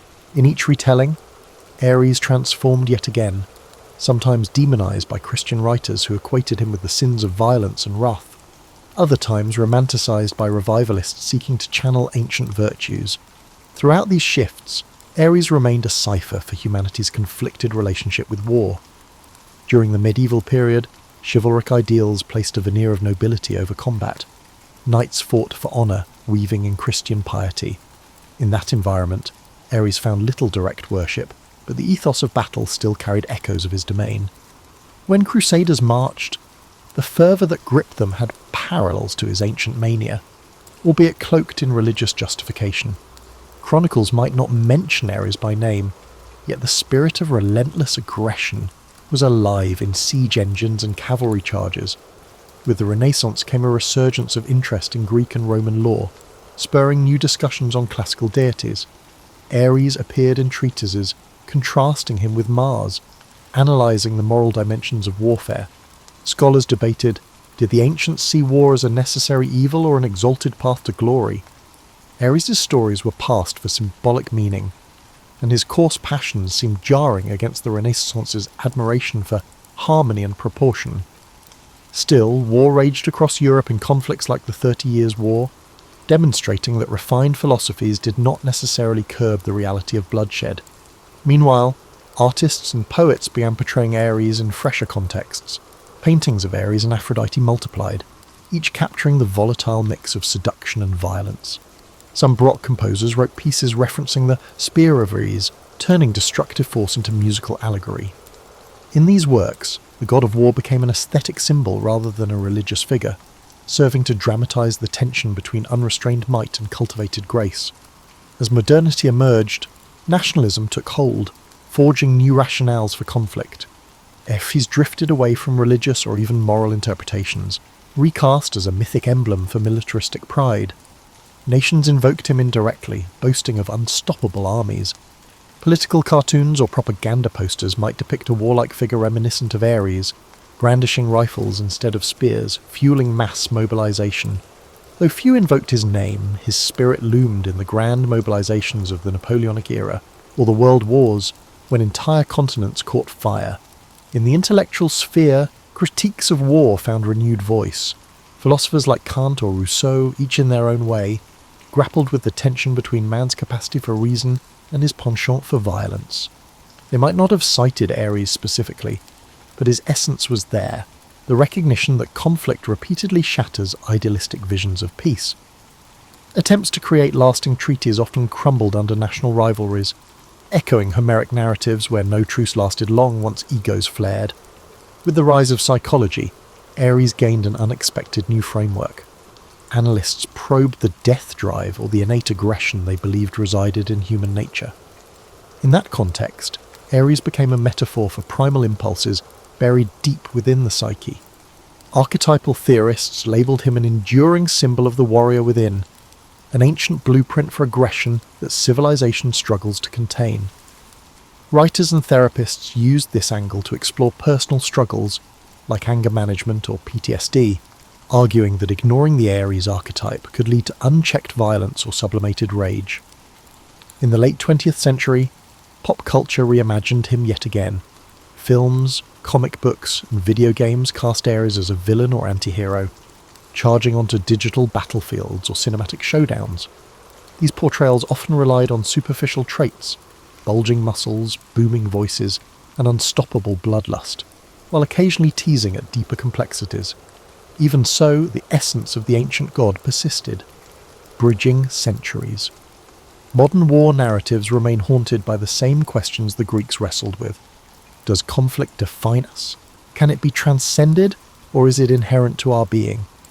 Through all these evolutions, Ares never fully disappeared. His story threads through every epoch that grapples with violence and the uneasy admiration it can inspire. Whether demonized or glorified, he stands as a collective symbol for humanity's willingness to pick up weapons in pursuit of power, survival, or ideals. Whenever peace falters, the old war god stirs in the background, a reminder that the same primal force that hammered bronze swords millennia ago still courses through the veins of modern armies and everyday individuals alike. In considering Ares' full trajectory, one sees that he transcends neat categories of good or evil. He is, rather, a reflection of how humans conduct themselves when pushed to extremes, whether in ancient Greece, Imperial Rome, medieval crusades, Renaissance treatises, or modern conflicts. The spectre of war has consistently hovered, sometimes worshipped, sometimes feared, always consequential. Ares, as an entity, clarifies that violence cannot be exercised by moral condemnation alone. It is woven into the very tapestry of human civilization. Modern commentators might describe him as a cautionary metaphor, a primal reminder of our capacity for both communal defence and savage destruction. Yet the older Greeks saw more than mere caution. They recognised war as a fundamental element of fate, unstoppable and often necessary. Armies marched not out of love for bloodshed, but because survival or ambition demanded it. Ares thus appeared both monstrous and essential, an uncomfortable contradiction that still resonates whenever diplomatic efforts fail. In the Pantheon's grand drama, Ares never fully fits. Athena, goddess of calculated tactics, earned widespread reverence. Apollo, with his luminous artistry, commanded spiritual devotion. Even Dionysus, the wild reveller, offered ecstatic release that could be twisted into mania. But Ares was war unvarnished, immediate, brutal, reeking of sweat and metal. The ancients lacked illusions about the cost of violence, but acknowledged its presence in forging empires and defending homes. A temple to Ares might be smaller, overshadowed by other deities, yet when swords were drawn, prayers to him rose with urgent fervour. From a cosmic standpoint, Ares is arguably the most human-like deity, subject to rage, prone to heartbreak, swayed by familial attachments, and all too familiar with the destructive impulses that swirl in mortal hearts. He fights, fails, and fights again. Myths like the Trojan War underscore that even divine power cannot bring about clean victories. War is messy. So is Ares. Time after time he rushes into conflict, battered by contending gods or turned aside by fate, yet never extinguished. The cycle continues, reflecting the unstoppable continuity of human violence across ages, yet amid the cruelty, traces of compassion surface. Myths telling of Ares avenging or protecting someone dear reveal a twisted sense of care. Perhaps the moral puzzle lies in the fact that war and love are not diametrically opposite, but rather two extremes of human passion. Ares' famous liaison with Aphrodite stands as a mythic testament to how destructive impulses can tangle with desires for union, each fueling the other. Far from being a cheap storyline of taboo romance, it exemplifies the contradictory ways passion manifests in our world. In examining Ares' modern legacy, one sees that we still wrestle with the same archetype. Soldiers sacrifice themselves out of fierce loyalty to country, tribe, or cause. Leaders might vow peace, yet mobilize armies when threatened. People decry warfare's horrors, yet remain enthralled by the tales of valour and the adrenaline of conflict. Some even argue that competition, if not outright conflict, drives innovation and progress. Thus, the war god remains relevant, not because society idolizes mayhem, but because it struggles to escape it. Perhaps the true lesson Ares offers is about grappling with humanity's inner contradictions. We crave harmony, but prepare for battle. We condemn violence, yet permit it under certain rules. We honour heroes who defend the helpless, yet question the morality of conquest. Ares doesn't solve these contradictions, he illuminates them. By stepping into his realm, we confront the unstoppable surge that can erupt within any of us, individually or collectively, under fear, anger, or ambition, and that confrontation is neither gentle nor purely savage. It is human. Peace advocates might shudder at the thought of exalting a war deity, but ignoring him does little good. Recognizing Aries means recognizing that aggression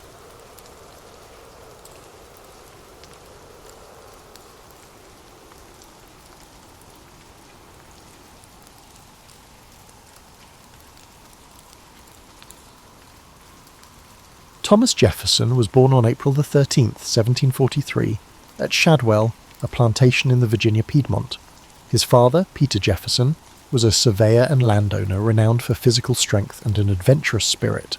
His mother, Jane Randolph, came from a prominent family. Growing up amid rolling hills and dense forests, young Thomas embraced the frontier ethos even as he absorbed the genteel expectations of the colonial gentry. He delighted in full horseback rides, the hush of mountain trails, and the hum of intellectual debate courtesy of visiting tutors. By the 1750s, Virginia's plantation economy thrived on tobacco cultivation, with an enslaved workforce forming its backbone. Peter Jefferson owned enslaved labourers, and Thomas grew up witnessing the institution's daily operations, an uneasy inheritance that would later spark internal conflict in his adult years. But as a child, he balanced field observations with classical studies. His father died when Thomas was 14, leaving him a sizable estate, but also the burden of paternal absence. This responsibility shaped him, instilling a drive for self-reliance and scholarly achievement. Around age 17, Jefferson enrolled at the College of William and Mary in Williamsburg. He immersed himself in philosophy, mathematics, and the law, studying under influential mentors like George Wythe. Late-night reading sessions at the Royal Governor's Palace Library fostered his fascination with Enlightenment thinkers, John Locke, Montesquieu, and others. Their calls for reason over tradition resonated with Jefferson, who scoured texts on government, science, and ethics. He also cultivated his violin skills, joining small music gatherings that balanced his rigorous academic schedule. After concluding his college years, Jefferson read law with Wythe, forging a bond that melded legal rigour with ethical inquiry. This training hammered into him the notion that laws must be grounded in rational principles, not arbitrary decrees. Meanwhile, he kept track of tensions brewing between the colonies and Britain, attending assemblies where taxation and representation roiled the gentry. Even then, Jefferson's reflective nature showed he was not the most boisterous voice, but his private letters revealed a keen sense of injustice at Parliament's intrusions. By 1767, he began practicing law. After being admitted to the bar, he frequently represented small landholders in property disputes or merchants caught up in customs enforcement. Observers noted his calm demeanour, meticulous arguments, and persuasive writing. He built a reputation as a reliable advocate who valued clarity over theatrics.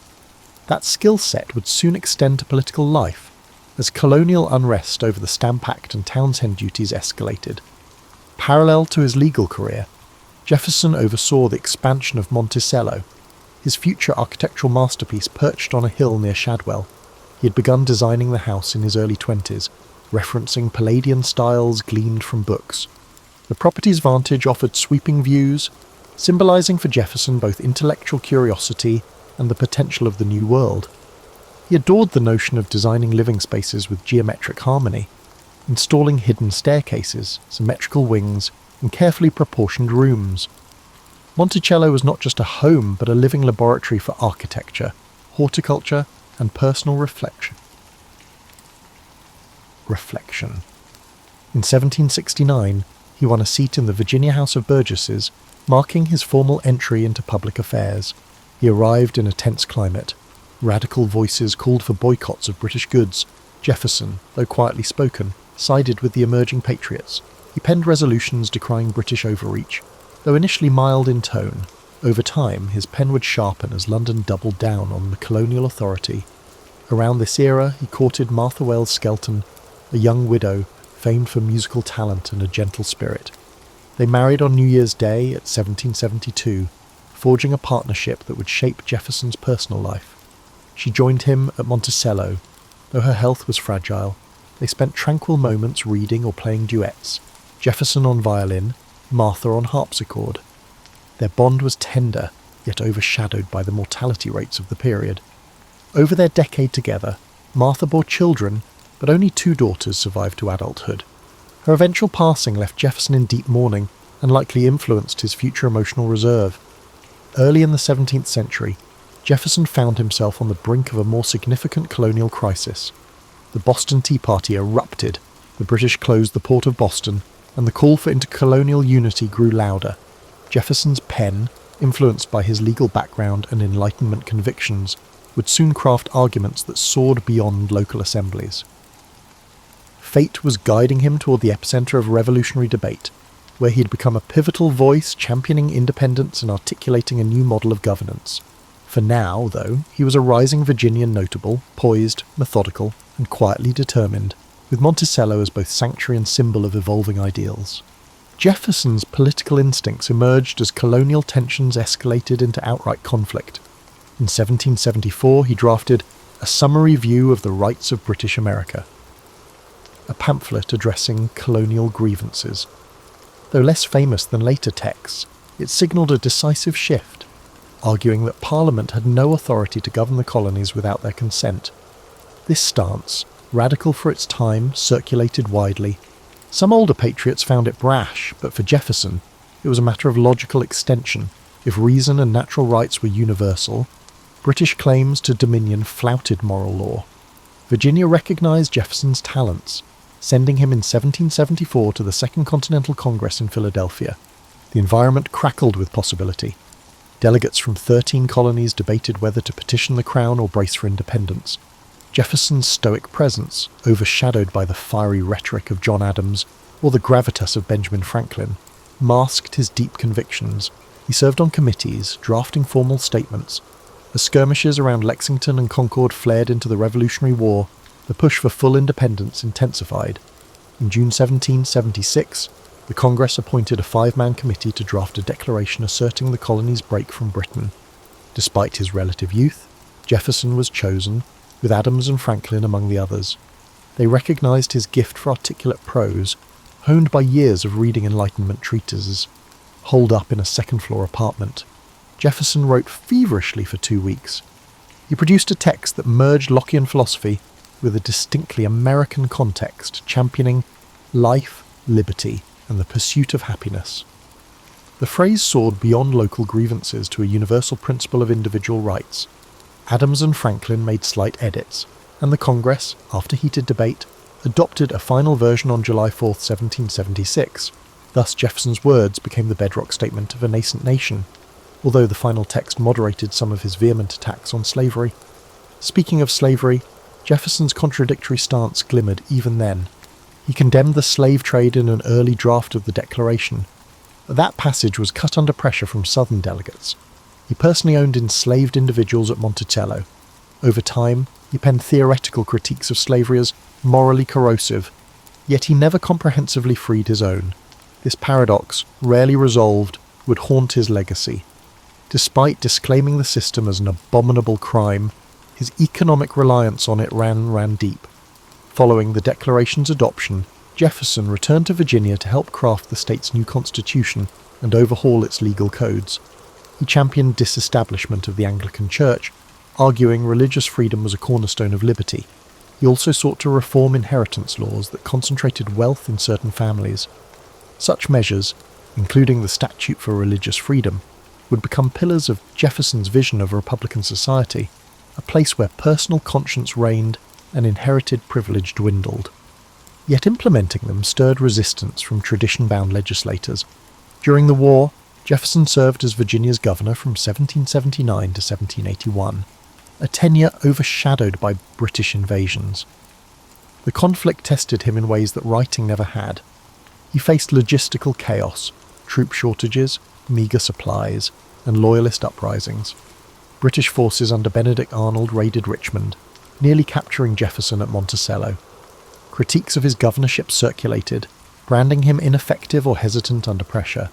This damaged his reputation, but the war's chaos left no easy solutions for any leader. In 1781, after stepping down, Jefferson retreated to Monticello, battered in spirit. The personal realm also dealt him blows. Heartbreak at the death of his wife Martha in 1782. She had endured multiple difficult pregnancies, and her final days saw Jefferson nearly inconsolable. Her deathbed request that he not remarry bound him in sorrow for weeks. He burned their correspondence, an act reflecting deep grief and a desire for privacy. The father of 2 surviving daughters, he turned inward, focusing on writing notes on the state of Virginia, a comprehensive look at his region's geography, economy, and mores sprinkled with philosophical musings. That text, published years later, revealed both his intellectual scope and the racial theories that many modern readers find troubling. By war's end in 1783, Jefferson felt the weight of personal loss and the uncertainties of the new Confederation. He took a seat in the Continental Congress, forging ahead with legislative tasks. The faint outlines of a more stable federal government were forming, and so we see Jefferson, father of the Declaration, parted from his wife, uncertain about the new nation's trajectory, but steadfast in pursuit of reason-based governance. His next chapter beckoned, a diplomatic role in Europe, giving him a vantage on global politics that would shape his future as Secretary of State and, eventually, President. For now, though, he was a man in flux, bridging heartbreak, revolutionary ideals, and the complexities of forging a stable republic from scratch. In 1784, Congress appointed Thomas Jefferson as a minister to France, succeeding Benjamin Franklin in representing the fledgling United States abroad. Arriving in Paris, Jefferson found the city teeming with Enlightenment fervour, intellectual salons, and noble flamboyance. Despite missing Monticello's quiet hills, he savoured the chance to cultivate ties with European thinkers and push for commercial treaties beneficial to the US. He immersed himself in French culture, attending theatre, frequenting scientific demonstrations, and forging friendships with luminaries like the Marquis de Lafayette. This diplomatic post sharpened Jefferson's global perspective. He observed how Europe's monarchical structures stifled personal freedoms, reinforcing his belief that the American experiment in republican governance was unique and precious. At the same time, he recognised that Europe's manufacturing base dwarfed that of the US. He lobbied European states to accept American exports, especially tobacco and timber, hoping to reduce reliance on British markets. Negotiations proved slow, but Jefferson's calm intellect helped cultivate goodwill. While in Paris, Jefferson also served as a cultural conduit.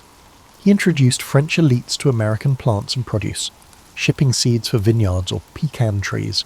In return, he noted advanced French architecture and engineering, particularly the building of canals and mechanized flour mills.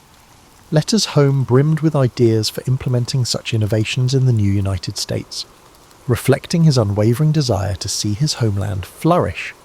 He also studied the nascent politics swirling in France, though few predicted how rapidly the monarchy would topple in the coming years. On a personal note, Jefferson's time in France was laced with paternal obligations. He brought his daughter Patsy, later joined by younger daughter Polly, to ensure they had a European education. He also maintained a retinue that included enslaved individuals from Monticello, including Sally Hemings, whose presence stirred controversies that would ripple through subsequent centuries. Historians debate the specifics of their relationship, but many conclude that she bore children fathered by Jefferson. While details remain partly opaque, the power imbalance underscores the moral complexities overshadowing his public championing of liberty. In 1789, as the French Revolution erupted, Jefferson initially celebrated the wave of reform. He saw parallels with America's recent independence struggle, welcoming calls to curb aristocratic privilege. Yet the revolution's escalation, when moderate hopes gave way to the reign of terror, alarmed him. Before that radical shift, he had already departed France. Recalled to serve as the first Secretary of State under President George Washington in 1790. His Paris sojourn ended with a mixture of admiration for French Enlightenment and unease at the extremes their revolution might unleash. Returning to the US, Jefferson joined Washington's cabinet tasked with shaping foreign policy. This role put him at odds with Treasury Secretary Alexander Hamilton, who championed a strong federal government and close ties with Britain. Jefferson, conversely, favoured robust state autonomy and warmer relations with France. Their clashes anchored the birth of America's first party system. The Federalists, led by Hamilton, advocated centralization, while the Democratic Republicans, led by Jefferson, pushed for agrarian-based democracy and suspicion of concentrated federal power.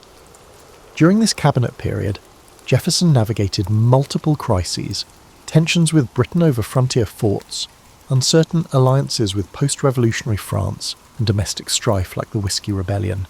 He championed free trade and a minimal navy, resisting Hamilton's push for a standing army. Deep philosophical differences turned personal, prompting Jefferson to leave the cabinet in 1793. Soon he built a political network, harnessing sympathetic newspapers to shape public opinion. This dynamic signalled the future of American politics, where partisan alignments would drive policy discourse. By 1796, the schism was public. Jefferson found himself running for president against John Adams, though somewhat reluctantly. He lost narrowly and became Adams's vice president, a job lacking much real power. From the Senate's vantage, Jefferson observed Adams's presidency enacting laws like the Alien and Sedition Acts, which Jefferson deemed tyrannical. Furious, he covertly authored the Kentucky Resolutions, suggesting states could nullify unconstitutional federal statutes. The move introduced a heated debate over federal-state relations. Critics labelled it subversive, but Jefferson saw it as safeguarding the spirit of '76. Thus, by the cusp of the 1800 election, Jefferson embodied a Republican champion for agrarian liberties, suspicious of Federalist centralization. Yet he also carried personal baggage from his enslaver background and the complexities of his private life. The stage was set for a pivotal showdown in US politics, with the country's future direction at stake. In a swirl of partisan editorials and backroom deals, the election would test whether the fledgling republic could survive a peaceful transition of power or devolve into rancor. Jefferson's calm but determined approach once again pressed him into a central role, bridging Enlightenment ideals and the gritty realities of partisan brawls. The election of 1800 brought turmoil. John Adams sought re-election, Hamilton's Federalists loomed, and Jefferson's Democratic Republicans consolidated around him. The campaign was vitriolic, filled with accusations. Federalists called Jefferson an atheist radical. Republicans branded Adams a monarchist. In an era before direct popular ballots, electors cast votes for president and vice president in a complicated procedure. A tie emerged between Jefferson and his running mate, Aaron Burr, each receiving the same number of electoral votes. The House of Representatives, controlled by Federalists, had to break the tie. Days of tense balloting ensued. Ultimately, with Hamilton's reluctant nod, Jefferson triumphed. The ordeal spurred the 12th Amendment, ensuring future presidential and vice presidential candidates had distinct ballots. The pursuit. Thus, Jefferson assumed the presidency in 1801. His inaugural address famously extolled unity. "We are all Republicans, we are all Federalists," signifying a desire to heal partisan wounds. He scaled back certain Federalist measures, cutting the army budget, abolishing some taxes, and releasing those imprisoned under the Sedition Act. He aimed for a wise and frugal government, believing the US should remain primarily agrarian, suspicious of large cities and banks. This pastoral vision resonated with many frontier settlers who saw the new president as their champion. One early success was the Louisiana Purchase in 1803. Napoleon, embroiled in European wars, unexpectedly offered to sell France's vast North American holdings. Jefferson hesitated, aware the Constitution provided no explicit power for land deals of this magnitude. Yet the chance to double the nation's territory overshadowed strict constitutional scruples. For $15 million, the US acquired a domain stretching from the Mississippi River to the Rocky Mountains. This bold stroke ensured control of the Mississippi's crucial port of New Orleans and opened a frontier for expansion. Westerners rejoiced, but Federalists balked, claiming it diluted the eastern states' political power. Still, Jefferson proceeded, blending principle with pragmatic advantage. To explore these new lands, Jefferson commissioned the Lewis and Clark expedition. Meriwether Lewis, his former secretary, and William Clark led a team from the Missouri River to the Pacific coast. Their 1804 to 1806 journey mapped routes, documented flora and fauna, and engaged with indigenous nations. Jefferson eagerly awaited their findings, seeing it as a scientific quest paralleling his Enlightenment ideals. The expedition's success fueled national pride and curiosity about the continent's vast potential. Yet it also signified new tensions with tribal communities as more settlers pressed westward. Domestically, Jefferson faced controversies. He disliked the existence of the Bank of the United States but tolerated it when expedient. He slashed federal budgets, forcing some in the Navy to protest that the nation's sea defences weakened. Furthermore, the issue of slavery persisted. Jefferson's personal writings described it as a moral and political hazard, yet he neither freed most of his own enslaved individuals nor championed federal abolition. Indeed, the 1807 law banning the importation of enslaved Africans was a partial measure. Some historians argue Jefferson missed a critical chance to push for more sweeping reforms. Foreign affairs proved trickier. Britain and France waged relentless war in Europe, ignoring US neutrality, seizing American merchant ships and impressing US sailors into their navies. Incensed, Jefferson tried economic warfare, championing the Embargo Act of 1807, halting nearly all US exports. He reasoned Britain and France needed American goods. Instead, the measure devastated US ports, invited smuggling, and turned public opinion against him. The fiasco illustrated the limits of peaceable coercion. Eventually, the unpopular embargo was repealed, tarnishing Jefferson's last year in office. In 1809, he handed the presidency to his close ally, James Madison, quietly retiring to Monticello. His 2 terms shaped the US, expanded territory, a stable political identity, but also heightened regional tensions. His approach, a mix of lofty Republican ideals and occasional pragmatic contradictions, left a complex imprint. People revered him as a philosophical statesman, but criticised his moral inconsistencies.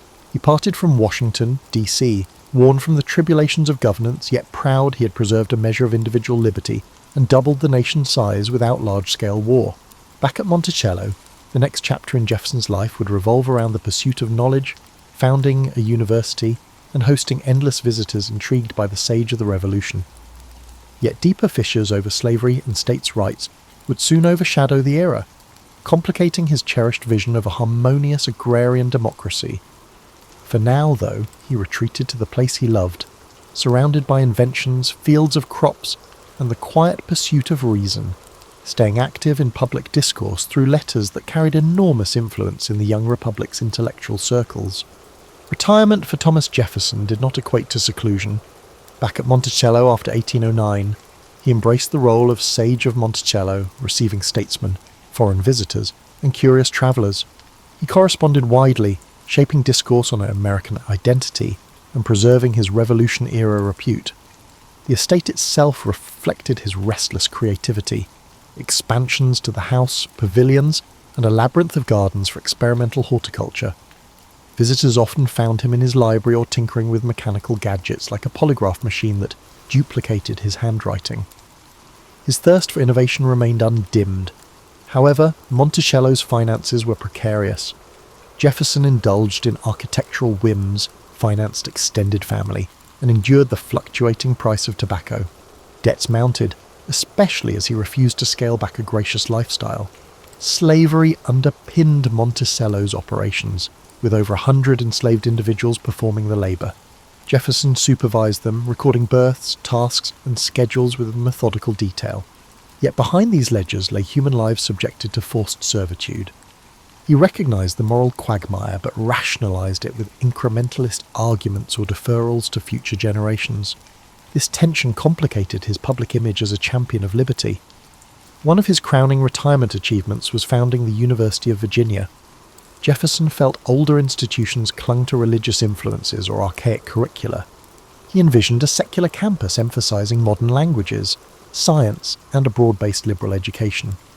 Persuading the Virginia legislature to back it required political finesse. He personally designed the campus layout, with a central rotunda reminiscent of the Roman Pantheon, flanked by academical village pavilions. Construction began in Charlottesville, near Monticello, around 1817. Even in his 70s, Jefferson frequently visited the site, checking architectural details, conferring with builders, and selecting faculty. He aimed to cultivate enlightened citizen leaders for a republic that demanded knowledge-based self-governance. Meanwhile, national issues still beckoned. As an elder statesman of the Democratic-Republican Party, Jefferson provided advice to Madison and later to Monroe. He supported the Louisiana Purchase's expansion further, welcoming new states into the Union.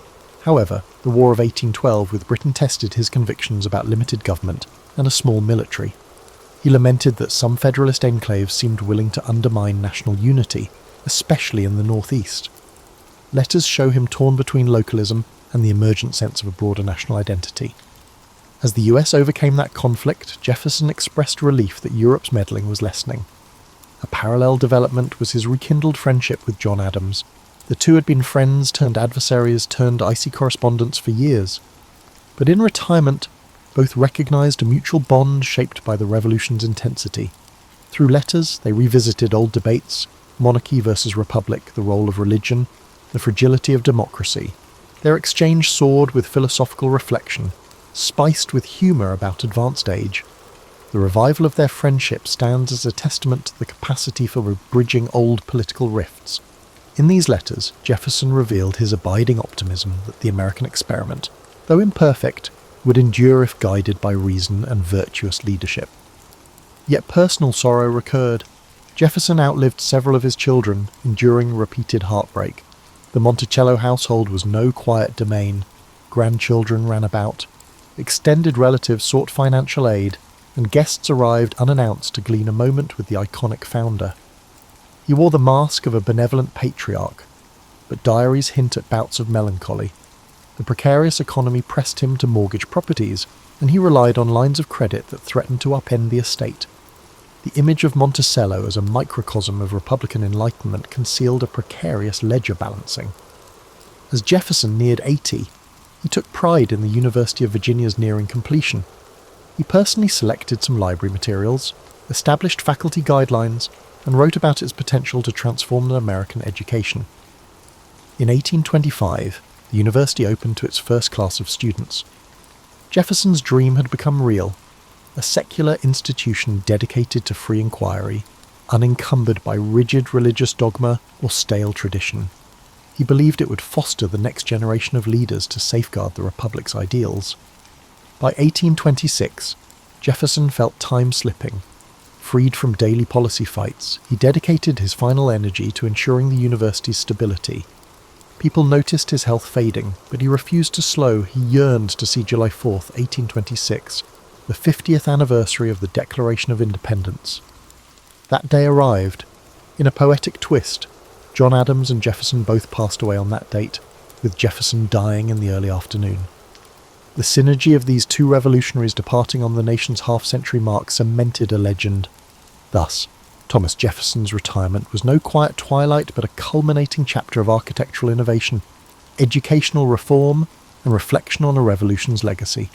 He left behind a complicated estate weighed by debt, a family overshadowed by the institution of slavery, yet also a shining new university and a trove of letters that would shape America's self-perception for generations. In him, old illusions of an agrarian utopia mingled with the unstoppable push of a modernizing republic, capturing the contradictions that still define the American ethos. In the immediate wake of Jefferson's death, admirers and critics clashed over his legacy. Many hailed him as the pen behind the Declaration of Independence, the mind that doubled the nation's size via the Louisiana Purchase, and the visionary who championed religious freedom. Others lambasted his inconsistencies, a self-proclaimed egalitarian who held enslaved labourers, an Enlightenment thinker who let personal finances descend into chaos, a champion of states' rights who, ironically, used federal power for expansion. Monticello, the physical embodiment of Jefferson's intellect, soon faced financial turmoil. His heirs struggled to pay his debts. They sold land and eventually auctioned off furniture and enslaved individuals, fracturing the community that had sustained the plantation. Monticello changed hands multiple times, deteriorating until the early 20th century, when the Thomas Jefferson Foundation acquired and restored it, symbolically reassembling his architectural dream as an American heritage site. This restoration also reignited debates about the everyday realities of enslaved families who once toiled there, culminating in renewed emphasis on their stories, a dimension historically muted in the veneration of Jefferson. Meanwhile, the broader American public constructed a mythic image of Jefferson. In the 19th century, as political parties shifted, references to Jeffersonian democracy emerged, praising his emphasis on small government, minimal taxes, and the righteousness of rural life. Andrew Jackson's supporters invoked Jefferson as a figure who'd champion the common man, but historians recognized that Jefferson's own approach to governance was more nuanced than populist idealists claimed.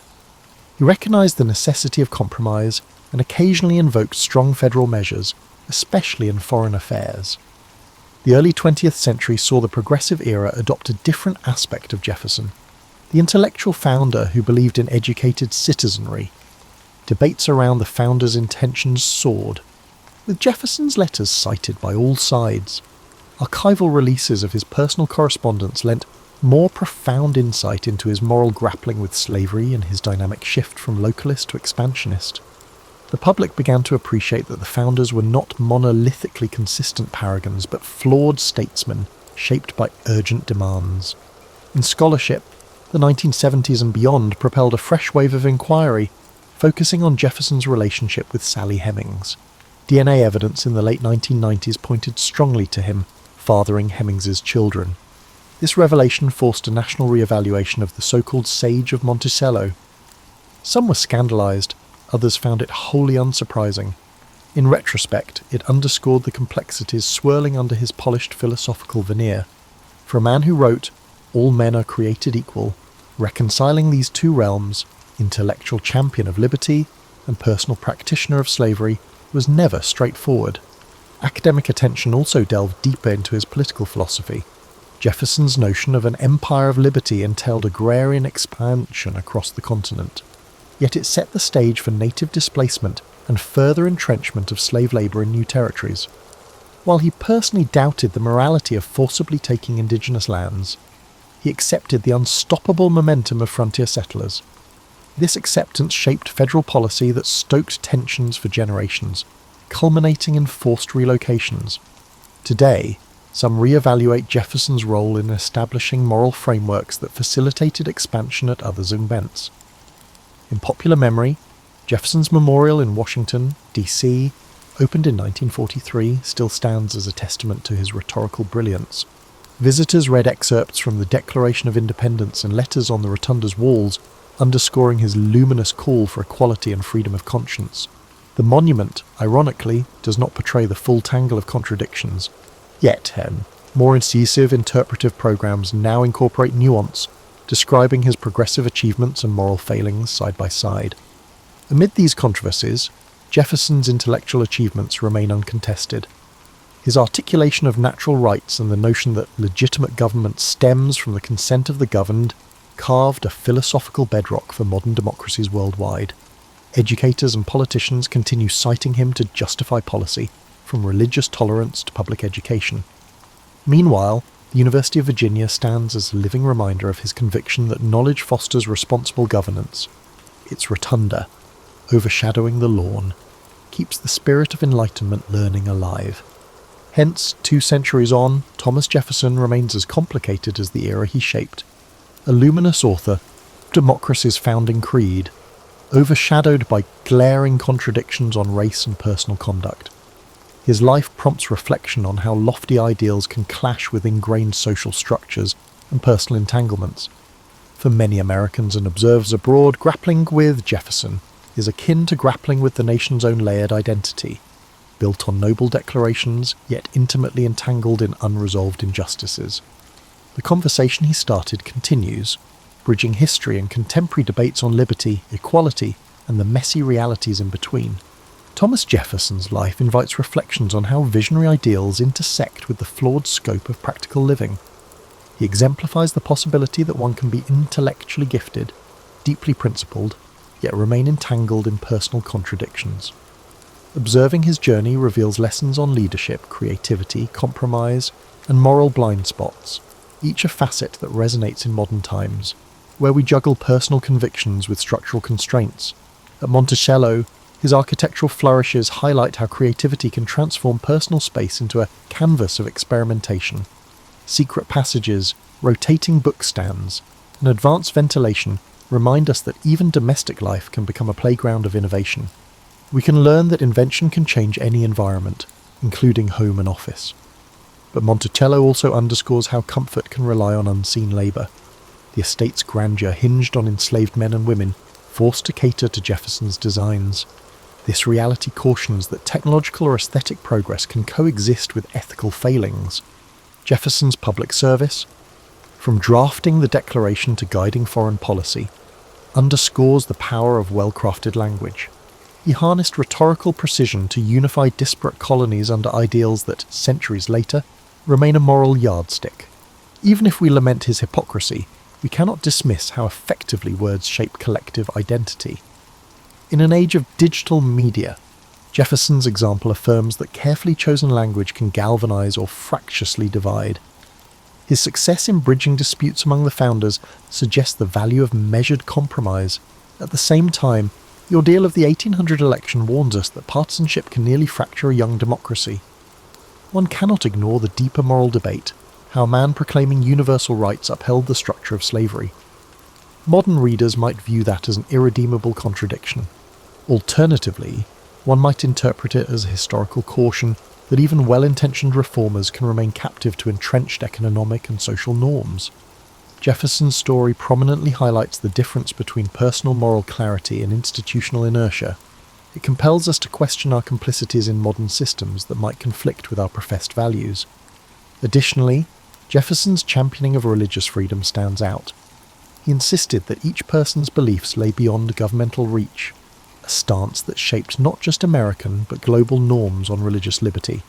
The Statute for Religious Freedom in Virginia, though overshadowed by the Declaration's fame, seeded the principle that government cannot coerce spiritual conviction. Today, as debates on religious expression swirl worldwide, his early push for disestablishment remains relevant. Another subtle dimension is Jefferson's approach to educational frameworks. Founding the University of Virginia mirrored his conviction that an informed populace anchors a stable republic. He favoured broad curricula, from ancient languages to modern sciences, rejecting church oversight. That model resonates in ongoing dialogues about academic freedom, the role of public universities, and how to equip citizens for complex global realities. His notion that education fosters self-rule might be more pertinent than ever. In his final years, weighed down by debts, Jefferson exemplified how personal miscalculations can overshadow public triumphs. The man who shaped a nation wrestled with monetary woes, culminating in Monticello's partial liquidation after his death. The story underscores that bright minds can still falter in everyday management. For modern professionals approaching midlife, the caution is clear.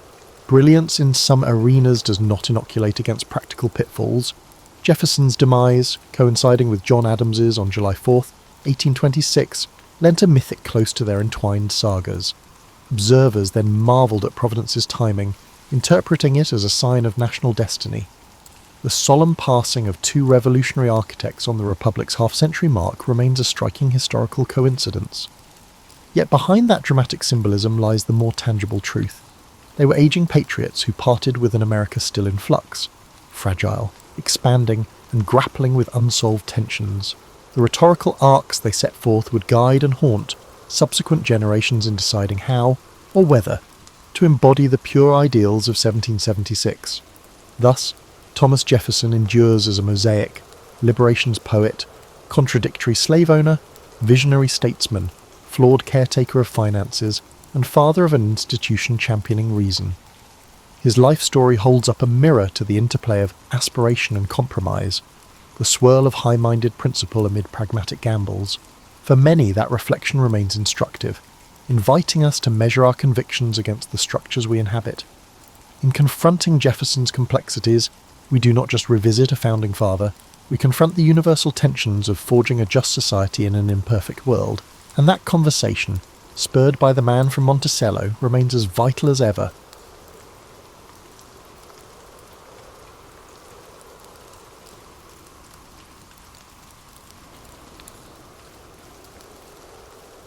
In the late 17th and early 18th centuries, France was a land of contrasts.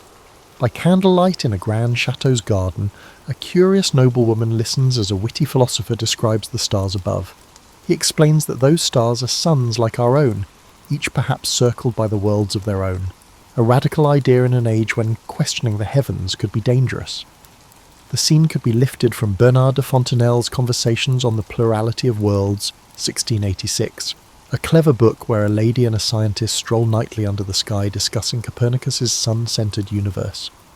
Fontenelle's charming prose made the latest scientific discoveries accessible to the layperson, planting seeds of curiosity, even as Louis XIV's strict rule cast long shadows. His ideas, along with those of fellow thinker Pierre Bayle, formed a foundation for what would soon be called the Enlightenment. At the turn of the 18th century, official France was still firmly absolutist and devoutly Catholic. Louis XIV, the Sun King, had revoked the Edict of Nantes in 1685, driving Protestants like Bailey into exile. Yet even as the king insisted on religious unity, dissenting ideas quietly took root. In his safe haven abroad, Bayle wrote a sceptical, historical and critical dictionary, 1697, that poked holes in dogma and advocated tolerance. These volumes, printed in Amsterdam and London, were smuggled over the borders in barrels of cloth and hidden compartments, finding eager readers in Paris and Lyon. A tradition was beginning. Forbidden ideas could not be easily extinguished. Bailey's call for a society of pluralistic views, a daring notion that people of different beliefs might live together in peace, resonated with a small but growing circle of French minds. Quietly, the monopoly of church and crown on truth was being challenged by pamphlets and letters passed hand to hand. After Louis XIV's death in 1715, the atmosphere in France relaxed somewhat, allowing these early sparks to flare up. In Paris, coffee houses and literary clubs buzzed with talk. One towering figure of this early Enlightenment was Baron de Montesquieu, a provincial nobleman with a dry wit and keen insight. In 1721, Montesquieu published The Persian Letters, a playful novel of letters in which two fictional Persian travellers lampoon French customs. Nothing was sacred in its pages. Parisian high society, the pretensions of the king's court, the absurdities of the Catholic clergy, all were held up to gentle ridicule through these eyes of outsiders. Readers were amused and intrigued. Beneath the satire lay serious critiques of absolutism and religious hypocrisy. The book, though published anonymously, created a stir. It was passed from salon to salon, read aloud in amused whispers. France's own institutions were being examined as if under a foreign lens, and many found them wanting. Montesquieu's success emboldened others. Soon he would take his analysis further. Retiring to his estate, he quietly toiled on a magnum opus about laws and governments around the world. By the 1730s, the term philosophy was coming into use. Not quite the same as philosopher, it meant a man, or occasionally a woman, of ideas who applied reason to all areas of life. These Enlightenment thinkers saw themselves as bringing light into the dark corners of ignorance and oppression. They drew inspiration from English writers like John Locke and scientists like Isaac Newton, whose works were now circulating in French translation. In fact, a fashionable young writer named Voltaire had travelled to England and returned in 1729 bubbling with enthusiasm for Newton's physics and the English spirit of free debate. He set about spreading both. With his vivacious lover Émilie du Châtelet, herself a brilliant mathematician, Voltaire explained Newton's findings in French and praised England as relatively liberal society in his letters on the English. Though the French authorities condemned his book and briefly imprisoned its author for it, the ideas could not be unread. The taste of intellectual freedom abroad only sharpened French appetites for more. Thus, in the decades before the Revolution, the early stirrings of Enlightenment thought took hold.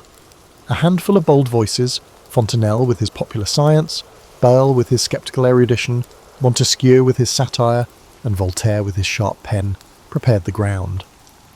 Their writing circulated in manuscript and in contraband print, fertilizing minds from Paris to the provinces. Over supper tables and university halls, people began asking new questions. Could reason, not tradition, guide human affairs? Must religious uniformity trump individual conscience? Could a king's authority have limits set by natural law? These questions, sown in the early 1700s, would sprout dramatically as the century progressed. For now, they were still whispered. But the Enlightenment in France had begun, a dawn of new thinking that promised to chase away medieval shadows. In the mid-18th century, some of the most radical ideas in France were not plotted in dark alleys but discussed over champagne in elegant drawing rooms. The Parisian salon was a unique institution, part social club, part intellectual seminar, typically hosted by a wealthy or aristocratic woman, the salonière. These gatherings brought together writers, philosophers, artists and statesmen under one chandelier. On a given evening you might find the sharp-tongued Voltaire trading barbs with a bishop, or Jean-Jacques Rousseau shyly unveiling his latest essay to a circle of curious marquises. Salons were private and by invitation only, yet they became engines of public discourse. There was a democratic, cosmopolitan, and tolerant atmosphere, rare for the time nobles, bourgeoisie, and even an occasional artisan or foreign savant mingled politely, united by a love of wit and ideas. Here, Enlightenment thought took on a human face as diverse guests debated art, science, and politics late into the night. The women who ran these salons wielded subtle power in a society that otherwise confined female influence. Take Madame Jefferson, for example. Born Marie-Thérèse Rodet-Geoffrin by the 1740s, she had established herself as the premier hostess of Paris. Every Monday, her well-appointed home on the Rue Saint-Honoré welcomed the leading writers and philosophes to dinner. Wednesdays were reserved for artists. With motherly charm, Madame Geoffrin presided over the conversation, tactfully steering away from overly explosive topics so as to keep the gathering convivial. She even provided financial support to struggling men of letters, quietly paying debts or buying paintings from her artist guests. The respect she commanded was such that even the crusty Voltaire deferred to her. In her salon one had to follow certain rules. Wit was appreciated, but vulgarity was not. Lively debate was welcome, but shouting and personal attacks were frowned upon. Under her guidance, the tone remained civil, clever, and enlightening, a model of the refinement of manners and speech that salons originally aimed for. Other salonières adopted different styles. Madame de Dudefend, an older contemporary of Jefferson, hosted gatherings from 1745 onward, but famously disdained the more radical philosophe, except for Voltaire, whom she adored. Her salon favoured high society gossip and classical letters over bold new philosophy. In contrast, the witty Mademoiselle Julie de Lespinasse ran a more freewheeling salon in the 1770s. Julie had been tutored in the art by Madame du Deffand until a falling out, and, with a small stipend from Madame Geoffrin, struck out on her own. She innovated by opening her home almost every evening to a select but mixed company. Young intellectuals, older statesmen and foreign visitors. Nibbles and wine were served, nothing lavish, but the talk flowed. One frequent guest, the writer Jean-François Marmontel, marvelled at Julia's ability to inspire frank discussion. He described her as an astonishing compound of reason and wisdom, with the liveliest mind and most ardent soul. Under her edifice, philosophers from diverse generations convened and exchanged ideas, while even the poorest scholars were welcome to express their thoughts. Such inclusion was unusual. In many salons, one's rank and attire still mattered, but Julia de Lespinasse proved that intellectual passion could trump pedigree. A typical salon evening might unfold like this. As dusk fell, a liveried footman admitted guests to a candle-lit parlour decorated with art. Gentle music played in the next room. Elegant women in silks and men in embroidered coats formed small clusters, exchanging news and bons mots. The hostess circulated, deftly introducing a young poet to a renowned scientist or drawing a shy scholar into a lively debate about the latest play. Conversation was the main event. A good salon guest had something to bring to this conversation, at the very least wit and elegant French. A rising dramatist might recite a scene from his new comedy, met with applause and gentle critique. A visiting American like Benjamin Franklin might regale the company with tales of scientific experiments with lightning. Serious discussions could break out, the merits of Voltaire's newest tract or Rousseau's eccentric theories on education. But if tempers flared or someone droned on too long, the hostess would smoothly change the subject or propose a diversion, perhaps a brief chamber music performance or a round of cards. The result was a peculiar mix of ludic and learned. By evening's end, ideas that might have been seditious in print could be bandied about safely in the salon, cushioned by politeness and mutual respect. The salon thus served as an incubator for Enlightenment ideas. It connected thinkers to patrons. Many an author found a publisher or a financier through salon contacts. It allowed women a rare opportunity to engage in intellectual life, albeit as conveners rather than professors, with notable exceptions like Emily du Châtelet, who, though not a salonière, proved women could match men in science. Salons also helped erode class barriers, if only slightly. Some hostesses prided themselves on gathering a potpourri of talents regardless of noble birth. There were limits, of course. Peasants and labourers did not stroll into these parlours. The salons primarily catered to the elite, who were open to new talent and ideas, not just those inherited from their lineage. In these candlelit rooms, the public sphere had a private cradle. Before newspapers could freely criticise the king or church, and before any elected assembly existed in France, the salons were training grounds for reasoned debate. They fostered what one historian later called the Republic of Letters, a community of minds that transcended social ranks and national borders. Foreigners like the Scottish historian David Hume or the Italian economist Cesare Beccaria were feted at Paris salons when they visited. In turn, French philosophers built networks of correspondence with thinkers abroad. The cosmopolitan chatter in Madame Geoffrin's salon had echoes in London, Geneva or Berlin as ideas spread. By the 1770s and 1780s, even as economic troubles and political conflict loomed in France, one could still find on any given evening a salon in full swing, a microcosm of an ideal Enlightenment society, where conversation flowed freely, differences were bridged by civility, and a new rational France was imagined in talk long before it existed in fact. By the middle of the 18th century, the written word in France was undergoing an explosive proliferation. In bustling Parisian print shops and in secret presses hidden in attics or across the border, printers churned out mountains of paper, books, pamphlets, journals, broadsides. An insatiable reading public had arisen, hungry for everything from scandalous verse to serious treatises on philosophy. The statistics tell part of the story. By the 1780s, literacy had risen markedly. Roughly half of French men and a quarter of women could read, almost double the rates from a century earlier. More people reading meant more demand for reading material. Where the state or the church tried to censor or limit that material, enterprising publishers found ways to supply it regardless. A veritable underground press emerged, and with it a new kind of intellectual warrior, the hack writer and the clandestine bookseller. Together they would spread Enlightenment ideas to every corner of France, even as authorities scrambled to stem the tide. Officially, the French crown maintained strict censorship. All books were supposed to be approved by royal censors and carry the censor's name. Hundreds of titles were outright banned. The Catholic Church, through the Sorbonne faculty and the infamous Index Librorum Prohibitorum, Index of Prohibited Books, also condemned works deemed heretical or immoral. Punishments for illegal printing could be severe: fines, imprisonment, even the gallows for repeat offenders. But by the 1770s, enforcement was increasingly like plugging holes in a sieve. The appetite for new ideas was too strong and the profits to be made from satisfying it too tempting. Smugglers carried forbidden books into France by the crate, stashing them in false-bottom wagons, or floating them down rivers at night. It was said that in some frontier towns, nearly every customs officer could be bribed. Meanwhile, within France, pirate printers secretly duplicated popular works without permission.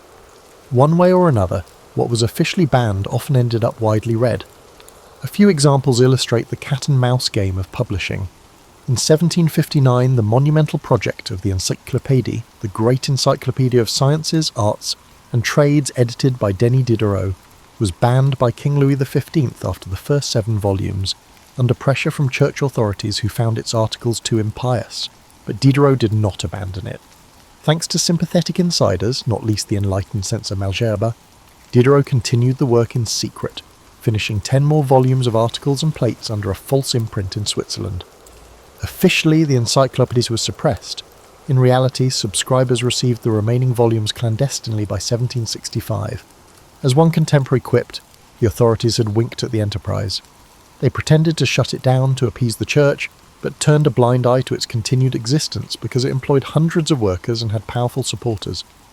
This delicate dance, ban in name, tolerate in practice, typified the later old regime's lax censorship. By 1780, Diderot's encyclopédie stood complete at 35 volumes, an astonishing trove of Enlightenment knowledge made available to the public, despite all edicts to the contrary. In addition to the Encyclopédie, Geneva, Amsterdam, London, and the Rhineland produced illicit literature. Scholars believe that around 600 prohibited books circulated in France before the Revolution. These included philosophical books, scurrilous political pamphlets, and censored novels. According to historian Robert Darnton, several were forbidden bestsellers, books too filthy or seditious for the censors, but eagerly read by everyone who could. Rousseau's Emile on education and the social contract were prohibited in 1762, but pirated volumes spread and made him famous. Obscene leaflets criticising the royal family's morals and crazy stories about the king's ministers were other underground bestsellers. Grub Street writers, hack authors living hand-to-mouth in Paris who wrote whatever sold, specialised in libelles, libellous pamphlets.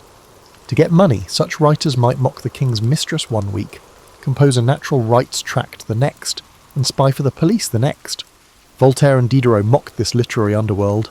Voltaire called hack writers things. Ironically, radical ideas sometimes spread through these less recognised venues. The hackers, hungry and alienated from the previous regime, hated authority and fueled the revolution. Print circulation is immense. A recent police inventory of a seized bookstore or the Bastille's confiscated shipment documents shows thousands of illegal books. Popular illegal titles have been republished many times. In the 70s, the Swiss underground publisher Société Typographique de Neuchâtel transported tens of thousands of volumes into France, from Voltaire's philosophical fables to prohibited novels. By 1796, 20 sanctioned and 50 pirated volumes of the forbidden anti-colonial work History of the Two Indies 1770 surfaced. Abbé Raynal's History of the Two Indies, which boldly denounced slavery and tyranny, was banned by the French government and exiled, while the clergy despised him as one of the most seditious writers, which only piqued readers' interest. Despite the embargo, the book was a bestseller and influenced American colonists with its human rights advocacy. The paradox of French Enlightenment publishing was that repression often increased a work's fame and audience. Reading revolutions spread outside the capital. Provincial cities developed lending libraries and reading societies, where members pooled funds to buy books and newspapers under the watchful eye of a suspicious bishop or magistrate. Literature was available to many residents and artisans by the 1780s. Budget-friendly Bibliothèque Bleue books simplified Enlightenment ideals, fairy tales, and practical information. Peddlers sold chapbooks in local marketplaces, spreading new ideas. In a tavern, a peasant may hear a hot story about the king's mistress, or a Voltaire joke. Of course, not everyone liked this print deluge. Conservative voices argued that excessive reading, especially forbidden materials, was corrupting ordinary people. One booklet at a time, some worried that authority was losing respect. They were partly right. Before 1789, printed words affected French public opinion. Pamphlet avalanche swayed public opinion after high-profile scandals or trials, like the Diamond Necklace Affair, 1785, involving Queen Marie Antoinette. Enlightenment authors inform and influence public opinion. They thought education and critical thinking could improve society. It worked, but it also fueled high expectations and simmering discontent. A prison kiosk sold a cheap Rousseau leaflet on the eve of the revolution stating, "Man is born free and everywhere he is in chains," a bawdy song mocking the fat archbishop or a broadsheet celebrating America's successful uprising against its ruler were available. Rights, liberty and equality, formerly discussed in salons, have permeated common consciousness. The future was printed on legal and unlawful presses. Despite their efforts, the old order's guardians could not unprint it. The clatter of the printer's type and the rustle of secretly turned pages shook a changing France. In a modest Paris apartment in the 1750s, two brilliant men sit exchanging letters, not amicably, but as rivals locked in intellectual combat. On one side is Voltaire, the most famous wit of the age, now in his 60s, polished, urbane, a skeptic who relishes skewering folly. On the other, Jean-Jacques Rousseau, 2 decades younger, intensely earnest, a loner who distrusts the very society Voltaire so enjoys. They rarely meet in person, but across miles they trade barbs in print. Upon reading Rousseau's latest work, Voltaire cannot resist sending a withering reply. "I have received, sir, your new book against the human species, and I thank you for it," Voltaire writes with biting sarcasm. "No one has ever employed so much intelligence to make us all stupid. Reading your book inspires a strong desire to take action." His words drip with mock praise. Rousseau's idealization of primitive man, Voltaire implies, is absurd. Civilization may be flawed, but it's far better than the savage life Rousseau extols. This famous quip that Rousseau's philosophy is enough to make a man want to become a beast epitomizes the clash between two towering Enlightenment thinkers whose visions of human nature and society were worlds apart. The Enlightenment was not a singular entity, rather, it represented a multitude of diverse perspectives, frequently engaged in intense debate. Voltaire and Rousseau's rivalry is legendary. Voltaire championed reason, science, and a certain cosmopolitan elitism. He believed enlightened monarchs, ideally advised by philosophers like himself, could gradually improve society. Religion, to Voltaire, was useful as a social glue, but needed purging of superstition. Écraser l'infâme, crush the infamous thing, a fanaticism he would famously declare of the Church's abuses. Rousseau, by contrast, distrusted the pretensions of polite society. He thought civilization had corrupted man's originally good nature. In works like Discourse on Inequality, he argued that arts and sciences had led not to progress, but to vanity and oppression. His ideal was a simpler life in harmony with nature, and a political community based on genuine equality and the general will of the people, as he later outlined in the Social Contract.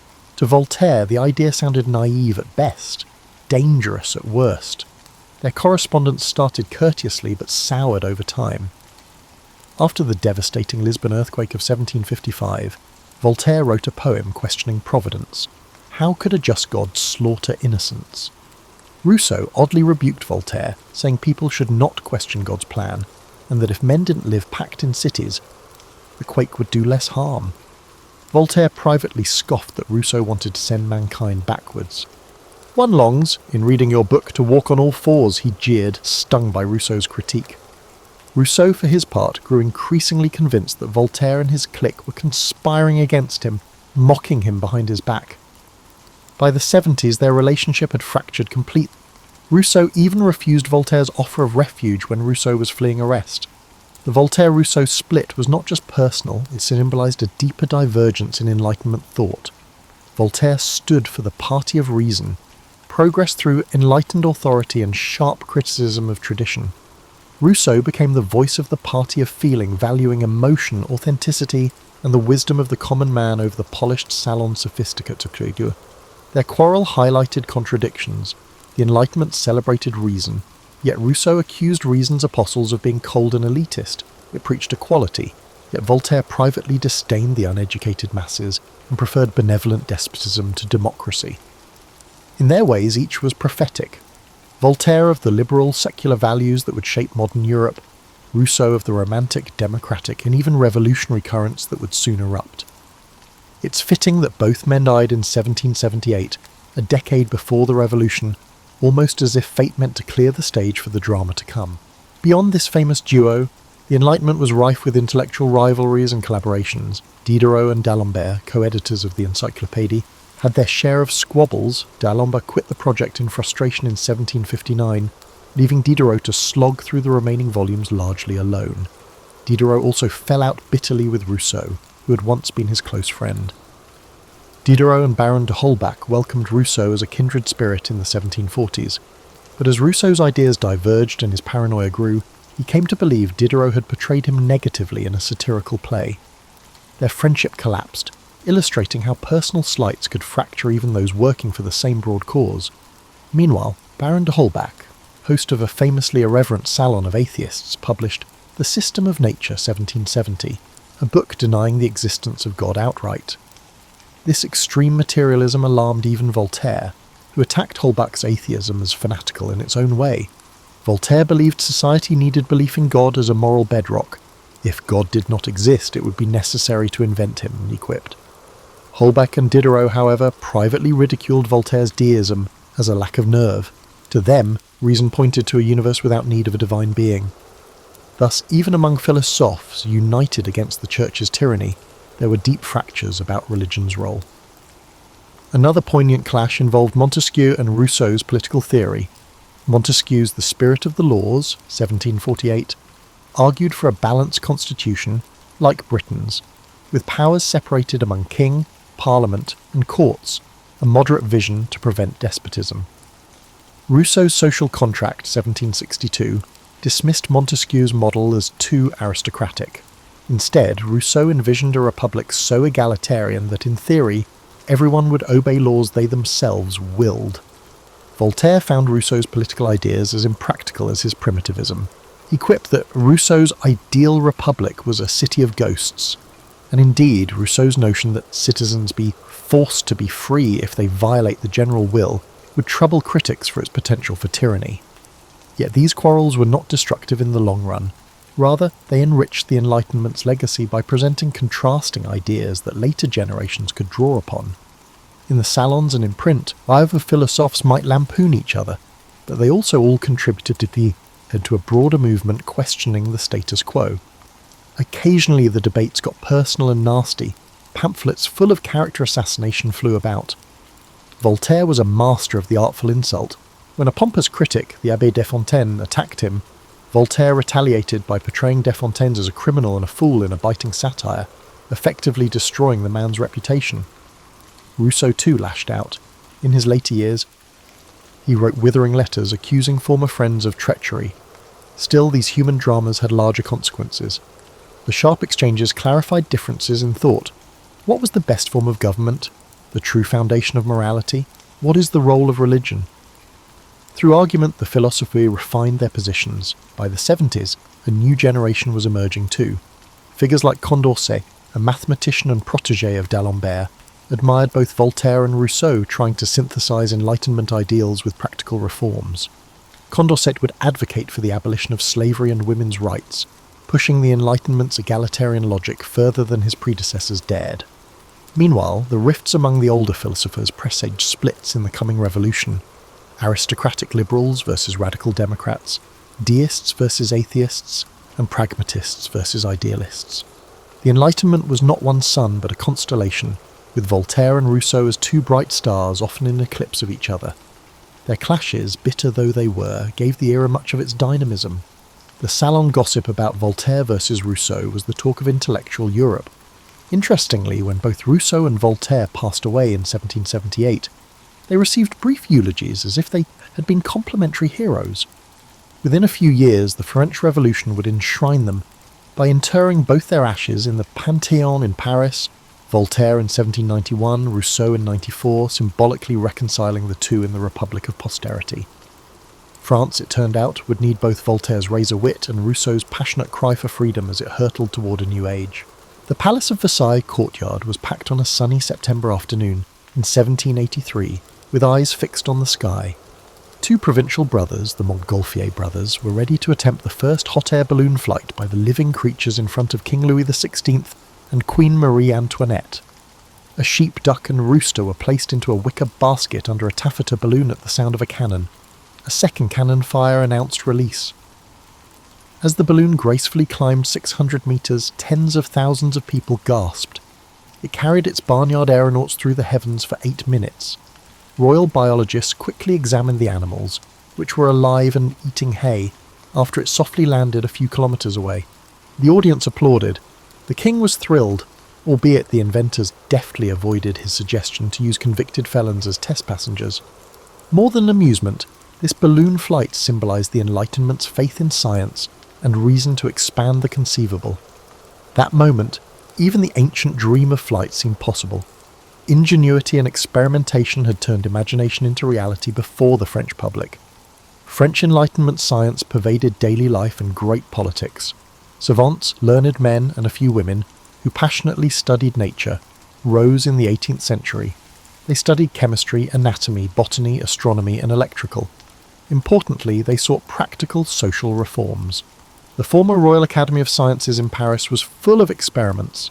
Antoine Lavoisier, a rich Parisian tax officer who loved chemistry, discovered oxygen's role in combustion and established the idea of mass conservation. Lavoisier and his wife Marie, who illustrated and took notes, measured gases and metals with astonishing precision in their home laboratory. He proved that rusting metal gains weight by mixing with airborne oxygen, disproving the phlogiston idea. Such work paved the way for modern chemistry. Lavoisier was a systematic, empirical Enlightenment savant who felt knowledge should advance humanity. Outside the lab, he improved France's gunpowder industry, helping the military, and agricultural research to boost yields. Science historically clashed with religious theology, but by mid-century many clergy were fascinated by it. After the Galileo episode a century earlier, the Church was cautious. Jesuit instructors in France adjusted Cartesian and Newtonian principles. Still, tensions grew. In the 1770s, the Comte de Buffon, the king's naturalist, proposed that the world may be far older than the Bible's 6,000 years. Paris's Faculty of Theology forced him to include a pious disclaimer in his book. Enlightenment science favoured natural explanations above magical ones, contrary to traditional beliefs. Many devout Christians saw scientific findings as proof of God's laws. Medicine and public health were where science and belief intersected most. The introduction of smallpox inoculation, a predecessor to vaccination, was noteworthy. Millions, including royalty, been erased or were scarred by smallpox. After Louis XV died brutally of smallpox in 1774, the new King Louis XVI decided to undergo inoculation, a risky, purposeful infection to bestow immunity. Marie Antoinette supported it. Parisian milliners produced the pouf à l'inoculation, a hairdo with symbols of medicine and victory, a serpent-entwined rod, a rising sun for the king, and an olive branch for peace, to commemorate the royal inoculation's success. Fashion and science were linked. The pouf made inoculation look cool and calm public worries. After the monarchy's high-profile sponsorship, what many considered a dubious, possibly impious activity, deliberately infecting someone, gained legitimacy. It was the moment when empirical knowledge, inoculation success in England and the Ottoman Empire, triumphed superstition. People's veins were filled with Enlightenment notions. Enlightenment science influenced common devices and advances. The elite enjoyed mechanical and scientific exhibitions. Salons had electrical machines with spinning glass globes that generated static electricity, sparking and raising arm hair. These machines were novelty but important research tools. When American scientist Benjamin Franklin showed lightning was electrical by harnessing it with a kite, Europe was enthralled. France copied the experiment. Franklin was a star in Paris as a revolutionary diplomat and scientist, and his lightning rod creation was praised as a reasoned defence against nature. By the 1780s, even churches were putting lightning rods, possibly recognising that saving a steeple from blowing up was worth it. Some churchmen first opposed them, believing that it was blasphemous to meddle with the artillery of heaven. So science quietly challenged the idea that disasters were divine will by treating them as mechanical issues. No subject was too obscure for the philosophers to probe.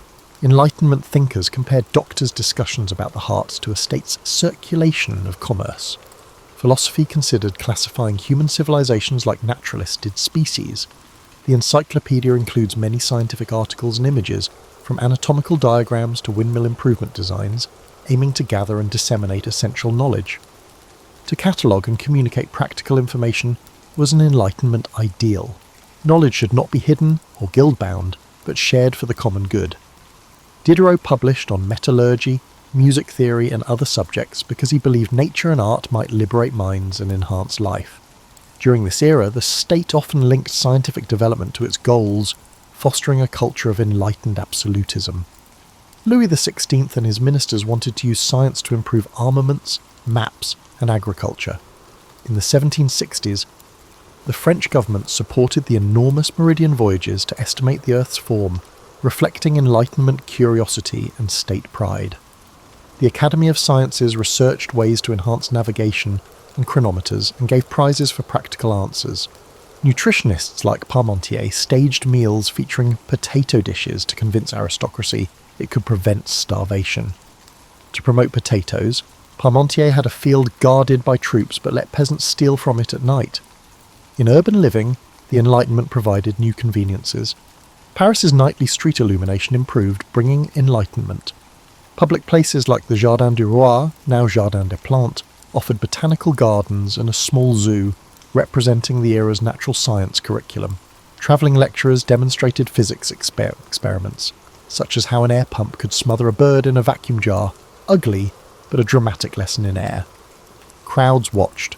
These shows blurred the lines between education and spectacle. Science was trendy by the 1780s. In clubs, men debated the ideas of Newton and Descartes, while aristocratic women wore small lightning rods as jewellery. The revolutionary idea of rationally evaluating and engineering society also drew inspiration from science. As scientists sought natural rules, philosophers sought social laws. Scientists' skill in describing the world encouraged them to question whether social structures like the monarchy, church, and feudal privileges were logical or historical accidents. Why not redesign a kingdom if a balloon could fly? Science wasn't politically neutral. Some Enlightenment savants faced persecution and challenges. Revolutionaries denounced Lavoisier for being a tax collector in 1794, despite his gunpowder and chemistry advances. Despite his scientific credentials, Lavoisier faced execution when the public turned against experts with links to the Ancien Regime. The Republic has no need of scientists, the judge allegedly declared, rejecting mercy requests. The new administration returned Lavoisier's things to his widow with a note. To the widow of Lavoisier, who was falsely convicted, a year after his execution, acknowledging his innocence and genius, mathematician Lagrange mourned, "It took them only an instant to cut off that head, and 100 years may not suffice to produce another like it." The convergence of Enlightenment science and revolutionary politics was fragile. Science permeated salons, state policies, and street culture in Enlightenment France. It offered control over nature and reflected society. People cooked, healed, travelled, and illuminated their homes differently. It also influenced their thinking by encouraging them to believe that empirical observation and reason could explain and improve the natural and human world. They would put this optimism to the test, but it held significant power.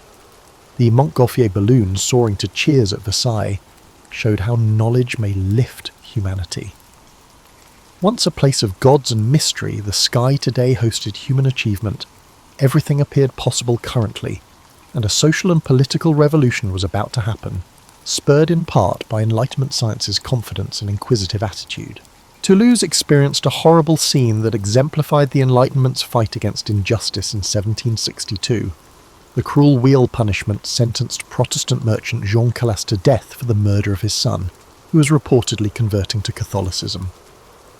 Calas claimed innocence, but anti-Protestant sentiment decided his fate.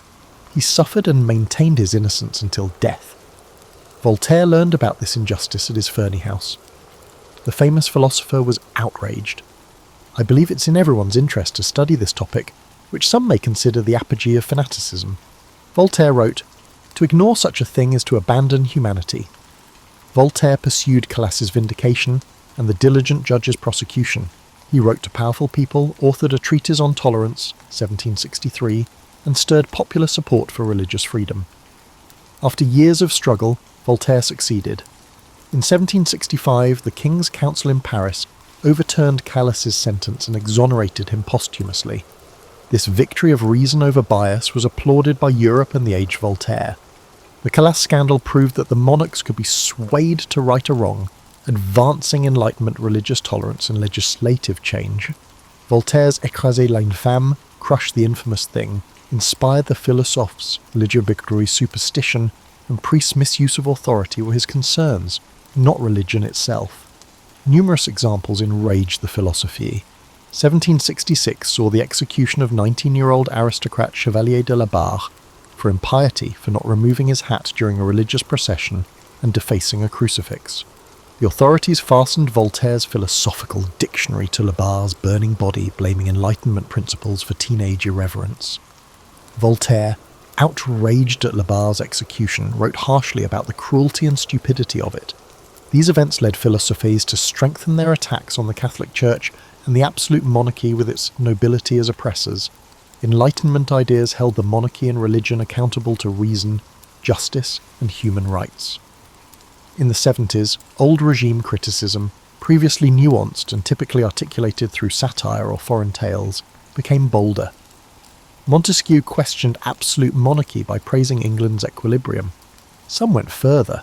Rousseau's Social Contract, 1762, opens with the bold claim, "Man is born free, and everywhere he is in chains," attacking royal and noble privileges.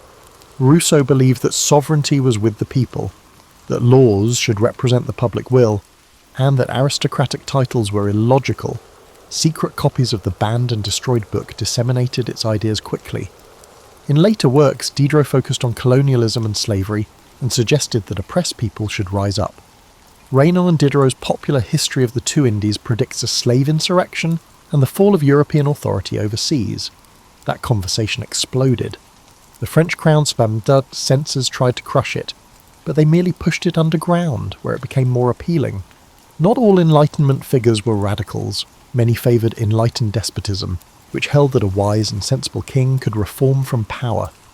Voltaire courted Frederick the Great of Prussia and praised Emperor Joseph II of Austria for religious toleration and serfdom reform.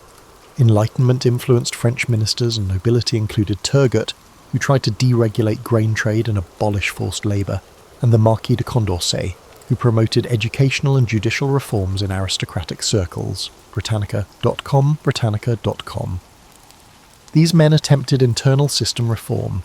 In 1780, mild-mannered Louis XVI prohibited torture and interrogations, inspired by Cesare Beccaриa's Enlightenment essay on crimes and punishments. By providing Protestants civil rights in 1787, he advocated immunization and religious tolerance.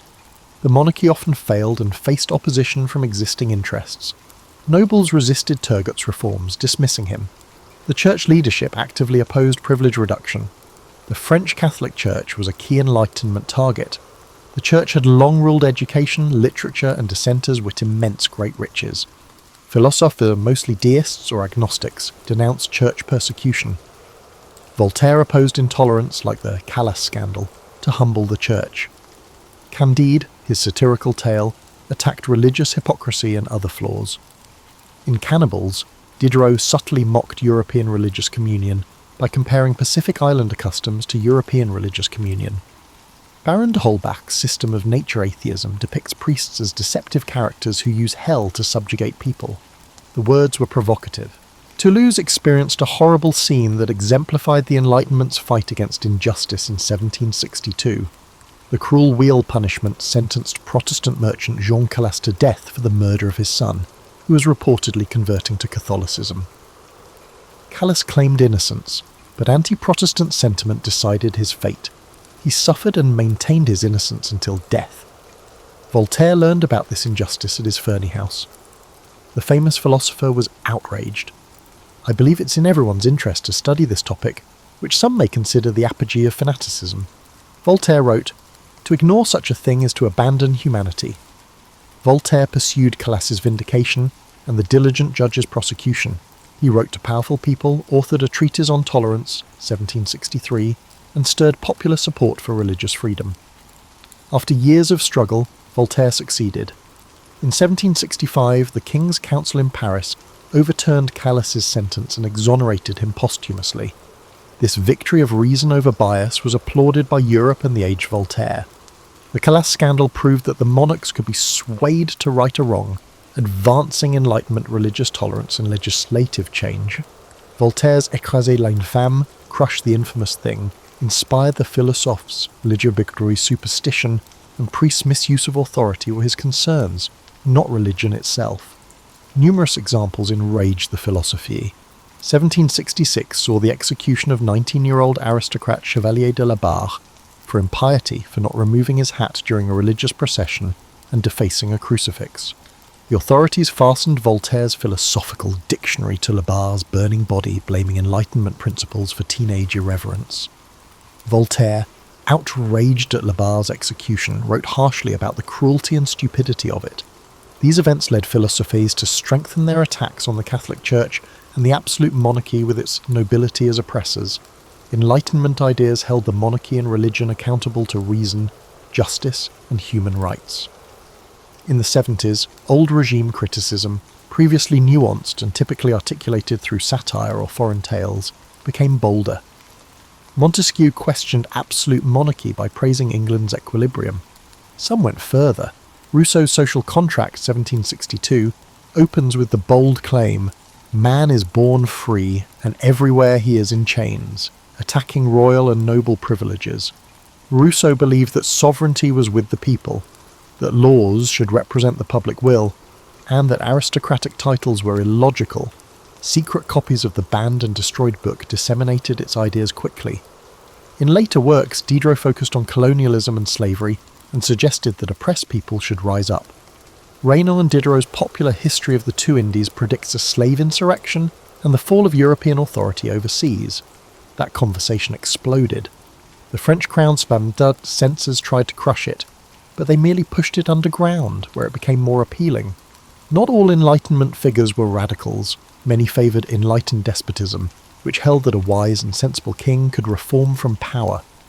Voltaire courted Frederick the Great of Prussia and praised Emperor Joseph II of Austria for religious toleration and serfdom reform. Enlightenment-influenced French ministers and nobility included Turgot, who tried to deregulate grain trade and abolish forced labour, and the Marquis de Condorcet, who promoted educational and judicial reforms in aristocratic circles. Britannica.com. These men attempted internal system reform. In 1780, mild-mannered Louis XVI prohibited torture and interrogations, inspired by Cesare Beccaриa's Enlightenment essay on crimes and punishments. By providing Protestants civil rights in 1787, he advocated immunisation and religious tolerance. The monarchy often failed and faced opposition from existing interests. Nobles resisted Turgot's reforms, dismissing him. The church leadership actively opposed privilege reduction. The French Catholic Church was a key Enlightenment target. The church had long ruled education, literature, and dissenters with immense great riches. Philosophers, mostly deists or agnostics, denounced church persecution. Voltaire opposed intolerance, like the Calas scandal, to humble the church. Candide, his satirical tale, attacked religious hypocrisy and other flaws. In Cannibals, Diderot subtly mocked European religious communion by comparing Pacific Islander customs to European religious communion. Baron de Holbach's system of nature atheism depicts priests as deceptive characters who use hell to subjugate people. The words were provocative. The mathematician, philosopher, and liberal nobleman Marquis de Condorcet died in a dismal Bourg-la-Reine jail cell in August of 1794. He fled from the extremist Jacobin regime that called him a traitor. Condorcet, who championed human rights, slavery abolition, and women's suffrage, almost alone among his peers, was now a victim of the revolution he supported. His lifeless body was uncovered by guards. He may have died from disease and exhaustion or from poison he hid when the guillotine approached. The Terror's gloom killed one of the Enlightenment's brightest lights. His demise typified the tragic irony that befell many Enlightenment luminaries during the revolutionary storm. Their promised progress had turned on them. As previously mentioned, Lavoisier faced execution despite his claims that his scientific efforts benefited the nation. Madame Geoffrin's daughter saw her salon acquaintances scattered, some executed, as genteel reform conversations gave way to mobs. Even after their deaths in 1793, Voltaire and Rousseau were disputed by revolutionaries, with radicals favouring Rousseau's egalitarianism and moderates Voltaire's tolerance. The Enlightenment inspired the revolution, but the revolution tested it. The French Revolution both upheld and undermined Enlightenment values. On one hand, it formalised many philosophers' essential ideas. Based on Montesquieu, Voltaire, Rousseau and Locke, the Declaration of the Rights of Man and Citizen, 1789, advocated freedom of speech and religion, equality before the law, and the right to resist injustice. The philosopher's dream of a meritocratic society was realised on August 1789, when feudal privileges and tithes were abolished in one night. The Constitution of 1791 established a constitutional monarchy with a Montesquieu-like division of powers. The Revolution fulfilled Voltaire's calls for toleration by seizing church property in 1790 and awarding full citizenship to Protestants and Jews in 1791. When Louis XVI was guillotined in 1793, Rousseau's vision of popular sovereignty, the people's will above divine right kingship, was most clearly confirmed. However, the revolution's violent, illiberal turn troubled many. The Enlightenment sought to replace tyranny with reasoned conversation, not crowd or one-party power. The Committee of Public Safety murdered thousands of enemies of the revolution during the Reign of Terror, 1793-4, a terrible inversion of Enlightenment ideas. Reason gave way to another frenzy. Under Robespierre, the revolutionaries formed a municipal religion of the Supreme Being and held deistic festivals, a guillotine-enforced version of Rousseau's civil religion. People executed under the guise of reason for being aristocrats or moderate republicans would have horrified Voltaire. The Terror exposed an Enlightenment contradiction. The confidence in a single truth, rational or ideological, can lead to tyranny. Philosophers like de Holbach and Helvetius were as intolerant of religious people as atheists. The Revolution showed how abstract enlightenment may become dogmatism. No one shall spread darkness, on pain of death. Many Enlightenment thinkers did not want democracy. Voltaire favoured an enlightened monarch over an uninformed mob. Some intellectuals said early revolutionary assemblies' disarray showed Voltaire was right about the Quenelle rabble.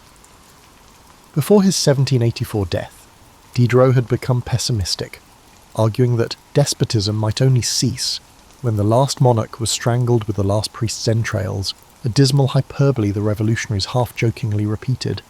Diderot probably wouldn't have celebrated the 1793 mass guillotining. Philosophers had not solved how to justly implement principles. This gap existed between theory and practice. Enlightenment supporters faced social contradictions. Few addressed women's condition directly, although they promised equality. Though a proponent of democracy, Rousseau believed women should be educated exclusively to please men and stay at home, contrary to Olympus de Gouges and Condorcet, who authored an essay in 1790 advocating for women's political rights. After writing a Declaration of the Rights of Woman, the revolutionary authority guillotined de Gouges. The Enlightenment fraternity had excluded their sisters from universal rights. There was division among Enlightenment views on race and slavery. Some, like Diderot and Condorcet, strongly criticised slavery as against natural law. The 1788 Society of Friends of the Blacks, founded by Enlightenment-influenced men, sought abolition. Others, like Voltaire, criticised the slave trade in the abstract but made racist statements and invested in colonial corporations. Enlightenment, universal human nature battled with pseudo-scientific racism, ironically, a consequence of species classification. The revolution abolished slavery in 1794 after a massive slave insurrection in Saint-Domingue, Haiti, but Napoleon reinstalled it. Ideal and reality differed. Relationship between intellect and emotion was another tension. Rousseau noted that humans are not rational, but the Enlightenment praised reason. The revolution showed that passions, anger at injustices, desire for vengeance, hope for glory, drive events more than academic treatises. Romanticism, a 19th century counterattack, accused the Enlightenment of disregarding the heart, tradition and faith. Edmund Burke in England and Joseph de Maistre in France held the philosophes unfairly responsible for the revolution's bloodshed by unmooring society from traditional institutions. They said that the Enlightenment's abstract reasoning had dissolved authority and led to chaos and Napoleon's rule. While this view is debatable, by the early 1800s, the Enlightenment was hailed for the Declaration of Rights and scientific advancement, but also accused of revolution. Long-term, the French Enlightenment left a deep and mostly good influence. It inspired the French, American, and later independence movements worldwide. Many Enlightenment goals were achieved in the 19th century, including the abolition of slavery in European empires, France in 1848, Britain 1833, the spread of public education, the rise of secular states and the reduction of church temporal power, the gradual and uneven expansion of suffrage, and the advancement of science and technology without dogma. The 1948 UN Universal Declaration of Human Rights is based on Enlightenment ideas. Today we echo Voltaire's calls for press and conscience freedom. Governments cite Montesquieu when creating checks and balances. When protesters invoke the will of the people, Rousseau is followed. However, the Enlightenment left more uncertain legacies. The scientific revolution and industrial society were fueled by reason, but romantics and later existentialists criticized it for promoting technocracy and soulless rationality.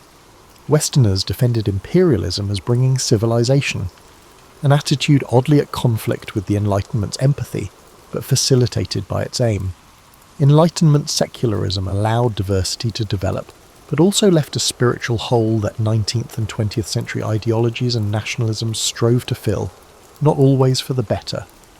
After Napoleon's collapse in 1815, France's monarchy re-established church dominance and conservative tendencies.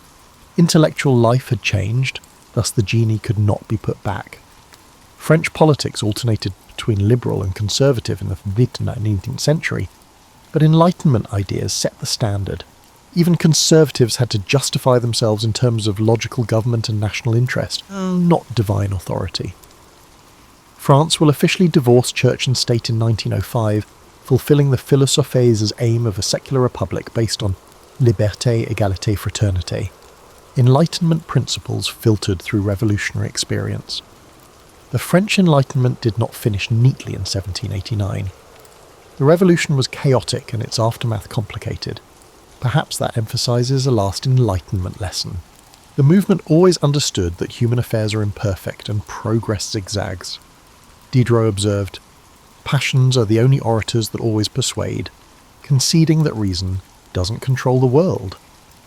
Later in life, Voltaire tempered his mockery with appeals for steady improvement, not utopia. Even radical Rousseau cautioned that abrupt upheaval could lead to harsher despotism. Many Enlightenment thinkers realised that Enlightenment would be a long-term tense project. Thus the Enlightenment's twilight transformed rather than ended. People called themselves ideologues or intellectuals instead of philosophes in the 19th century, but they inherited the Enlightenment's realm. Questioning authority, demanding reasoned answers, and claiming individual dignity became entrenched in Western civilization.